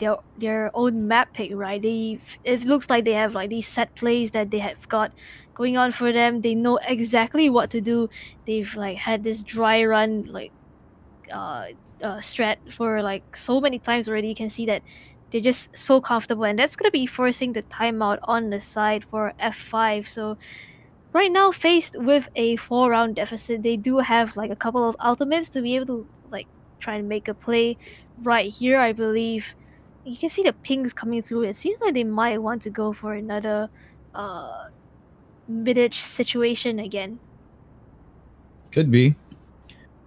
And the Maui being the leader of the team, just rallying his troops. And in this regard, they gotta remember how they're able to rally back the Pearl map that they actually moved up in, since considering that they got their confidence on the high in that regard. They got to keep it back up into this second map in particular, the Sunset map, where it's not the map that they like to practice on a lot, but considering that the team composition that they got into this game is a little bit intricate, you can tell that they have a game plan moving into this. Maybe they never expected that they were to start on the defensive side right now. So 5-1, and on the defense, they're looking to take the proactive approach, leaving First Love to be the only guy on the A side itself. But Star has to be careful, pushed on by Ploy, but it's a good thing the Cage is supporting his cause. Good thing that he's covered up because of that utility.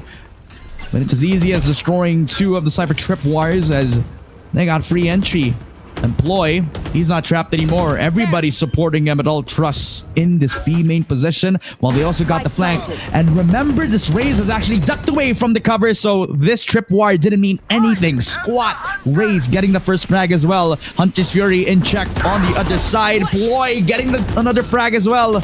And it's all looking good from the attacking round as the NDY is activated. Park looking to strike yet again, and Euphoria hitting the shot, but Ploy, the triple from the Neon, has no hesitation anymore. This is a different Sis Rain compared to the Pearl map where they look as comfortable as ever on the Sunset map. They look so good on this map right now.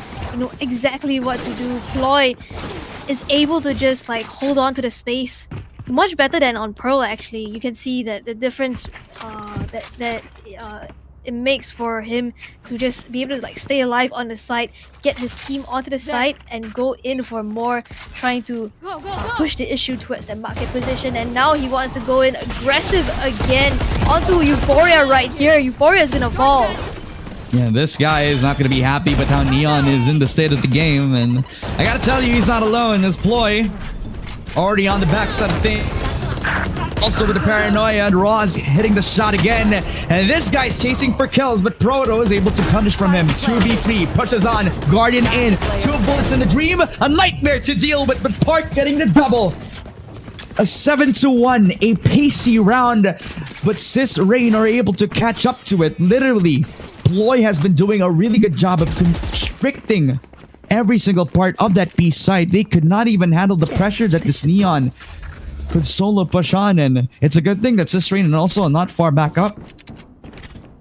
And I feel like for this map itself, it feels like Ploy has been able to control the pacing of his team and of the game way better compared on like Pearl, where it felt a bit more slower. You can see how fast things are moving in this game itself. You can see he's already going for his peak onto the site itself, and they have to have so many players stacked up here just to try and deal with him. Euphoria is able to find that frag, finds another in the midst of things as well, a third to boot, and down to the 1v5 for Clumsy here.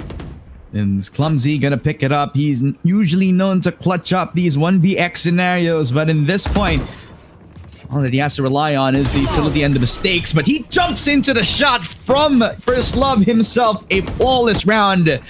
A perfect tripwire counters the push on from Ploy. Like we mentioned, the pace that has been set by him, the tone that he wants all throughout this game, is usually affected by how he approaches the map push. But this time, he got stopped by one tripwire, and that was all it took for it to crumble down. Yeah, I mean, if you take Ploy out of the equation, the rest of the players on Sis Rain, they just find it so much harder to get onto the site without that duelist already making that space for them. But it seems like they want to try this again.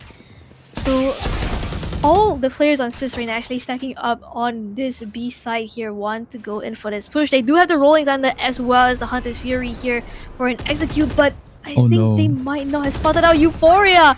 Still, they don't know where he is. He's just playing this so disciplined. Finds 1, 2, and might find a third as well. Behind the neural attack, behind the smoke.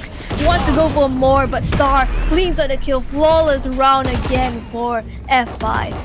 And this guy is the rat, a thief in the night as well. I mean, it was already a stroke of luck that he didn't even have to worry about the drone being put up on that B main position. He wasn't even checked. They were trying to see if they can catch any trip wires within the wayside of where Ploy could be pushing on. But in the effect of that, they couldn't even check their corners. Euphoria is on a hot streak right now. And he's showing why he's the top fragger, getting the triple. Especially outside of the smoke as well. Somebody check his PC. 3-7 on the side of Furious 5. They have a lot more to catch up. And the first half is not done just yet. And with Ploy slowing his momentum, it's a bad sign so far. But they are playing into the stack right now. Hunter's Fury. Spectre looking to see if he can get a pick off as Star dodges away from it. Playing jazz notes to see if he can It'll make that hunt just feel a little bit more useless than it's supposed to be. I like this play that's coming out from Rain, right? They use the Hunter's Fury to try and pull the players onto this B side, but they're not really. I feel like they're not really utilizing the chaos that they created on the B side. You can see the players still waiting outside of A here for Rain, still not on the side yet, and the Sova on the side of Rain Spectre has also been dealt with. So they're gonna be running into this site without much information. But they're also playing against the double duelist, so there's going to be an open opportunity and the slide in again for Ploy as he opens up over one another. Park with a second frag as well, and this is looking done and dusted for the retake scenario. Unless they want to try to go for this right now. 3v4 as Maui looks to open up the site, but to deal with the utility as well as the Rolling Thunder denying both the drone as well as the push shot. Park getting at least another. It's all left up to Euphoria as well as the Cypher. What can he do in this scenario? Star has disconnected away from the game as well. And with that, it's insult to injury. Ross picking up another. And Star, well, all that he's doing is just, he's in CT. He's, wishing that he could join the action. But he can't. 47, unfortunately. Neon movement from Ploy, you know, that like it was literally like an anime battle, like last round in towards the the half. CT side of A. You can see them, both of them, like using like their utility really well, the slides and everything. But it was Ploy who got the upper hand at the end, and that was just even though I feel like Rain didn't really like use the Hunter's Fury to its maximum ability, that I feel like that was also like the best case scenario that they could have gotten, where they were able to just fight the players of F5 head on, win their gunfights, and just able to convert the rounds without using too many of the ultimates. Sure, they did use like the Rolling Thunder just to secure it, but that was just more of like an insurance for them, I think. You know what I call Star's disconnection? It's called the tactical save. it's just to make sure that they still have all the money in check. But now that I tab into the scoreboard, it looked like he didn't really need to do that. So kind of defeats the purpose of the joke. Know what I mean? It's fine. Still got the operator from the Omen and Maui. He's not usually known to be the operator. Although maybe I missed a bit of that history where Maui used to be like an operator main. Correct me if I'm wrong.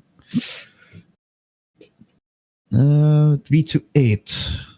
It's not close, but I wouldn't say it's impossible. Especially if Star jumps in, since he actually has potential. I've seen a lot of like moments from Star, and when he's online, you actually feel like he is online. You know what I mean?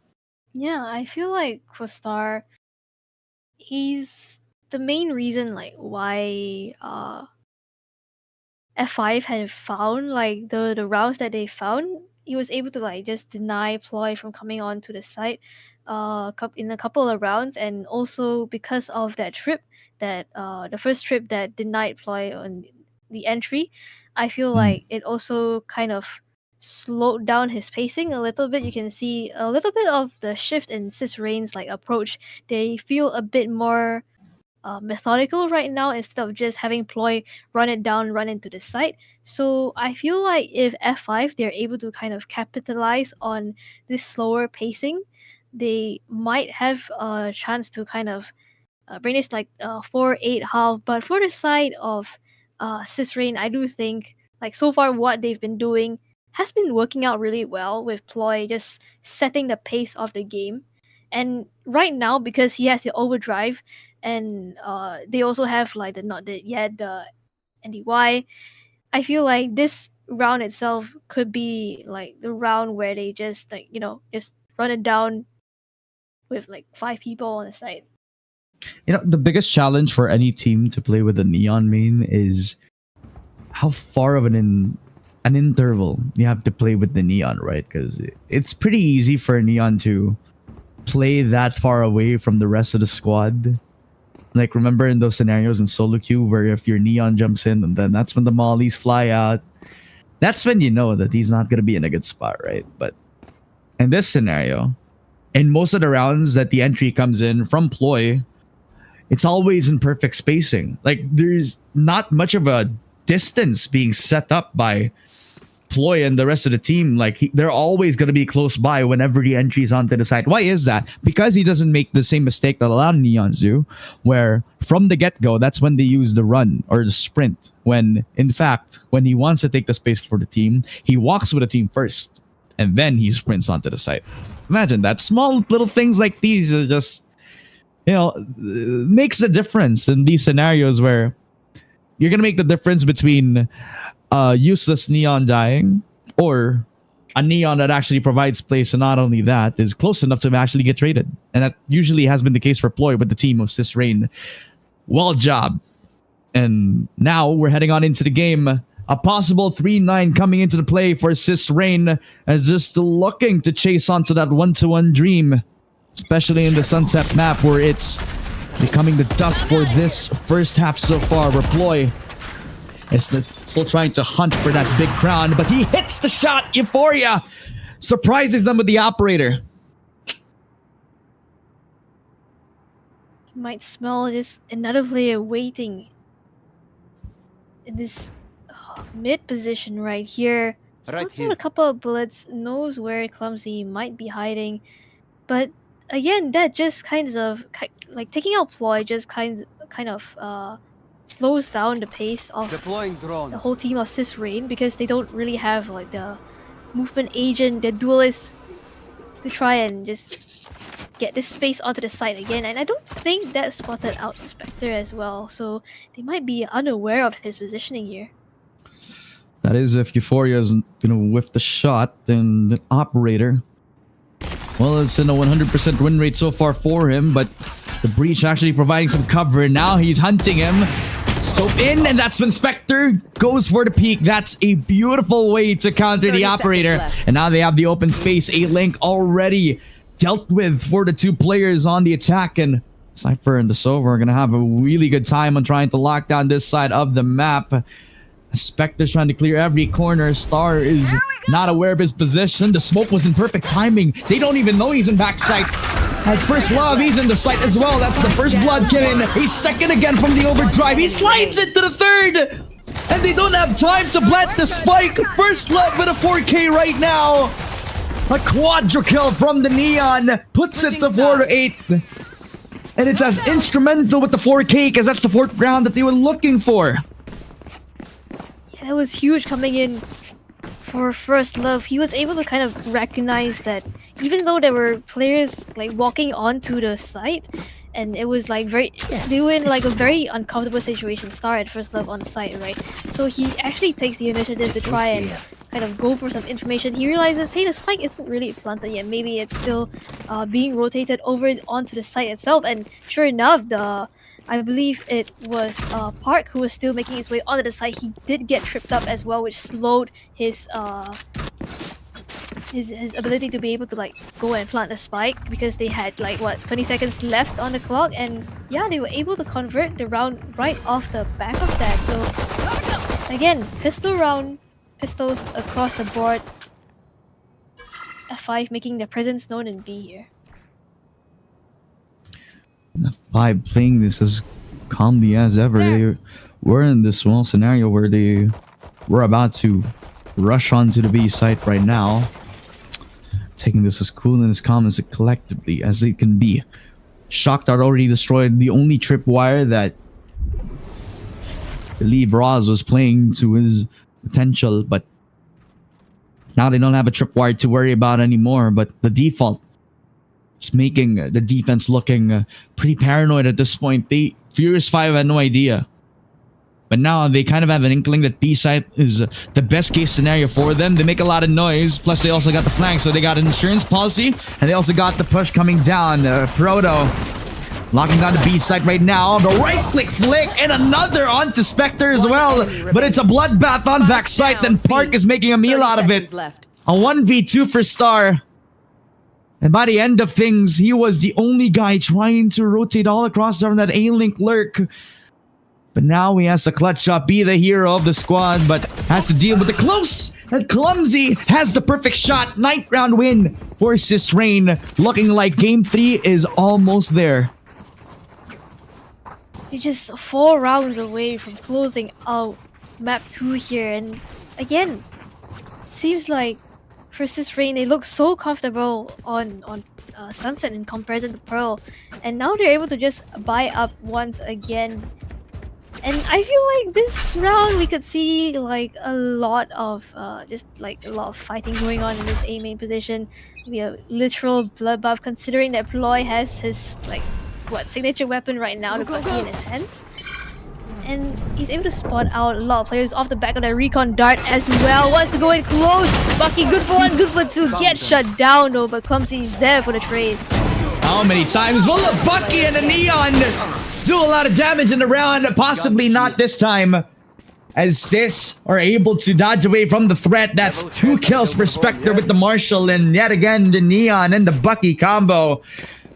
Showing why Neon should be nerfed, why the Bucky should also be given to another agent. I mean, in this scenario, you kind of have to cut that stamina bar from the Neon, because that's I don't think this is a thing that Riot should be keeping in the game. You know what I mean? 4-10.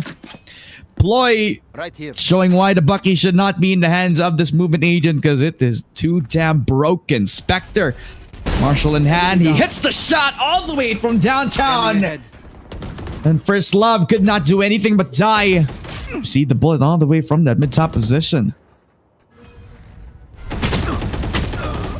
When Proto is just walking in with this market position, takes out Clumsy, trying to even out numbers in Star with that lurk, able to pick off 1 as well. Now they have the choice. They have to make a choice on where to go. Ploy wants to slide right into their faces.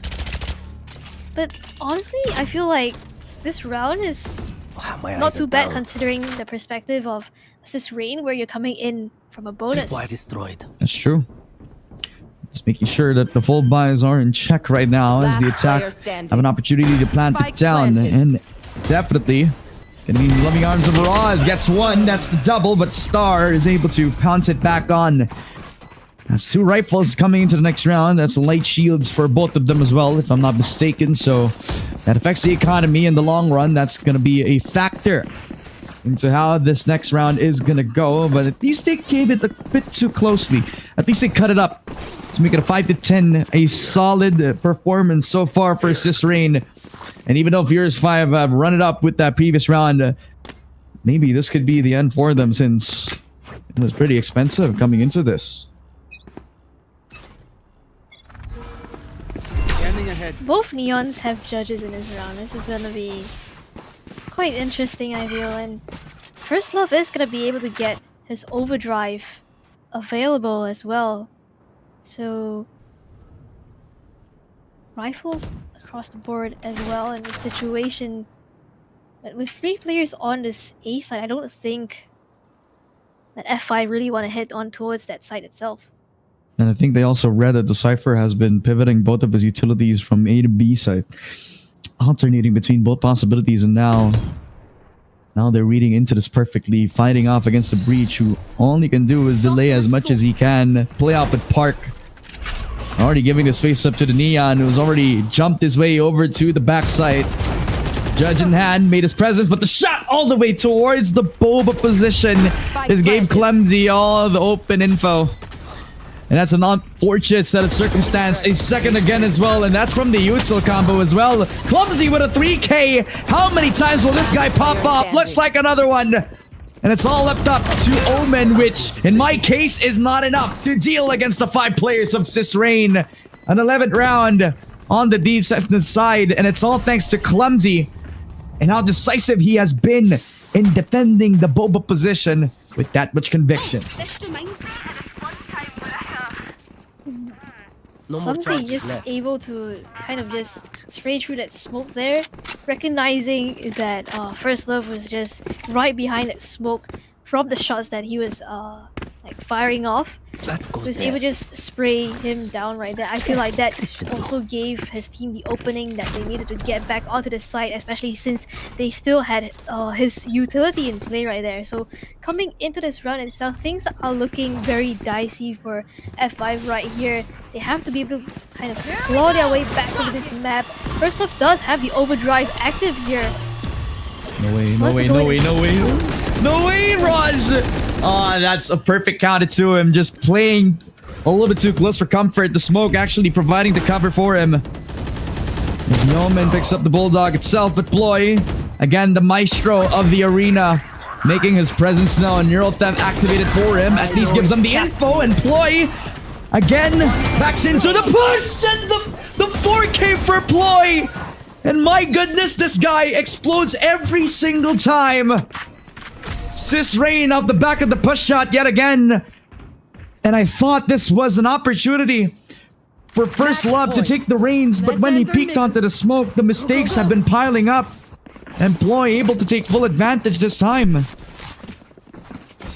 Honestly, Ploy is just like a neon highlight reel.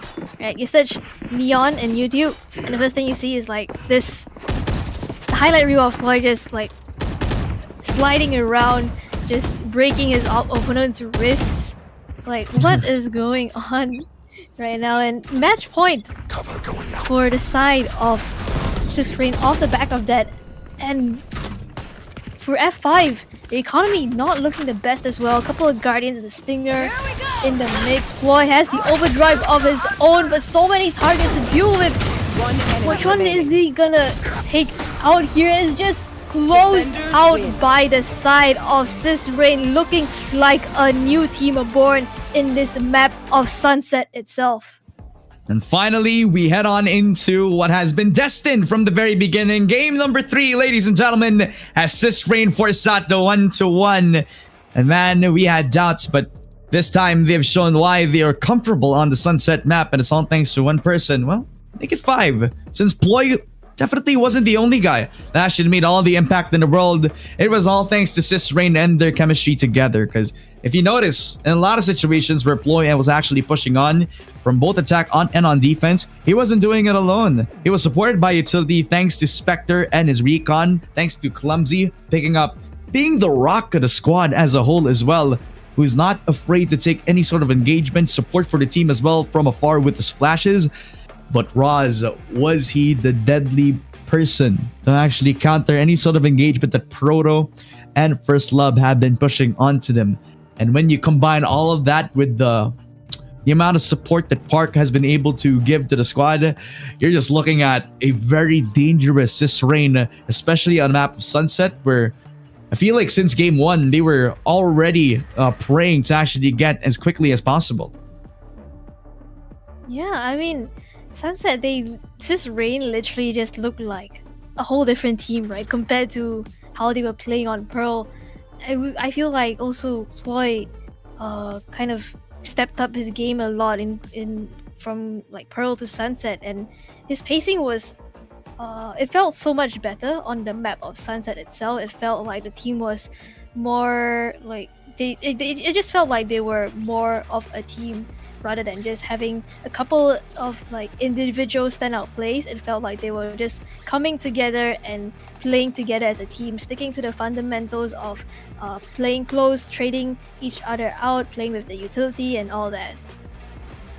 A few unfortunate hiccups, especially for the Furious 5 roster. I mean, they showed potential, especially in a few rounds where they actually cut it a little bit too close. I mean, I remember one of those moments where they actually got a flawless victory where they weren't able to bounce back right after that, right? Because in that time, they were capitalizing on trying to abuse the timing as well as the unpredictability that they still had in the round. Just sometimes the best weapon really is to surprise your opponents, right? Because off the back of that flawless, they were able to actually establish a bit of conditioning with trying to play the slow game, trying to play the fast game as well from the mid position. That market side was actually the key factor for how the attacking rounds went for the side of Furious 5, because in that type of round, in a lot of scenarios in the retake, it's either going to be Roz or it's either going to be Ploy who actually opens up, and every time they go towards the market position, and how many times will they give the space up to him over at that market side, right? I mean,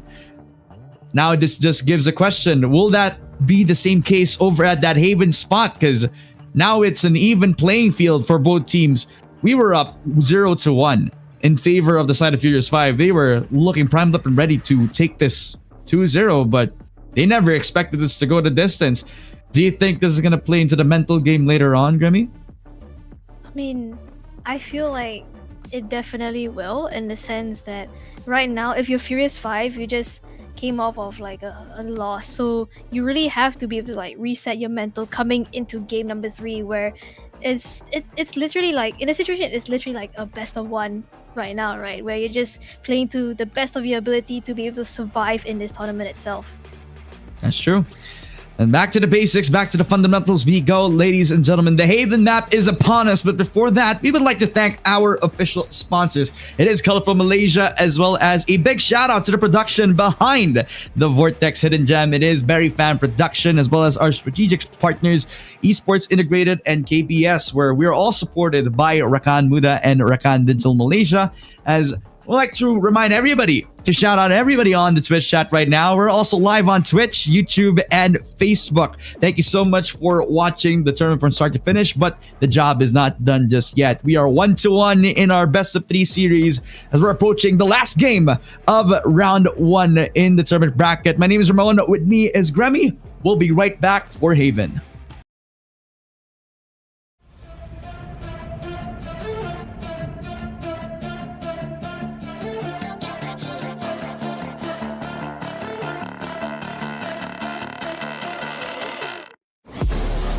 Inside of me, you better watch out if you ignite me. A road ahead of full prophecy to be the greatest beat the world has ever seen. I feed him every day like the bones clean. I feed him all the hate and he grows me, and he gets caused real big, pissed off quick. And if you cross him, you might drop dead. Metaphorically, of course, settling the score, never getting bored. Lots of blood and gore, always wanting more freedom from the source. They don't really understand until they feel the force of party. And if you start shit, you be heartless in the darkness. Torn apart quick, you left scars ripped to be chewed up and discarded. And this world ain't right, won't accept it. Negative energy, I expect it. Once it's in your mind, it's infectious. So fight for your life and reject it. You better give me space, I'm protective. My adrenaline spikes when I'm threatened. And if you stay in my way, I'm aggressive. Cause when there's no exit, I'll kill when I'm desperate.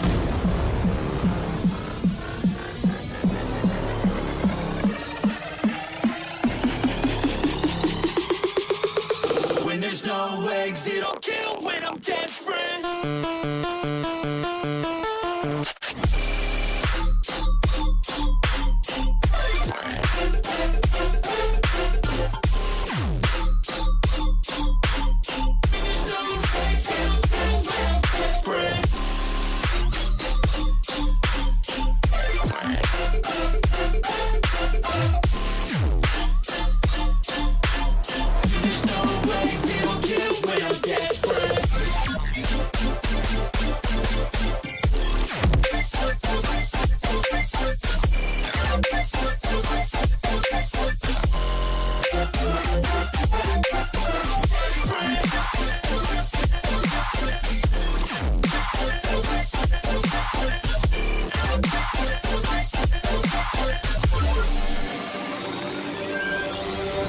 And this world ain't right, won't accept it.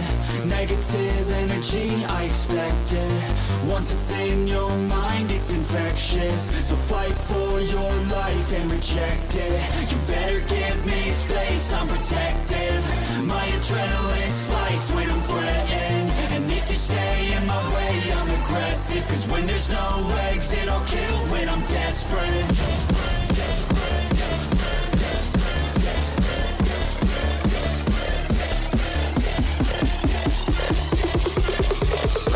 There's no exit, I'll kill when I'm desperate.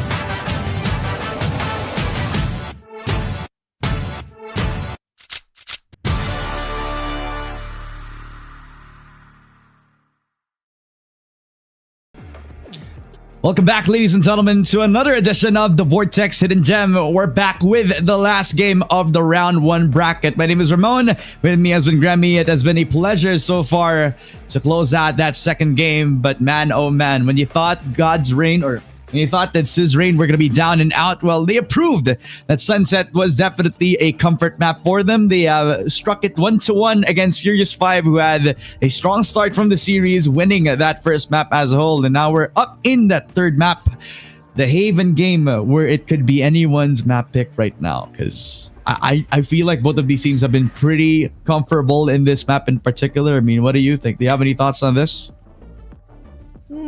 I feel like we have the potential to see something interesting coming in from F5.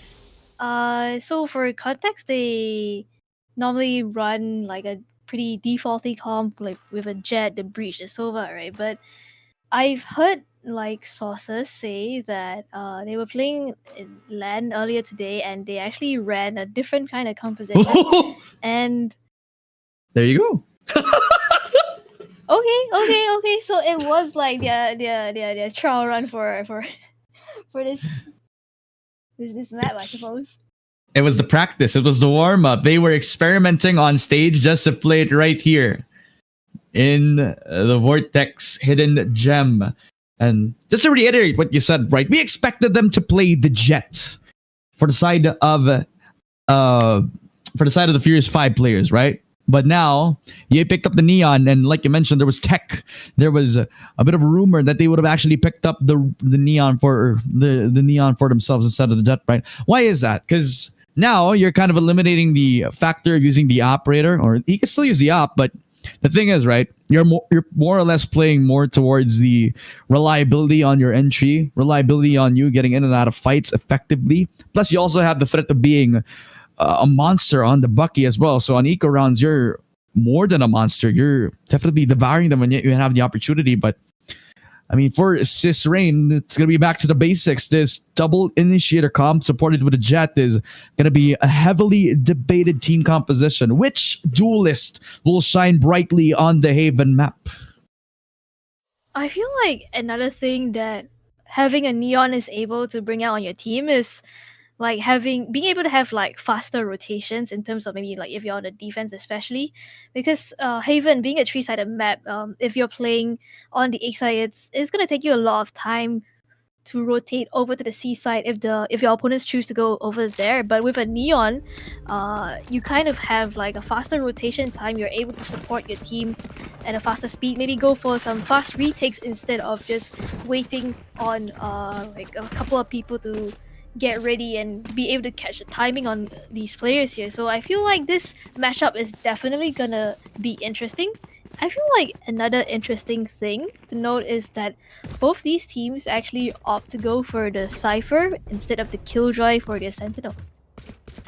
And I kind of like that a little bit more because of the fact that you're able to get another scan in. A scan agent will always be good in a map like Haven, where it's not as many paper thin walls as Ascent, but you also have a lot of opportunity to kind of play around the scans anyway. So with a very strong Neon like him, it's going to be of note as of late as the Neon pushes in without a smoke. That's not going to be the start you're looking for.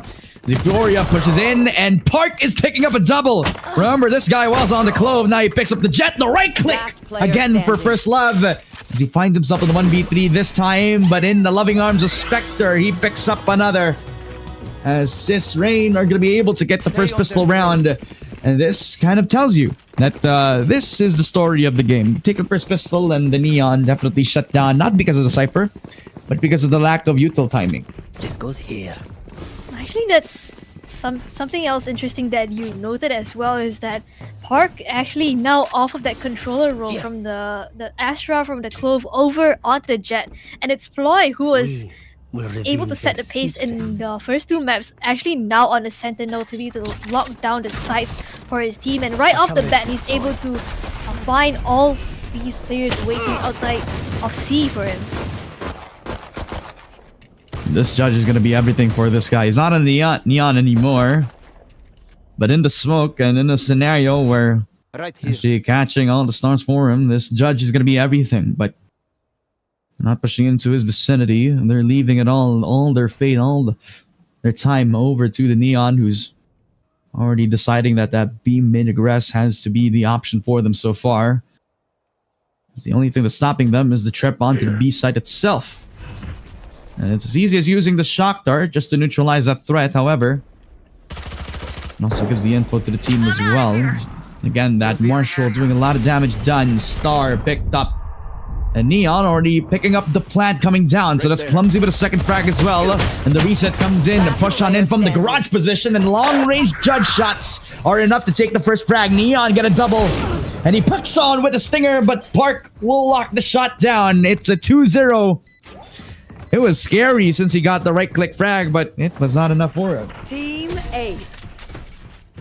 Yeah, so since Rain able to pick up their buy pretty, it's not a bad round for them. They're able to just kind of save a couple of these guns, especially the Outlaw, I feel like.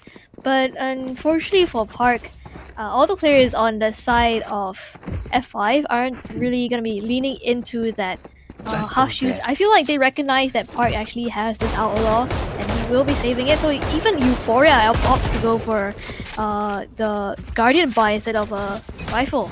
But actually, First Love opting for the half shoots here, going aggressive. Not gonna be the best case scenario for him now, though. Push shot again. And he gets met with a bucket. Again, a shotgun from Ploy, and he's not on the Neon. This makes it known that he's the shotgun maestro all throughout the A side itself. Even puts down the trip in time for the short position. And it's interesting that we point that out because Ploy has been a duelist all throughout the 2 games that we've been seeing him, but on the Cypher, he's still using the same guns.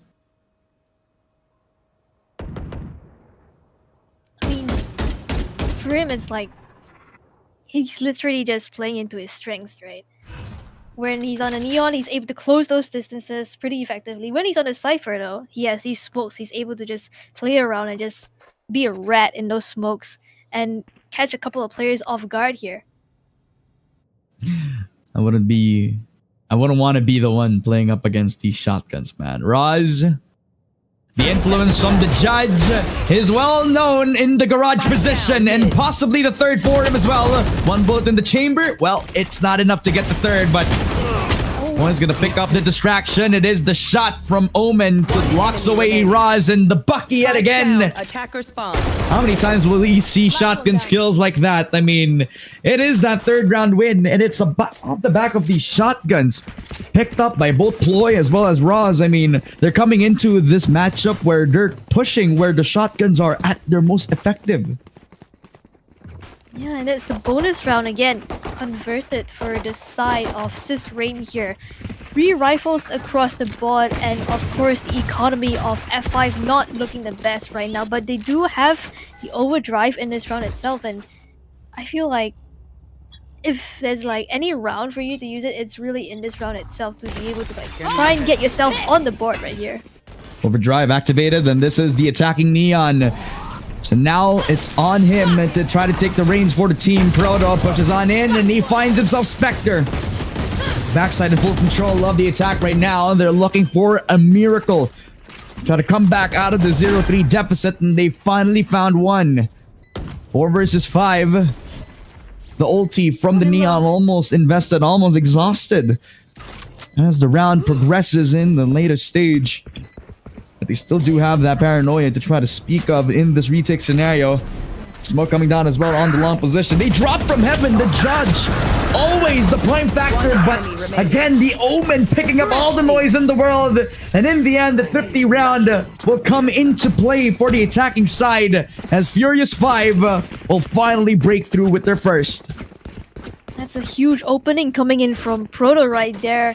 And I believe Edamawi was able to capitalize off the fact that there was a dropped Vandal on the site as well and pick up a couple kills as the players of Sis Rain were trying to make their way back onto the A side. And I mean, as we all know, A side on Haven is like notoriously hard to like retake once you've lost site control of it.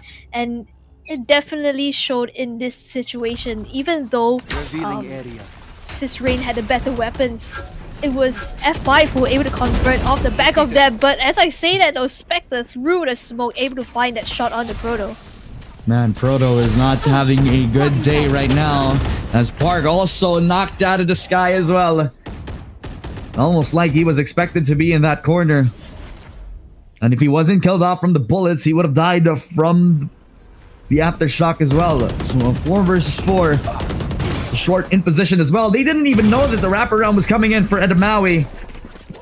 As he's picking up the space for the squad. The smoke coming down as well on CT. A lot of space given over to Ploy, who decides to relegate themselves back on that heaven spot. 2v4 here. And Ross actually has a shotgun in his hand, so definitely not the best kind of weapon you want to have in this kind of scenario. Euphoria is able to pick up that kill. Deploy as well. Ross though baits Euphoria into pushing into him, picks up another in the form of Star as well. Now he has a rifle upgrade, able to make a play, but no one gets caught by that paranoia. He's gonna go and try to stick this defuse here. No way. No way! Almost! But not quite. He got the half. And First Love realizes this, so he peeks on from that long angle. And takes care of business. 3-2 scoreline, and Furious 5 getting 2 rounds in a row. Edamawi feeling himself, so he picks up the operator from the previous round. And this could definitely be the start for what they're looking for. Furious 5 had to find a breakthrough from that second map, and now they're looking to pounce back on into this competition, into the conversation of if they're better up against Sis Rain Esports, one of the best teams in Cambodia. We'll find out in this round. Spectre early recon dart out over to the A lobby position to get a bit of semblance, a bit of info over to that side of the map. You can see that the defense also deciding to give up that space over to the seaside, knowing that the retake could possibly be the play for them. Yeah, I mean, for the defense, they really chose to like reinforce towards the A side instead. They had 3 players starting out on the A side, but now that they recognize that there's no noise being made over there, they're gonna try and get some information on C, and Spectre's gonna get punished for that. Ross though, with the judge able to trade the numbers back. You know, Edamawi was punished off of a jump peek from that operator shot. And that's when you know that Edamawi is on point with that op right now. A scary prospect, a scary gun to deal up against. And with the 40 seconds on the clock, this hesitancy might catch up to the attacking round unless Furious 5 will get the garage in control. As Ross only has the judge in hand, has to deal up against the 4 players catching up to him. Park able to pounce back onto the garage side. That's the Rolling Thunder as well, as Park is picking up the pieces. He's picking up the 3K as well. And this guy's looking on tip-top shape. He was on the Clove for the past couple of games now. And now on the Jet, he is in top form. As Park picks up 4 kills for Sis Rain. A 4-2 to continue their campaign on the defense. It's a huge round coming in for Sis Rain right there. And I believe that was the F5's own Rolling Thunder that got Edamawi stunned up. And Park was able to just capitalize off the back of that. And now they have basically like a free operator in their play, passing it on to Spectre, who's been so good with it on the map of Pearl so far. And this time though, mid play coming in for the side of F5. A little bit of a change of pace going in fast here, but completely denied by all this utility. Yeah. And it's kind of interesting that Proto Take flight. is not giving a gun over to Edamawi, who would have been fine with taking a vandal for himself, but he decides to relegate himself back on the Stinger now. Rounds on the garage, good position, will be an interesting choice, but I don't think that's gonna be the first cause for him. But Star, he just knew, he just knows, he smells him on the other side of the garage side. There's a neural theft active for the attack as well. Knowing the position of every defender is gonna be key. Right there. Positioning now on check. Neural theft also exchanged, but the shot all the way from First Love. That's 2. 1 enemy remaining. And again, against all odds, are able to pounce back on a 3rd round win after a strong attempt from Star. And a nice timing as well from the breach. They're looking as primed as ever to take any sort of engagement with First Love. His confidence on the high right now. This is a nice spot. Yeah, I love that timing that First Love was able to find.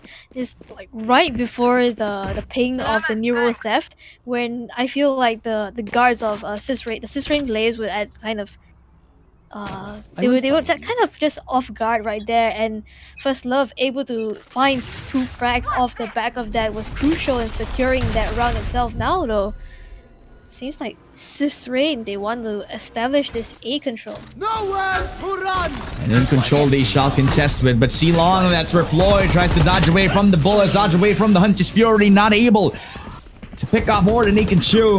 His First Love able to get that first frag. Park inside the smoke, he dashes in towards the bullet. His Maui expects it, pushes on in, a second from First Love as well.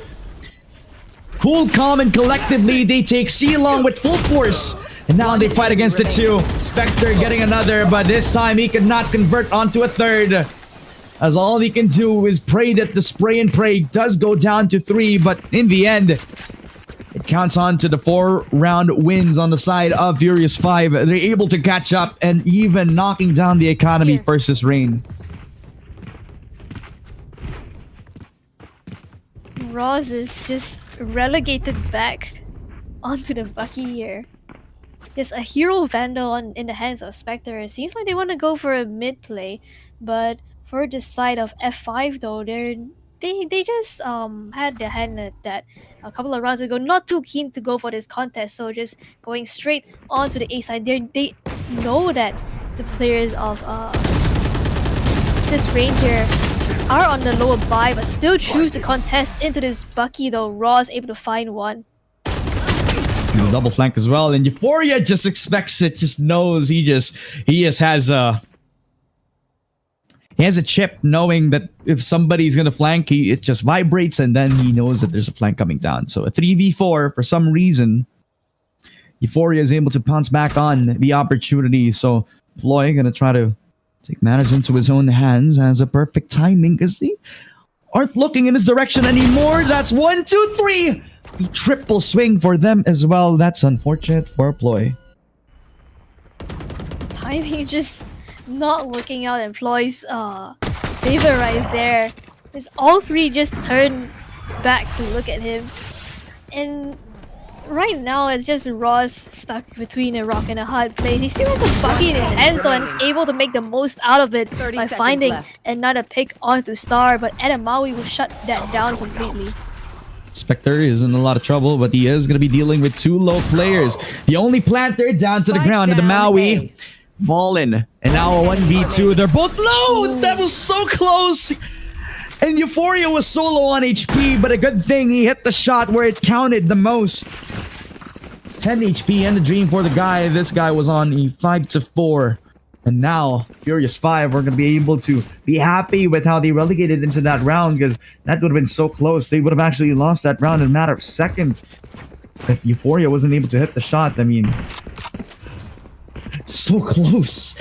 That was so close for Spectre. I will rip the light from them. Euphoria was literally like 10 HP, and it was like a half buy for the side of Cisrain as well.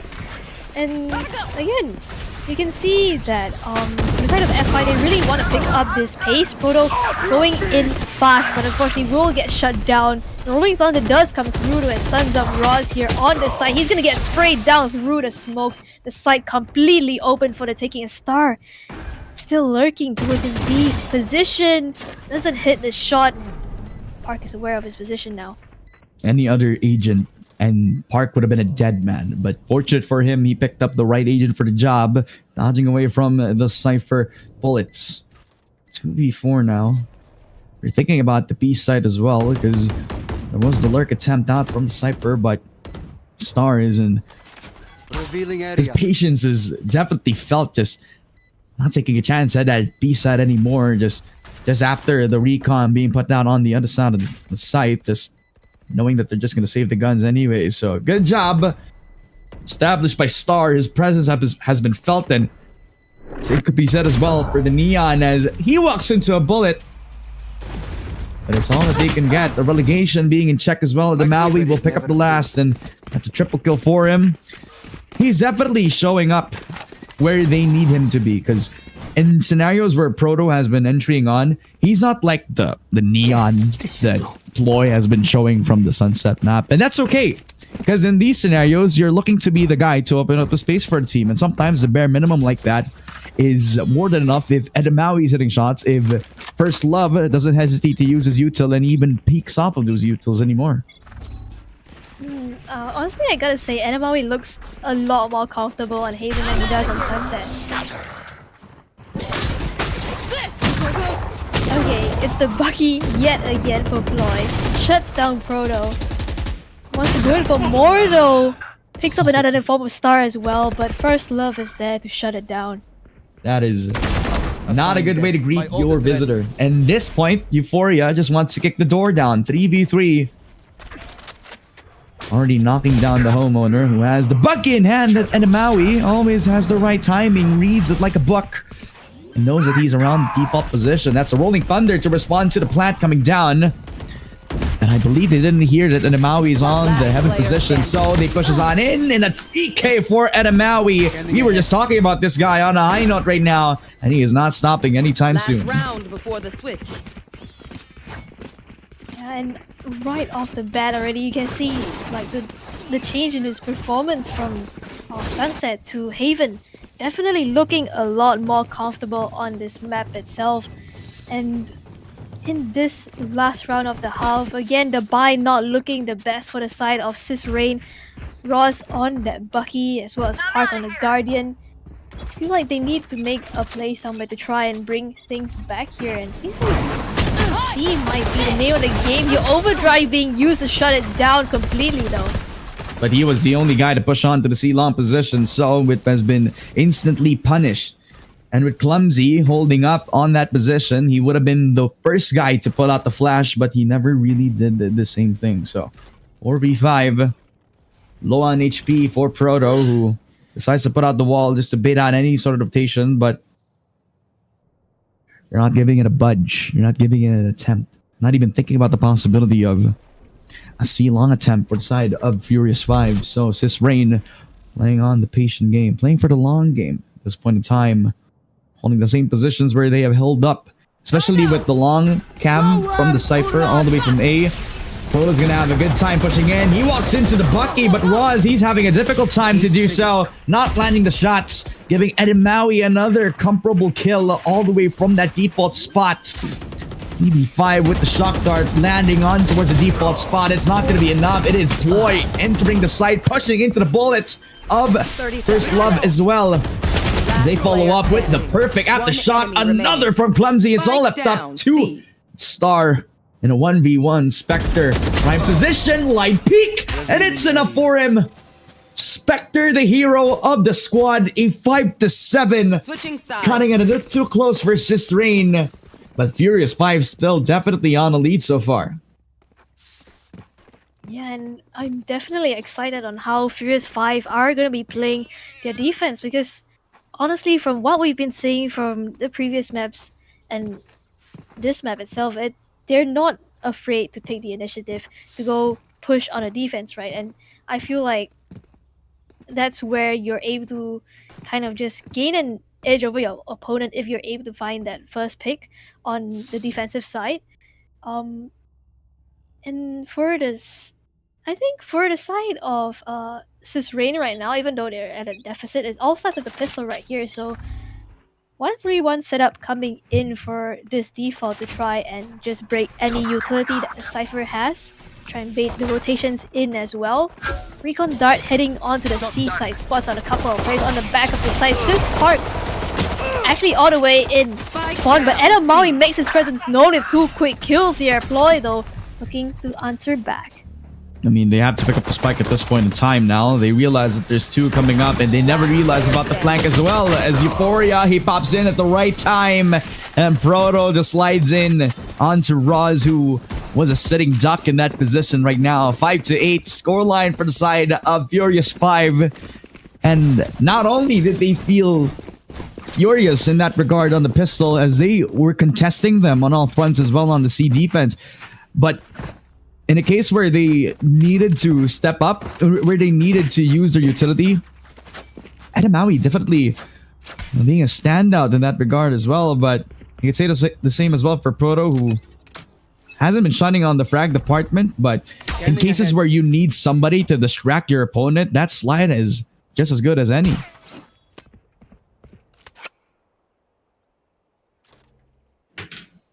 This round itself, though, Sis Rain just playing together.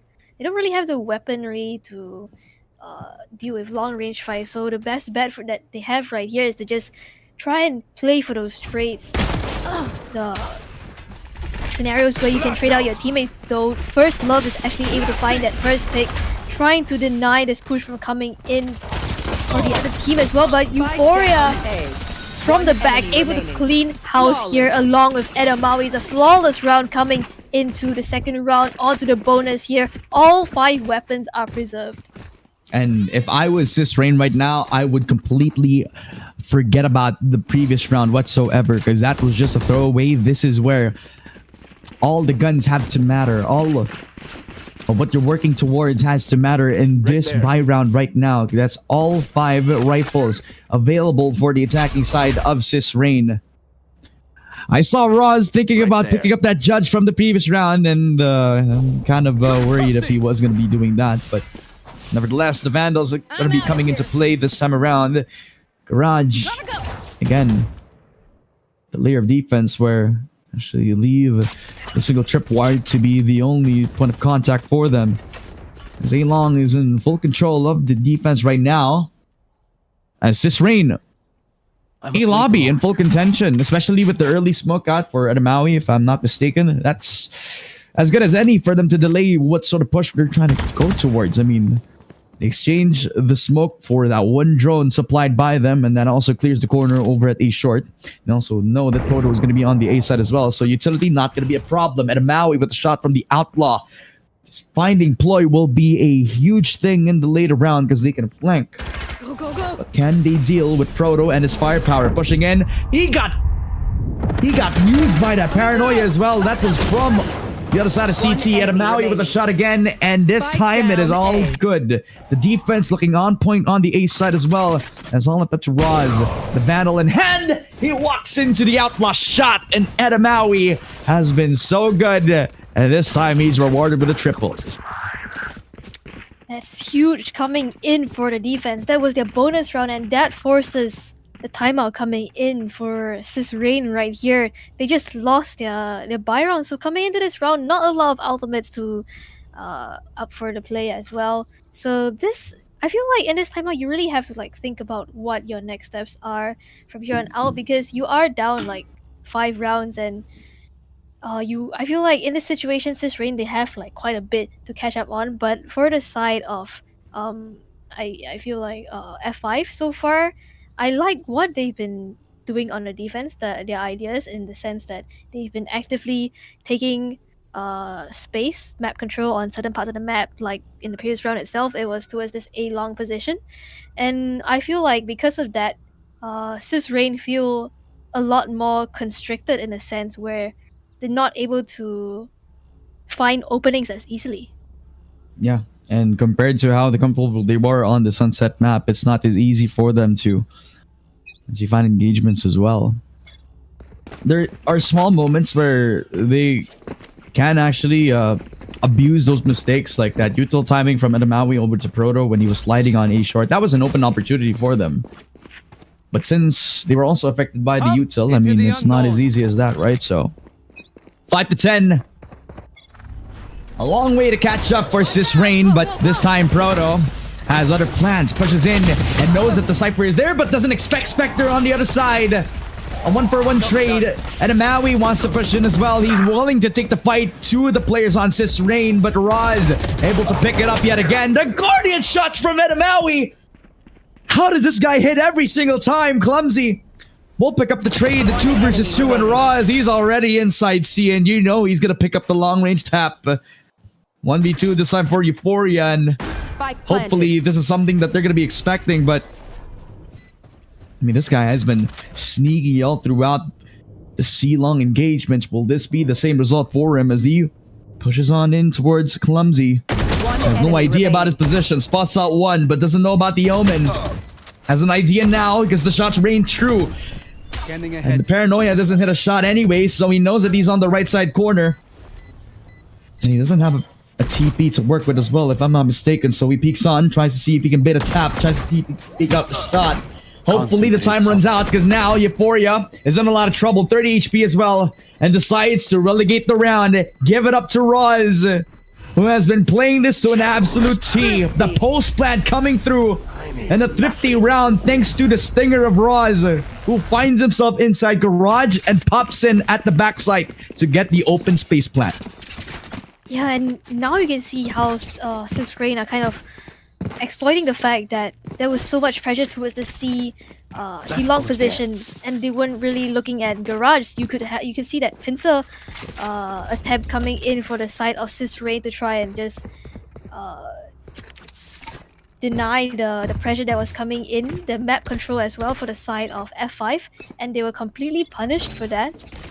So coming into this round itself, it is going to be a full buy round for both teams. Proto does have an operator in play, and I feel like an operator down long angles on Haven can just prove to be so strong, because you're just able to kind of have a play on like another side of the map here. But as I say that though, First Love and Euphoria finding the frags on the site itself. It's a 3v2 situation here, but look who's up in A right now. Doesn't matter though, Proto takes Clumsy out with a shorty. I think we've seen play from all three shotguns all throughout this game now. Now let's deploy, who does not get the second frag, does not expect Euphoria to peek up as close as that. With a 6-11, and that is as close as that, man. I mean, exchanging blow for blow, and it was a heroic attempt from the previous round over to Roz, but now the impact has been felt. The rush did not work out in the B side of things as well. Need a drop. And it's a good thing that they had the awareness to actually have that Hunter's Fury in the back pocket just to negate themselves any sort of space given to the B side as well. They could not even plant the spike down at all. And unfortunately, Boy could not handle the pressure in that 1v3 scenario. 6-11 scoreline, and Furious Fiber ever so closer to taking the 2-1. The Bucky is not absolute. A 3K for Edamawi as well, proving why the leader should step up when they need to. 1v5 now for the Silva and Spectre. All they can do is delay the inevitable. Get the one shot, a second from the Sheriff. But he's fighting up against the flank as well as Star picks up the last. The match point on the side of Furious 5. And it's almost like they can taste it. Sis Rain just getting a bit hasty down that push, and B just got caught out by that Cypher tripwire right there when they had been clearing it out in a couple of rounds prior to the shock dart. And Edamawi just holding on to his position in garage was so strong. It just meant that they couldn't try the same pincer attempt that they did on that C long push. And now it's a match point for the players of F5 right here. Edamawi on the top of the scoreboard though. Proto again looking down this long angle, and Euphoria is just walking like just kind of like hot on his heels. Proto though, he's gonna whiff the shot. Ploy capitalizes off the back of that. Yeah, literally a hunter within his desperate measures at this point in time. He's pushing with the spike. He doesn't know that he has the spike right now, but it doesn't matter. Ploy finds an opportunity. Neural Theft activated as well. And with that trade, that's 2 kills. In fact, Starve going to be picking up every single part of the attack right now. But in the end, First Love will try his damnness to actually equalize the numbers. He does. An ultimate as well. And it's a 1v1. It's on the wrong corner. He dodges away from it. Roz has a lot of time to relegate himself, trying to dodge away from every sort of trap. He tries to go for it. The movement was perfect for First Love. He dodges away from the bullets. He dodges away from the paranoia as well. And this time he has been rewarded with a 2-1. And Furious 5. It was not easy, but they finally sealed the fate of Sis Rain as they get themselves a 2-1 victory. What a round that was towards the end right there. I feel like First Love just channeled his inner Neon that was playing on Sunset and just did a movement trick like right around player Sis Rain and was able to convert the kill off the back of that. That was crazy, honestly. What is that? There is no shot that this guy actually clutched up like that. I mean, he got picked up by the paranoia. He knew that the last guy was at least on the vicinity outside of B garage at least, and I mean that full decisiveness for him to take that first contact, and there was a chance for him to take the knife kill. No, he just wanted to take the rifle out and hit him with the last shot. That was fierce. That was absolutely fierce. I mean, that was badass. I literally want to watch that replay again. If I could have the opportunity, I could probably watch the VOD later on. But man, this best of 3 was cooking. I mean, we got a really close Ascent, a really close first map of Pearl, and then we got a slobber knocker of a Sunset map. And when it came down to the wire, that Haven, it all came down for Furious 5, and then Maui putting on a show has been somewhat of a usual day for him, but in the end, it all came down to the most minuscule of moments, and it's a good thing that First Love was there to step it up. Yeah, definitely so. And like the fact that both of today's matches, we had like the qualifying teams beat out the invited teams, I feel like just goes to show that there's so much talent in the SEA region that's like yet to be discovered, kind of. And I guess that's also like the whole point of this tournament, right? Finding that hidden talent, the hidden gem in this region to be able to like bring them out for the next generation of esports players. Yeah. And shout out to all the players already showing up on the Twitch chat right now. They have been, hopefully you guys showed their support right now. Definitely a deserving win for the side of Furious 5, and then Maui, well, he has shown his respects, and dare I say that's one heck of an act of sportsmanship, if I have to do say. Which, by the way, I want to give a shout out as well to Sis Rain, who definitely cut it a little bit too close. That second map definitely showed that they were comfortable on that map in particular. The Sunset map was a solid performance across the board as well. You could see that they really wanted to actually try their best to extend the game as much as possible, and they did. Where the third map, it all came down to the absolute mechanics, and when it came down to that, one person stepped up, and it was Maui, who I believe was MVP all throughout that Haven game. So he's in the Twitch chat right now. I'm not a glazer, I'm just stating facts. This guy is proven to be a valuable asset in that win. I mean, the fact that he was able to go like so huge in like on that Omen, finding those frags, finding those timings on like all these players on Sis Rain to bring quite a dominant scoreline for F5 to close things out, I think goes to show that he is definitely one of the star plays on this team.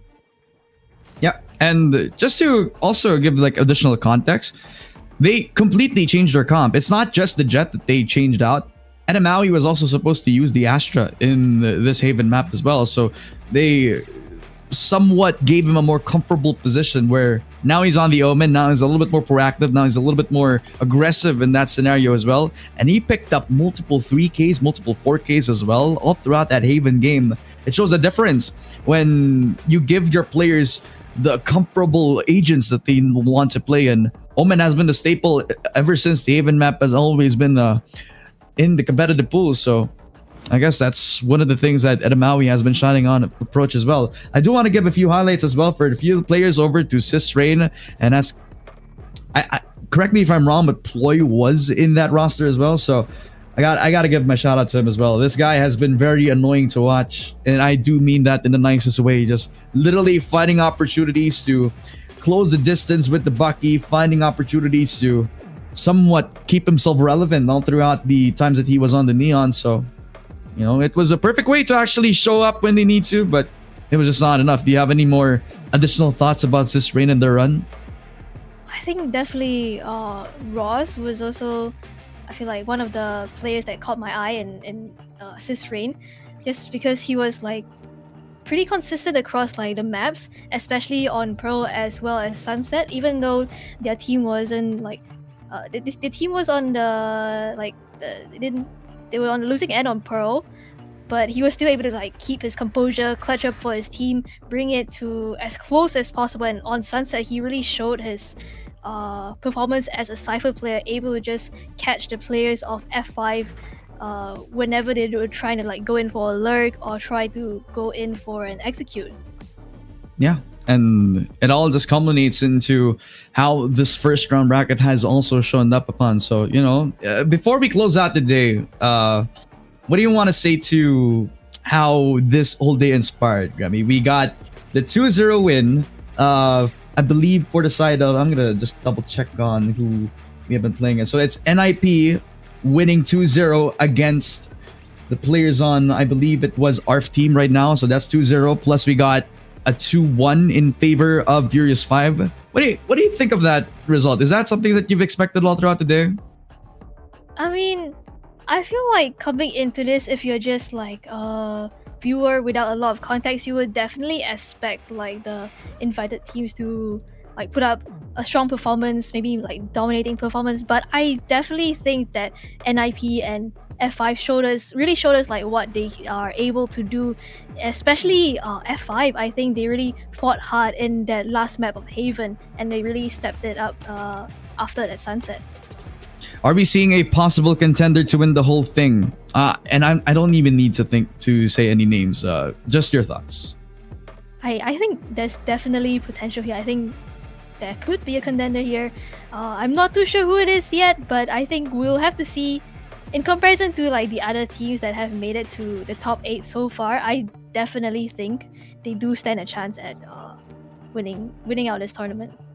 Yep, and all the potential is there. Congratulations to both of the teams that have won today's bracket. And well, round 1 is done. The next time that you'll see this stream will be coming in with the winners from that first round robin. Now we're going to be heading into round number 2, where all the winners from that round 1 bracket now face up against each other. It's going to be one heck of a bloodbath as we head on into that part of the day. But that is it for us right here in the broadcast right now. Before anything else, I would like to thank our official sponsors. It's all thanks to Colorful Malaysia, who have given us an opportunity to actually get this tournament going, as well as our production, Berryfam Production, for the whole thing, the layout, as well as the overlays, as well as giving us the opportunity to cast over right here in the Vortex Hidden Gem. It's all thanks to you guys, as well as the strategic partner, Esports Integrated and KBS, all supported by Rakan Muda and Rakan Digital Malaysia. We've been live all throughout Twitch, YouTube, and Facebook. So thank you so much for watching us from start to finish. And thank you so much if you're a player. Congratulations, or, you know, bid farewell to you, whichever result you may in. My name is Ramone. With me was Gremmy. It has been a pleasure casting all throughout the Vortex Hidden Gem. And we'll see you guys next time. That's why they call me undisputed. I'm ranking up another season. I've been up on my stats. Now would you look at that? Undefeated, locked and loaded. We about to blow. Caught him with that left, I leave him tapped out on the floor. Sounding itchy, sticky, swishy. Watch me bank a score. Up in the boat, I'm in the zone.